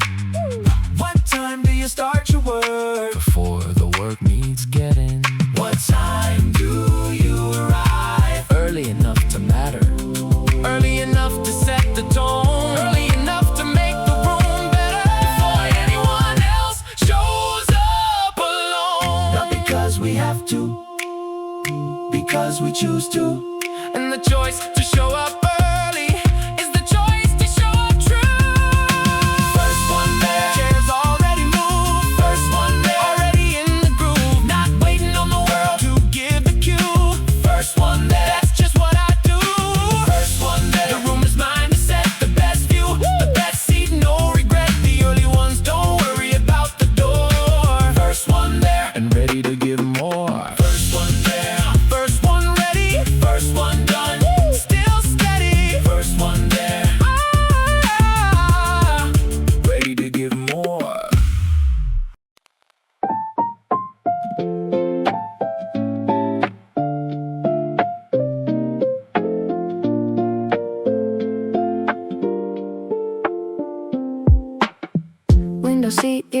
moving city moving past. Every face a different story, going way too fast for me to catch the whole thing, so I catch the part that feels like it was always meant to be street art. The couple arguing in front of the cafe, the kid who's trying very hard to get a skateboard way to cooperate. It won't, he tries again. The third time works, and look at him then. The old man eating something on a folding chair outside his door, like he's got business being there, like the whole street is his living room. And honestly, respect, I feel that room. The city is a playlist if you know how to listen. Every intersection got a different rhythm. I got the window, got the time, got the afternoon. Window seat, summer coming into bloom.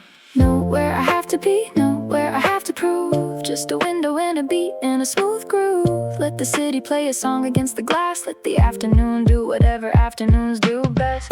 Window seat, summer, let it roll. Easy like the music, easy like the soul of a Tuesday with nowhere to be. Window seat, summer, just the city and me. Window seat, summer, every block a new scene. Every traffic light a moment in between. One place and the next, one breath and the rest. Window seat, summer, honestly the best.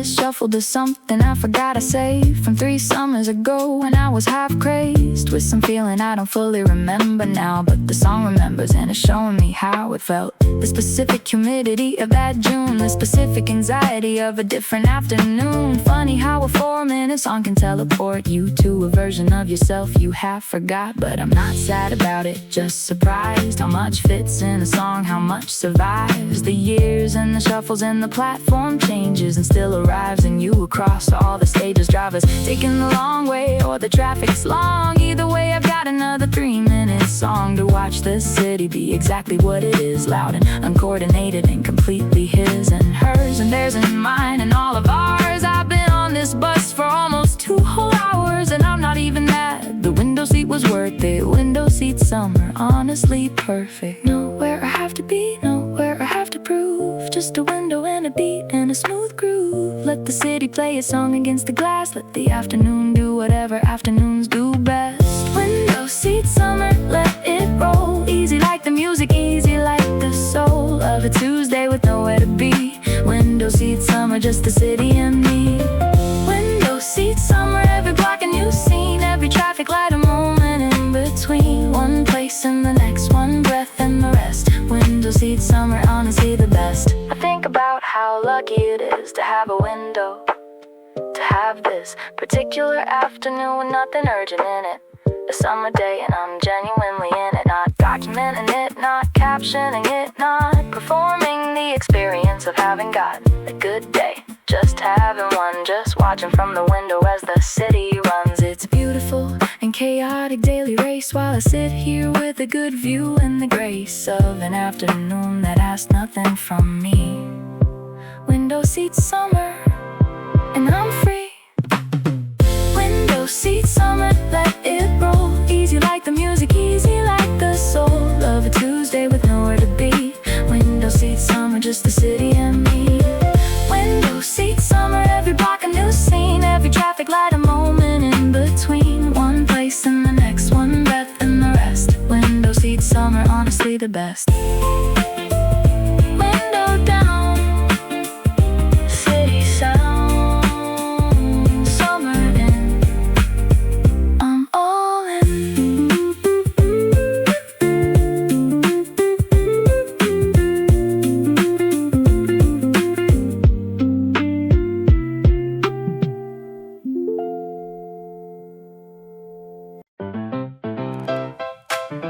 Yeah, this kind right here. Yeah. Hey.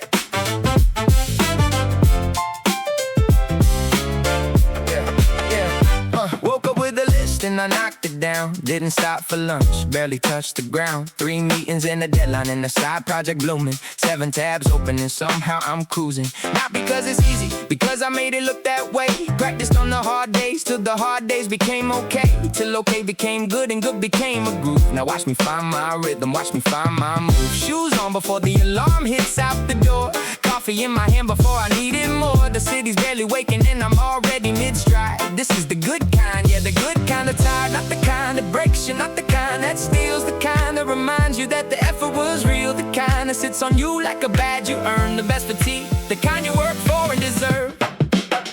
Good kind of tired, yeah, I earned this feeling. In the day, but the ceiling's still the ceiling of something I built today with my own 2 hands. And tomorrow I'll get up and do it again. Good kind of tired, walk a little slow, head held up, because I know what I know about what it costs and what it's worth, and why I sleep good tonight and wake up ready to fly. Yeah. Called my friend at 6, said meet me for food. She said, you sound different. I said, I feel good. She said, something happened. I said, nah, just a Tuesday. Just a regular, nothing special Tuesday. But I showed up for it fully, didn't have commit.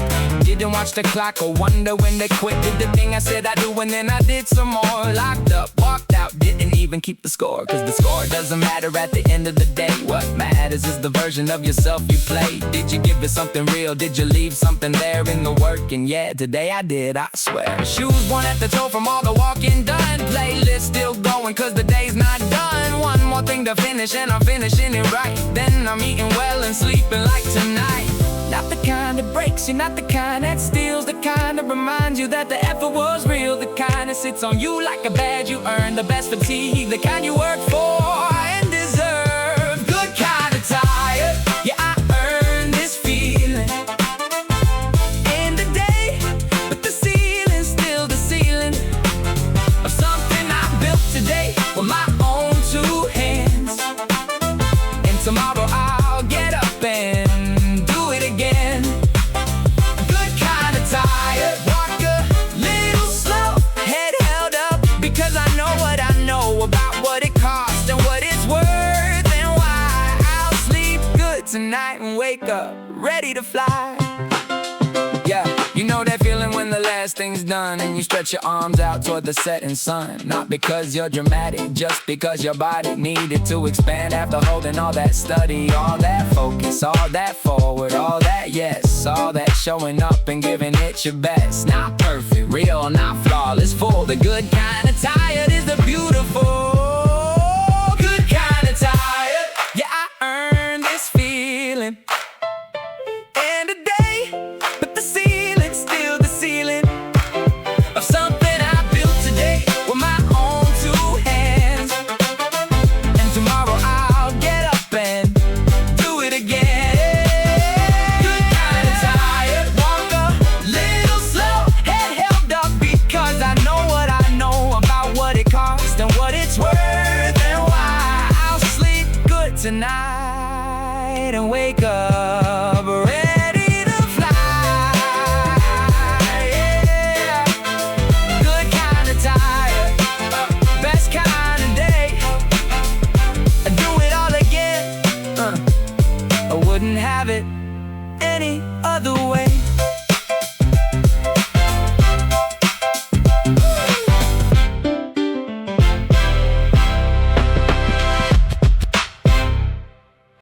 The guy in front of me bought flowers, not one flower, like a whole armful. Yellow ones, white ones, a few I couldn't name. The cashier asked, special occasion. He smiled, but didn't answer, which somehow made everybody more curious. The coffee machine hummed, the morning kept moving, but half the cafe was wondering the same thing. The guy in front of me bought flowers, and suddenly the whole day had a mystery. The woman by the window looked up from her laptop. The guy reading the newspaper turned one page slower. Even the dog outside seemed interested.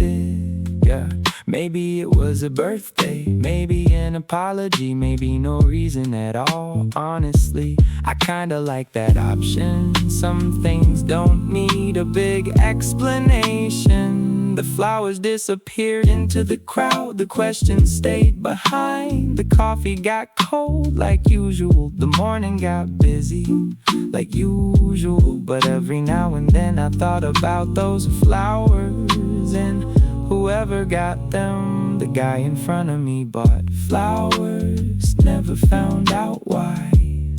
Still a better story than most things that happened all week.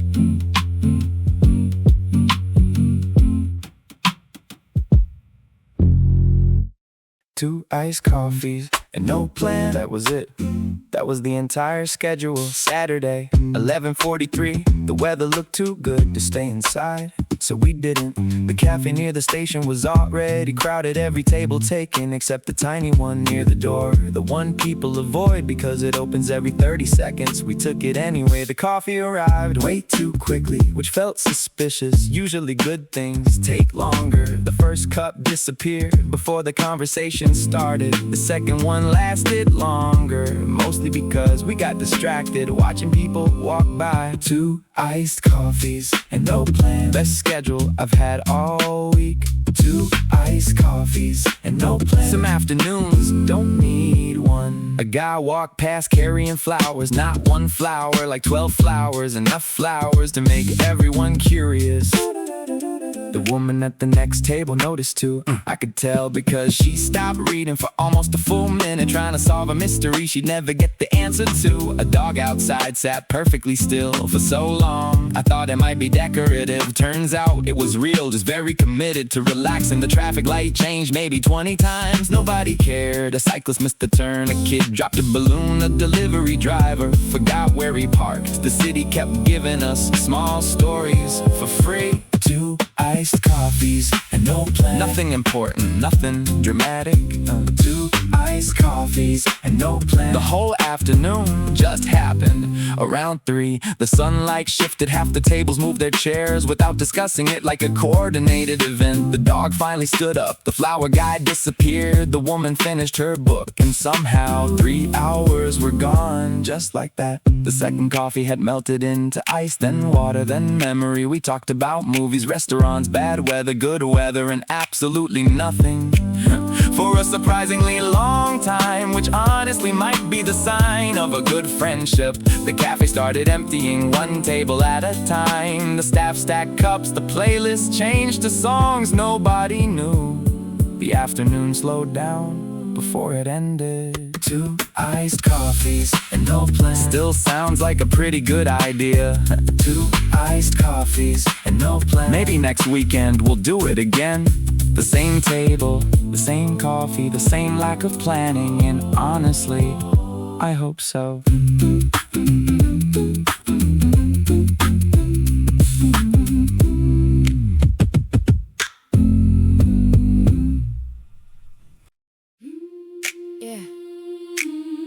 Check the rhythm of the hands.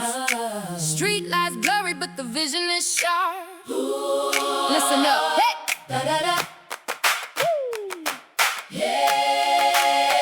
Check the rhythm of the hands.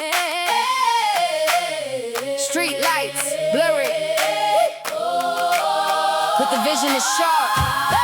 Listen up. Walking down the foggy alley with the fire in my stride. Got the $1 million dream that I am holding deep inside. The mist is hanging low like a curtain on the stage, but I am ready to unleash the words upon the page. No expensive synthesizers, more electronic tricks. Just the pounding of the hands and the acoustic clicks. I hear the echoes of the street bouncing off the brick. The air is damp and chilly and the silver fog is thick, but my flow is like a torch burning bright in the haze. Navigating safely through the complicated maze. They tried to shut us down, tried to make us stay quiet, but the music in our lungs is creating a riot.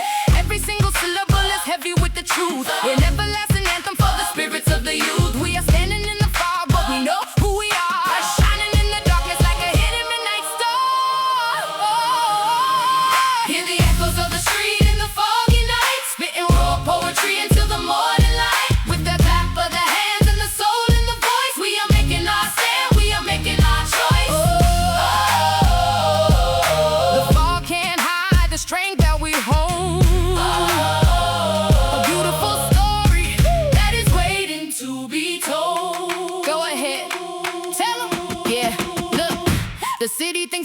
when the visibility drops, but the poetry of the sidewalk never ever stops. You can hear it in the whisper of the wind through the gate, a natural vibration that can overcome fate. I don't need a heavy drum machine to make you feel the beat.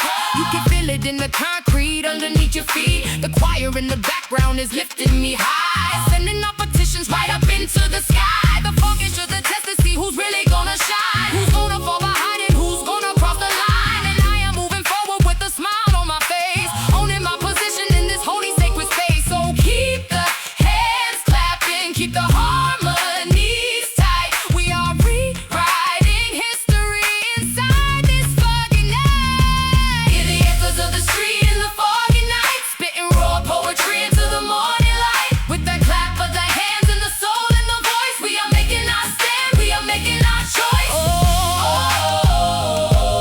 The fog can't hide the strength that we own. A beautiful story that is waiting to be told. Just a voice and the snap, putting my city right back on the map. The fog can settle down, but we never fall. Pure as the silver, precious as the gold. Bring the rhythm back. Na na na na na na na. Bring the rhythm back. Na na na na na na na. Hear the echoes of the street in the foggy night, spitting raw poetry until the morning light. With the clap of the hands and the soul and the voice, we are making our stand, we are making our choice. The fog can't hide the strength that we hold. A beautiful story that is waiting to be told. Echoes of the street, foggy night vibes. Hey. Here we are. Na na na na na na na. Na na na na na na na. Na na na na na na na.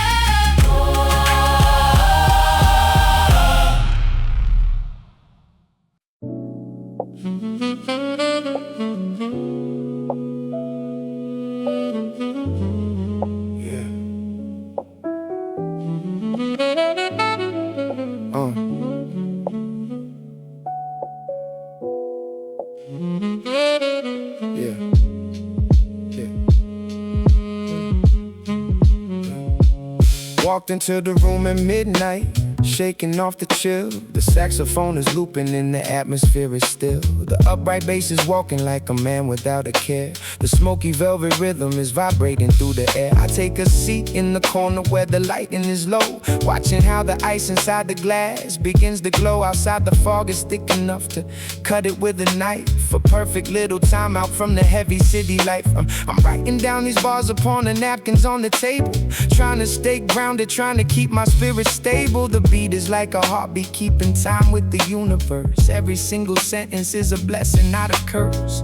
We're navigating through the smoke, navigating through the gray, finding our own rhythm at the ending of the day. Welcome to the midnight lounge in the foggy night, where the bass is heavy and the dim lights are bright. We are chilling in the haze where the world can't find, leaving all the heavy noisy drama far behind. Just ride the wave, let the saxophone speak, a little piece of heaven for the weary and the weak.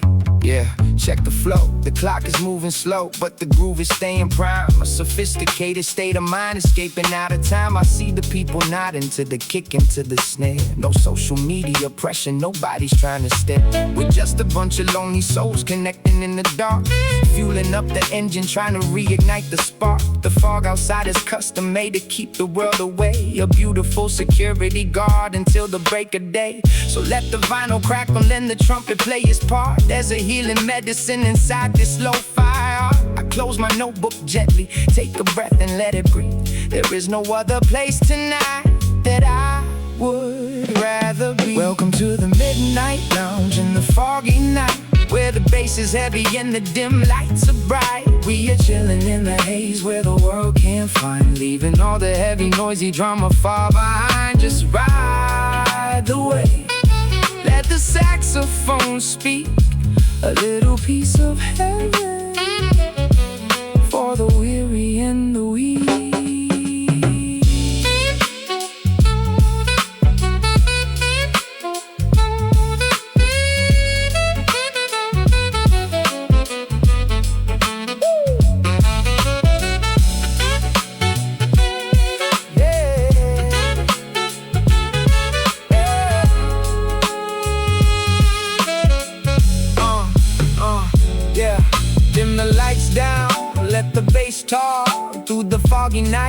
This is how we walk, sophisticated vibes. Keep it smooth, keep it clean. The finest little sanctuary that you've ever seen.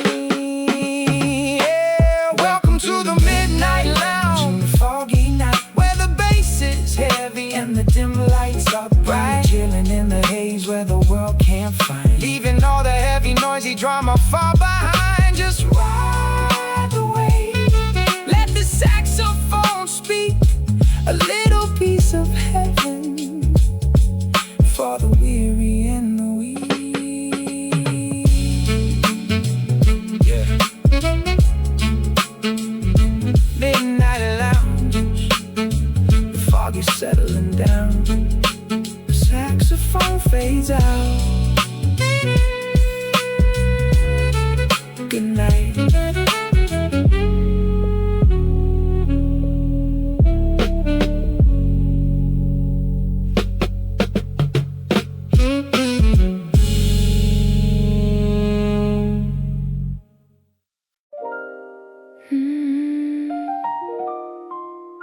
Look outside. Everything is so soft tonight. Listen.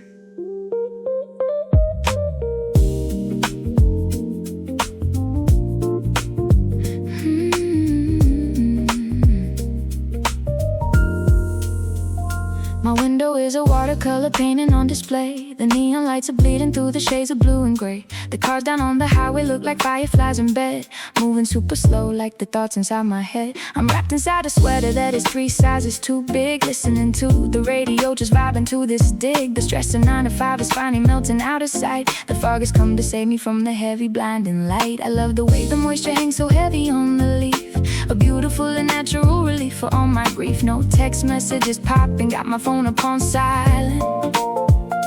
The world outside is peaceful, not a single thing is violent. Just the rolling bass line taking care of my soul, giving me the pieces that will make me feel whole.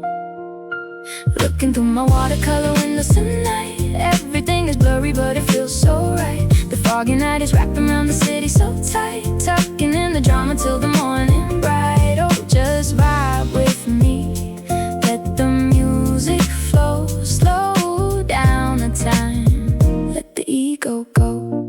Yeah, listen, I used to be so anxious about the things I couldn't see, always overthinking about the person I should be. But looking at the mist, it taught me how to just exist, to find the inner beauty in the things that we have missed. The edges don't need to be sharp for life to be profound. There's a hidden treasure in this quiet, misty sound. I trace a little circle on the foggy window glass, watching all the heavy clouds of winter slowly pass. The Rhodes piano melody is floating like a dream. Nothing is as complicated as it always seems. So pour another cup of chamomile and dim the light. We're sailing on a cloud inside the middle of the night. Looking through my watercolor windows tonight, everything is blurry but it feels so right. The foggy night is wrapping around the city so tight, tucking in the drama till the morning bright. Oh, just vibe with me, let the music flow, slow down the time, let the ego go.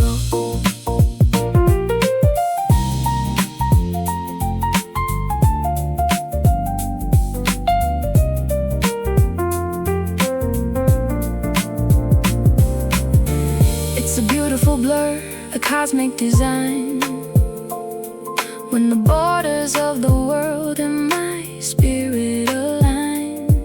No maps, no directions, no place to arrive. Just being right here is enough to thrive. Looking through my watercolor windows tonight, everything is blurry but it feels so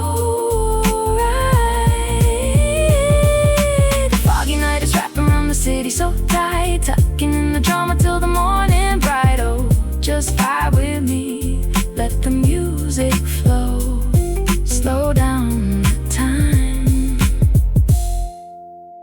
let the ego go. Watercolor windows,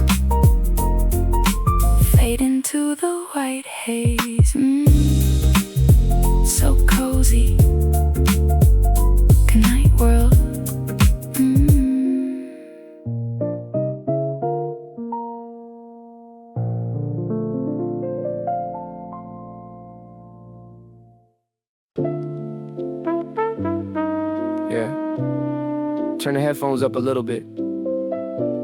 Foggy night outside, thoughts inside. Look, check it.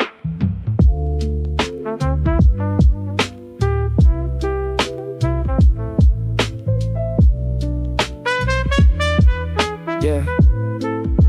Sitting by the window watching rain turn into mist, thinking about the lines of life and matching up the list. Every single dream I had is blurring at the edge. Feel like I am walking on a lonely wooden ledge. The clock upon the wall is ticking, holding up the time, while I am stuck inside my head just searching for a rhyme. The city lines are fading out, the traffic noise is dead, but all the words I never said are spinning in my head. I take a sip of cold tea, the bitterness is real. Sometimes it's so hard to put the words to what I feel. They tell me keep on running, but I wanna slow it down. Just a lonely silhouette inside this quiet town. The vinyl records popping like a fire in the dark. A nostalgic melody that's trying to find a spark. I open up the notepad, staring at the white. Another lonely chapter in the middle of the night. Static thoughts spinning in the foggy night, waiting for the morning sun to make it alright. Through the silver haze I am looking for the truth, chasing all the shadows of my forgotten youth. Just let the lo-fi beat wash away the pain, listening to the rhythm of the midnight rain. Yeah, look, the world is fast asleep, but my eyes are open wide. Buried all the secrets that I usually keep inside. People come and go just like the vapor in the air. Sometimes I am wondering if anybody cares. I look at old photographs, the colors starting to fade, thinking about the choices and mistakes that I have made. But every heavy cloud of gray is teaching me to breathe, to find a little peace of mind beneath what I perceive. The samples looping over, giving me a warm embrace, a safe and quiet shelter from the crazy human race. No need to rush the process, let the ambient flow. The fog is just the curtain for the beautiful tomorrow. I lay my head back down, let the bass line hit my chest. In this cloudy wonderland, I finally find my rest. Static thoughts spinning in the foggy night, waiting for the morning sun to make it alright. Through the silver haze I am looking for the truth, chasing all the shadows of my forgotten youth. Just let the lo-fi beat wash away the pain, listening to the rhythm of the midnight rain.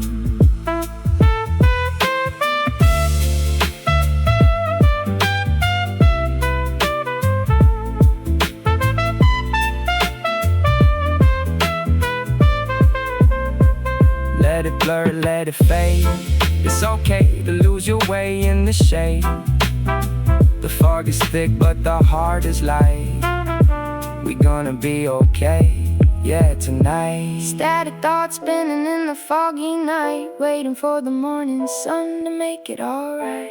Through the silver haze I am looking for the truth, chasing all the shadows of my forgotten youth. Just let the lo-fi beat wash away the pain, listening to the rhythm of the midnight rain. Just let it spin.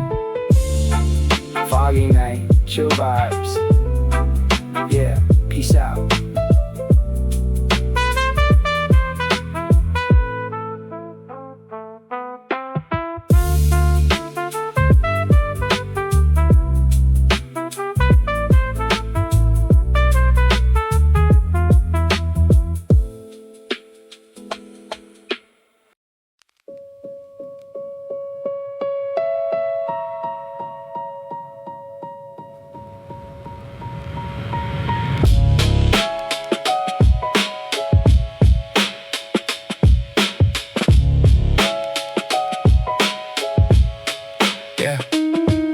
Every city I have ever loved was under construction. Something always being torn apart for reconstruction. A better version promised on the billboard by the crane. Same promise every year, different building, different name. I grew up watching buildings disappear overnight. Woke up in the skyline, had a new unfamiliar height. And everyone just walked beneath the new thing like it's fine. Like the old thing never happened, like the old thing wasn't mine. The barbershop that knew my name became a glass tower. The market where my mother bought our food became a flower store that charges 3 times more for things we used to need. Progress is a word that looks like growth but moves like greed. But I live here still, I walk these blocks still.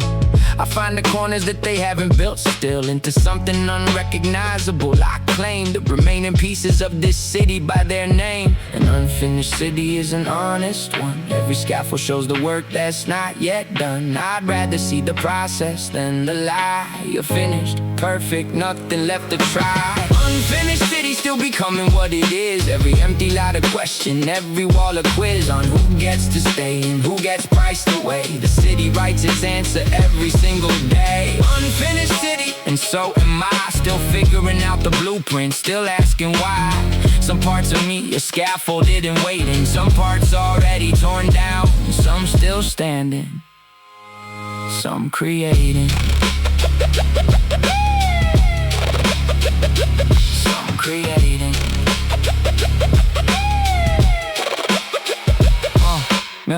Met a woman selling something from a cart. Said the city tried to move her 7 times. The art of staying put is knowing when to hold your ground and when to find the new ground. She had found a corner they forgot to gentrify, a small resistance in the city's eye.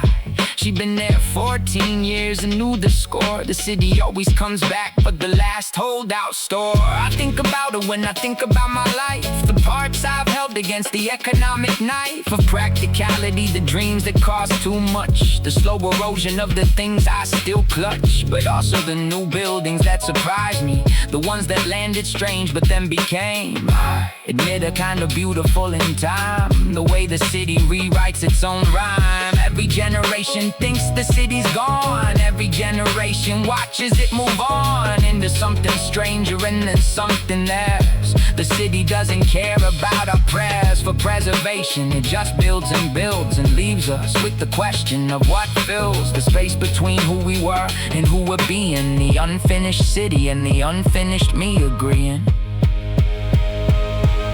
Unfinished city is an honest one. Every scaffold shows the work that's not yet done. I'd rather see the process than the lie. You're finished, perfect, nothing left to try. Unfinished city still becoming what it is. Every empty lot of question, every wall a quiz on who gets to stay and who gets priced away. The city writes its answer every single day. Unfinished city, and so am I. Still figuring out the blueprint, still asking why. Some parts of me are scaffolded and waiting. Some parts already torn down, some still standing, some creating. What if unfinished is the permanent state? What if done is just another word for late? For the next version that was always coming through? What if the building never stops and that's the truth? Then I stop waiting for the finished version of the city of myself, the excursion into completeness that I've been chasing hard, and just live in the blueprint in the yard of the unfinished thing I am today. Not broken building, not lost, making way. The crane above my head is not a sign of ruin. It's the evidence of something worth pursuing. Unfinished city still becoming what it is. Every empty lot of question, every wall a quiz on who gets to stay and who gets priced away. The city writes its answer every single day. Unfinished city, and so am I. Still figuring out the blueprint, still asking why. Some parts of me are scaffolded and waiting. Some parts already torn down, some still standing, some creating. Still under construction, still finding the design. The unfinished city is still stubbornly mine.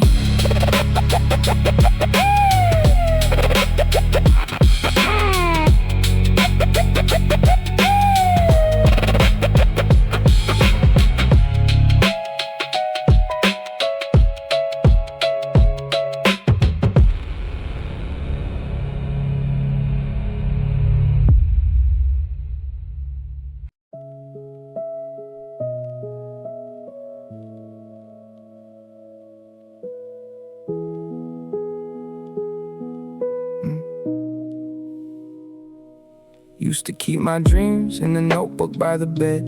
Every morning writing down whatever filled my head with possibility, and the pages filled up fast. Back when I believed that things were built to last. The notebook's in the drawer now, hasn't moved in 2 years. I know what's in it, can't decide if it still adheres to who I am or who I thought I'd be by now. The distance between those two lives is where I live somehow. A paperweight of plans I haven't canceled yet. A pile of almost started things I can't forget. A version of myself still holding all the keys to doors I'm not sure I believe in anymore with ease, but I still keep them on the dresser on the shelf. Every morning walk past all the plans I made for some other self. The weight of what I wanted still lives here in this room. Not gone, not quite arriving, just suspended in the gloom. Paperweight sitting on the shelf, all the plans I made for some other self. Not ready to let go, not ready to begin, just carrying the weight of what might have been. Paperweight, the dreams I didn't lose, just set aside among the daily dues. They're still there in the dark, still in the drawer, waiting on a version of me brave enough for more.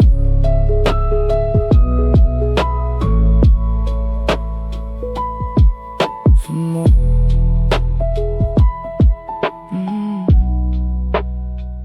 Met a man who said he gave up painting at 42. Said he didn't miss it, said he made his peace, but through the whole conversation kept on moving his hands like they were still painting, like they hadn't got the plans that his brain had sent them. They just kept on making shapes against the table, against his coffee cup, escapes of a body that remembers what the mind let go. A paperweight, a muscle memory, moving slow. I don't wanna be that way at 42. Hands still moving toward the thing I said I withdrew from. I want the choice to be a real one when it comes, not a slow forgetting. Not the body overruns the decision, so I sit with it. The notebook and the weight of it. The question of whether I'm resting or I'm done, whether this is intermission or the setting of the sun. The weight of what I wanted still lives here in this room. Not gone, not quite arriving, just suspended in the gloom. Paperweight sitting on the shelf, all the plans I made for some other self. Not ready to let go, not ready to begin, just carrying the weight of what might have been. Paperweight, the dreams I didn't lose, just set aside among the daily dues. They're still there in the dark, still in the drawer, waiting on a version of me brave enough for more. What if the weight isn't a burden? What if the weight is proof? There's something in you hasn't finished, that something still wants through. The heaviest dreams are the ones worth carrying, not the easy ones that left without a scar. The ones still in your drawer at 30, 40, 50 are the ones that know exactly what you are. So I'll keep the notebook, I'll keep the weight, I'll keep the question open, I'll keep the gate unlocked, just in case the version of me who was gonna do it all is just running late. Paperweight sitting on the shelf, all the plans I made for some other self. Not ready to let go, not ready to begin, just carrying the weight of what might have been. Paperweight, the dreams I didn't lose, just set aside among the daily dues. They're still there in the dark, still in the drawer, waiting on a version of me brave enough for more. Still in the drawer, still on the shelf, still mine, still possible.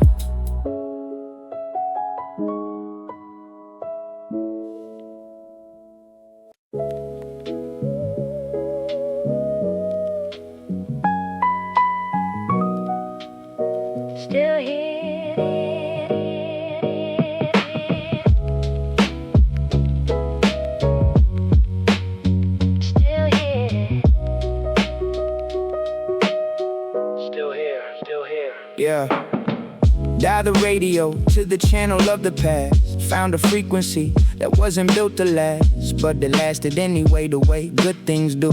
Underneath the static, underneath the residue of everything that happened since I last sat still. Since I last let music be the thing to fill the room without an agenda, without a goal. Just a beat in the piano and a hole in my chest where the years went, not the wound. More like a window that someone perfumed with something old and warm and half forgotten. The kind of good that doesn't know it's gotten old. It just keeps playing, just the loop in me, just staying in the static, in the soul, in the space between the channel and the hole. Some things don't need to be explained, just felt again, just entertained by the simple fact that they remain.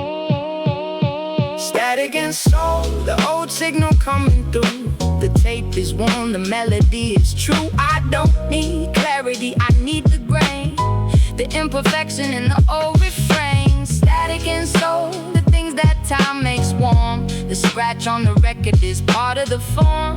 It's not a flaw, it's where the feeling lives, and everything imperfect that the music gives. My uncle had a crate of records by the door.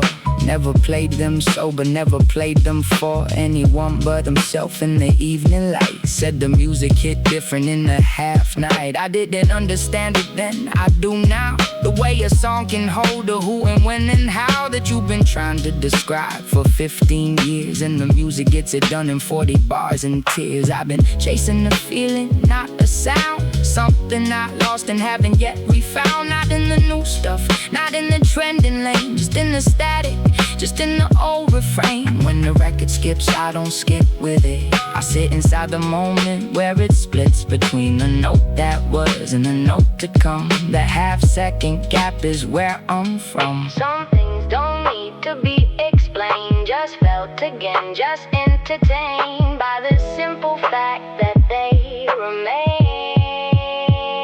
Static and soul, the old signal coming through.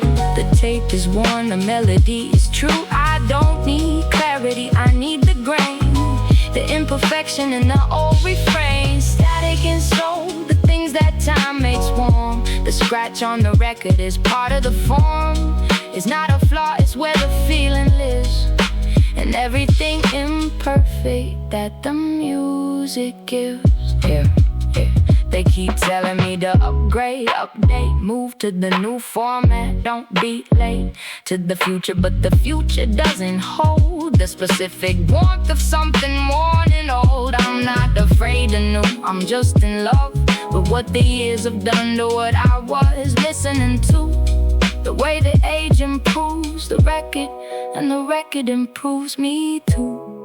Let the static stay, let the tape decay, let the imperfect signal have its say. Static and soul, the old signal coming through. The tape is worn, the melody is true. I don't need clarity, I need the grain, the imperfection in the old refrain. Static and soul, the things that time makes warm. The scratch on the record is part of the form. It's not a flaw, it's where the feeling lives, and everything imperfect that the music gives.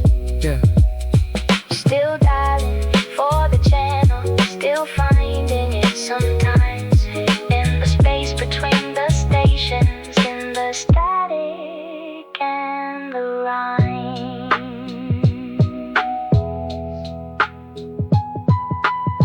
Still here,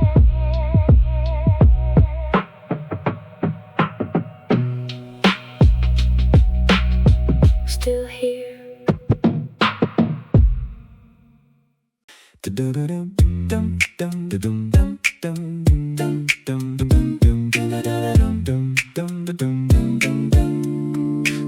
Today was lemonade weather, not coffee weather, not hot chocolate weather, definitely not umbrella weather. Lemonade weather. The the kind that makes everybody sit outside, even people who normally avoid sunlight. The tables filled up fast, the chairs disappeared one by one into conversations. The ice machine worked overtime. The cashier looked tired. The lemonade looked expensive. I bought one anyway. Lemonade weather, take your time. Blue sky overhead, nothing on my mind. Lemonade weather, everything feels right. The whole afternoon got a little lighter. A kid dropped his ice cream. 3 minutes after buying it, his disappointment lasted about 10 seconds before another cone appeared. That's resilience. A group of friends spent half an hour trying to take one photo. Nobody blinked, nobody cooperated, nobody succeeded. The wind kept helping by making things worse. The lemonade was gone before I noticed, which felt unfair but predictable. The park got louder, the dogs got slower, the trees barely moved. The clouds gave up trying to cover the sun. Lemonade weather, nobody complained, nobody checked the forecast, nobody wanted to be anywhere else. The whole city looked slightly happier, and honestly, I think the city knew it.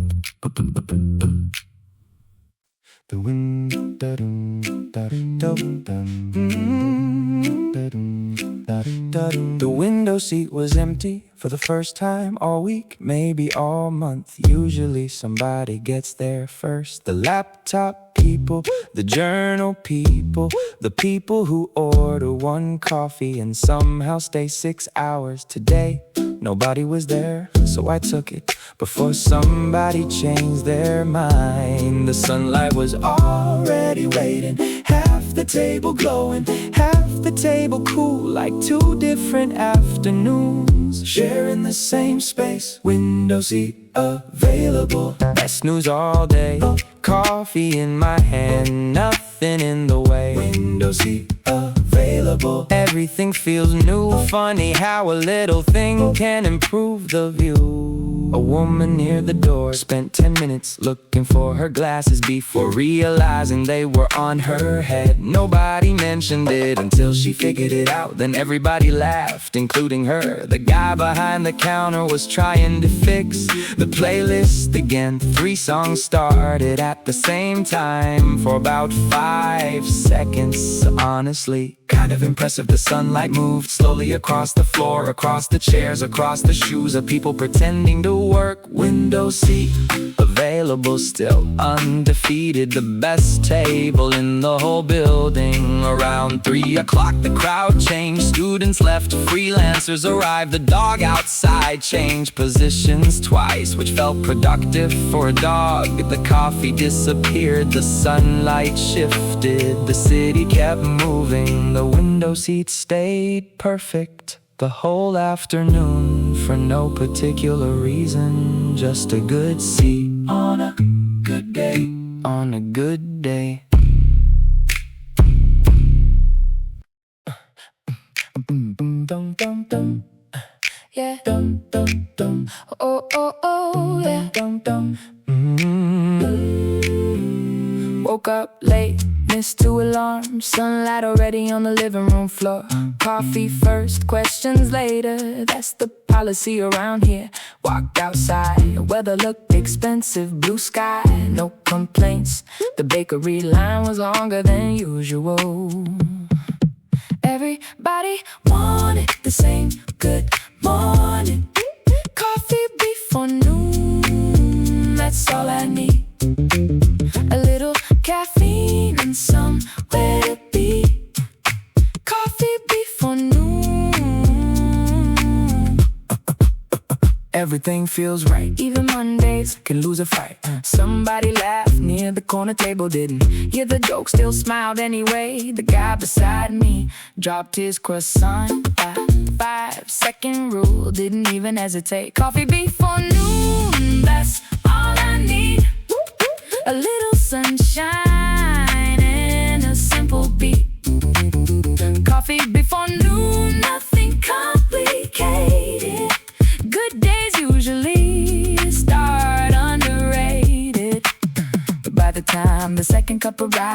whole city seemed friendlier. Maybe it was me, maybe it was coffee. Probably coffee.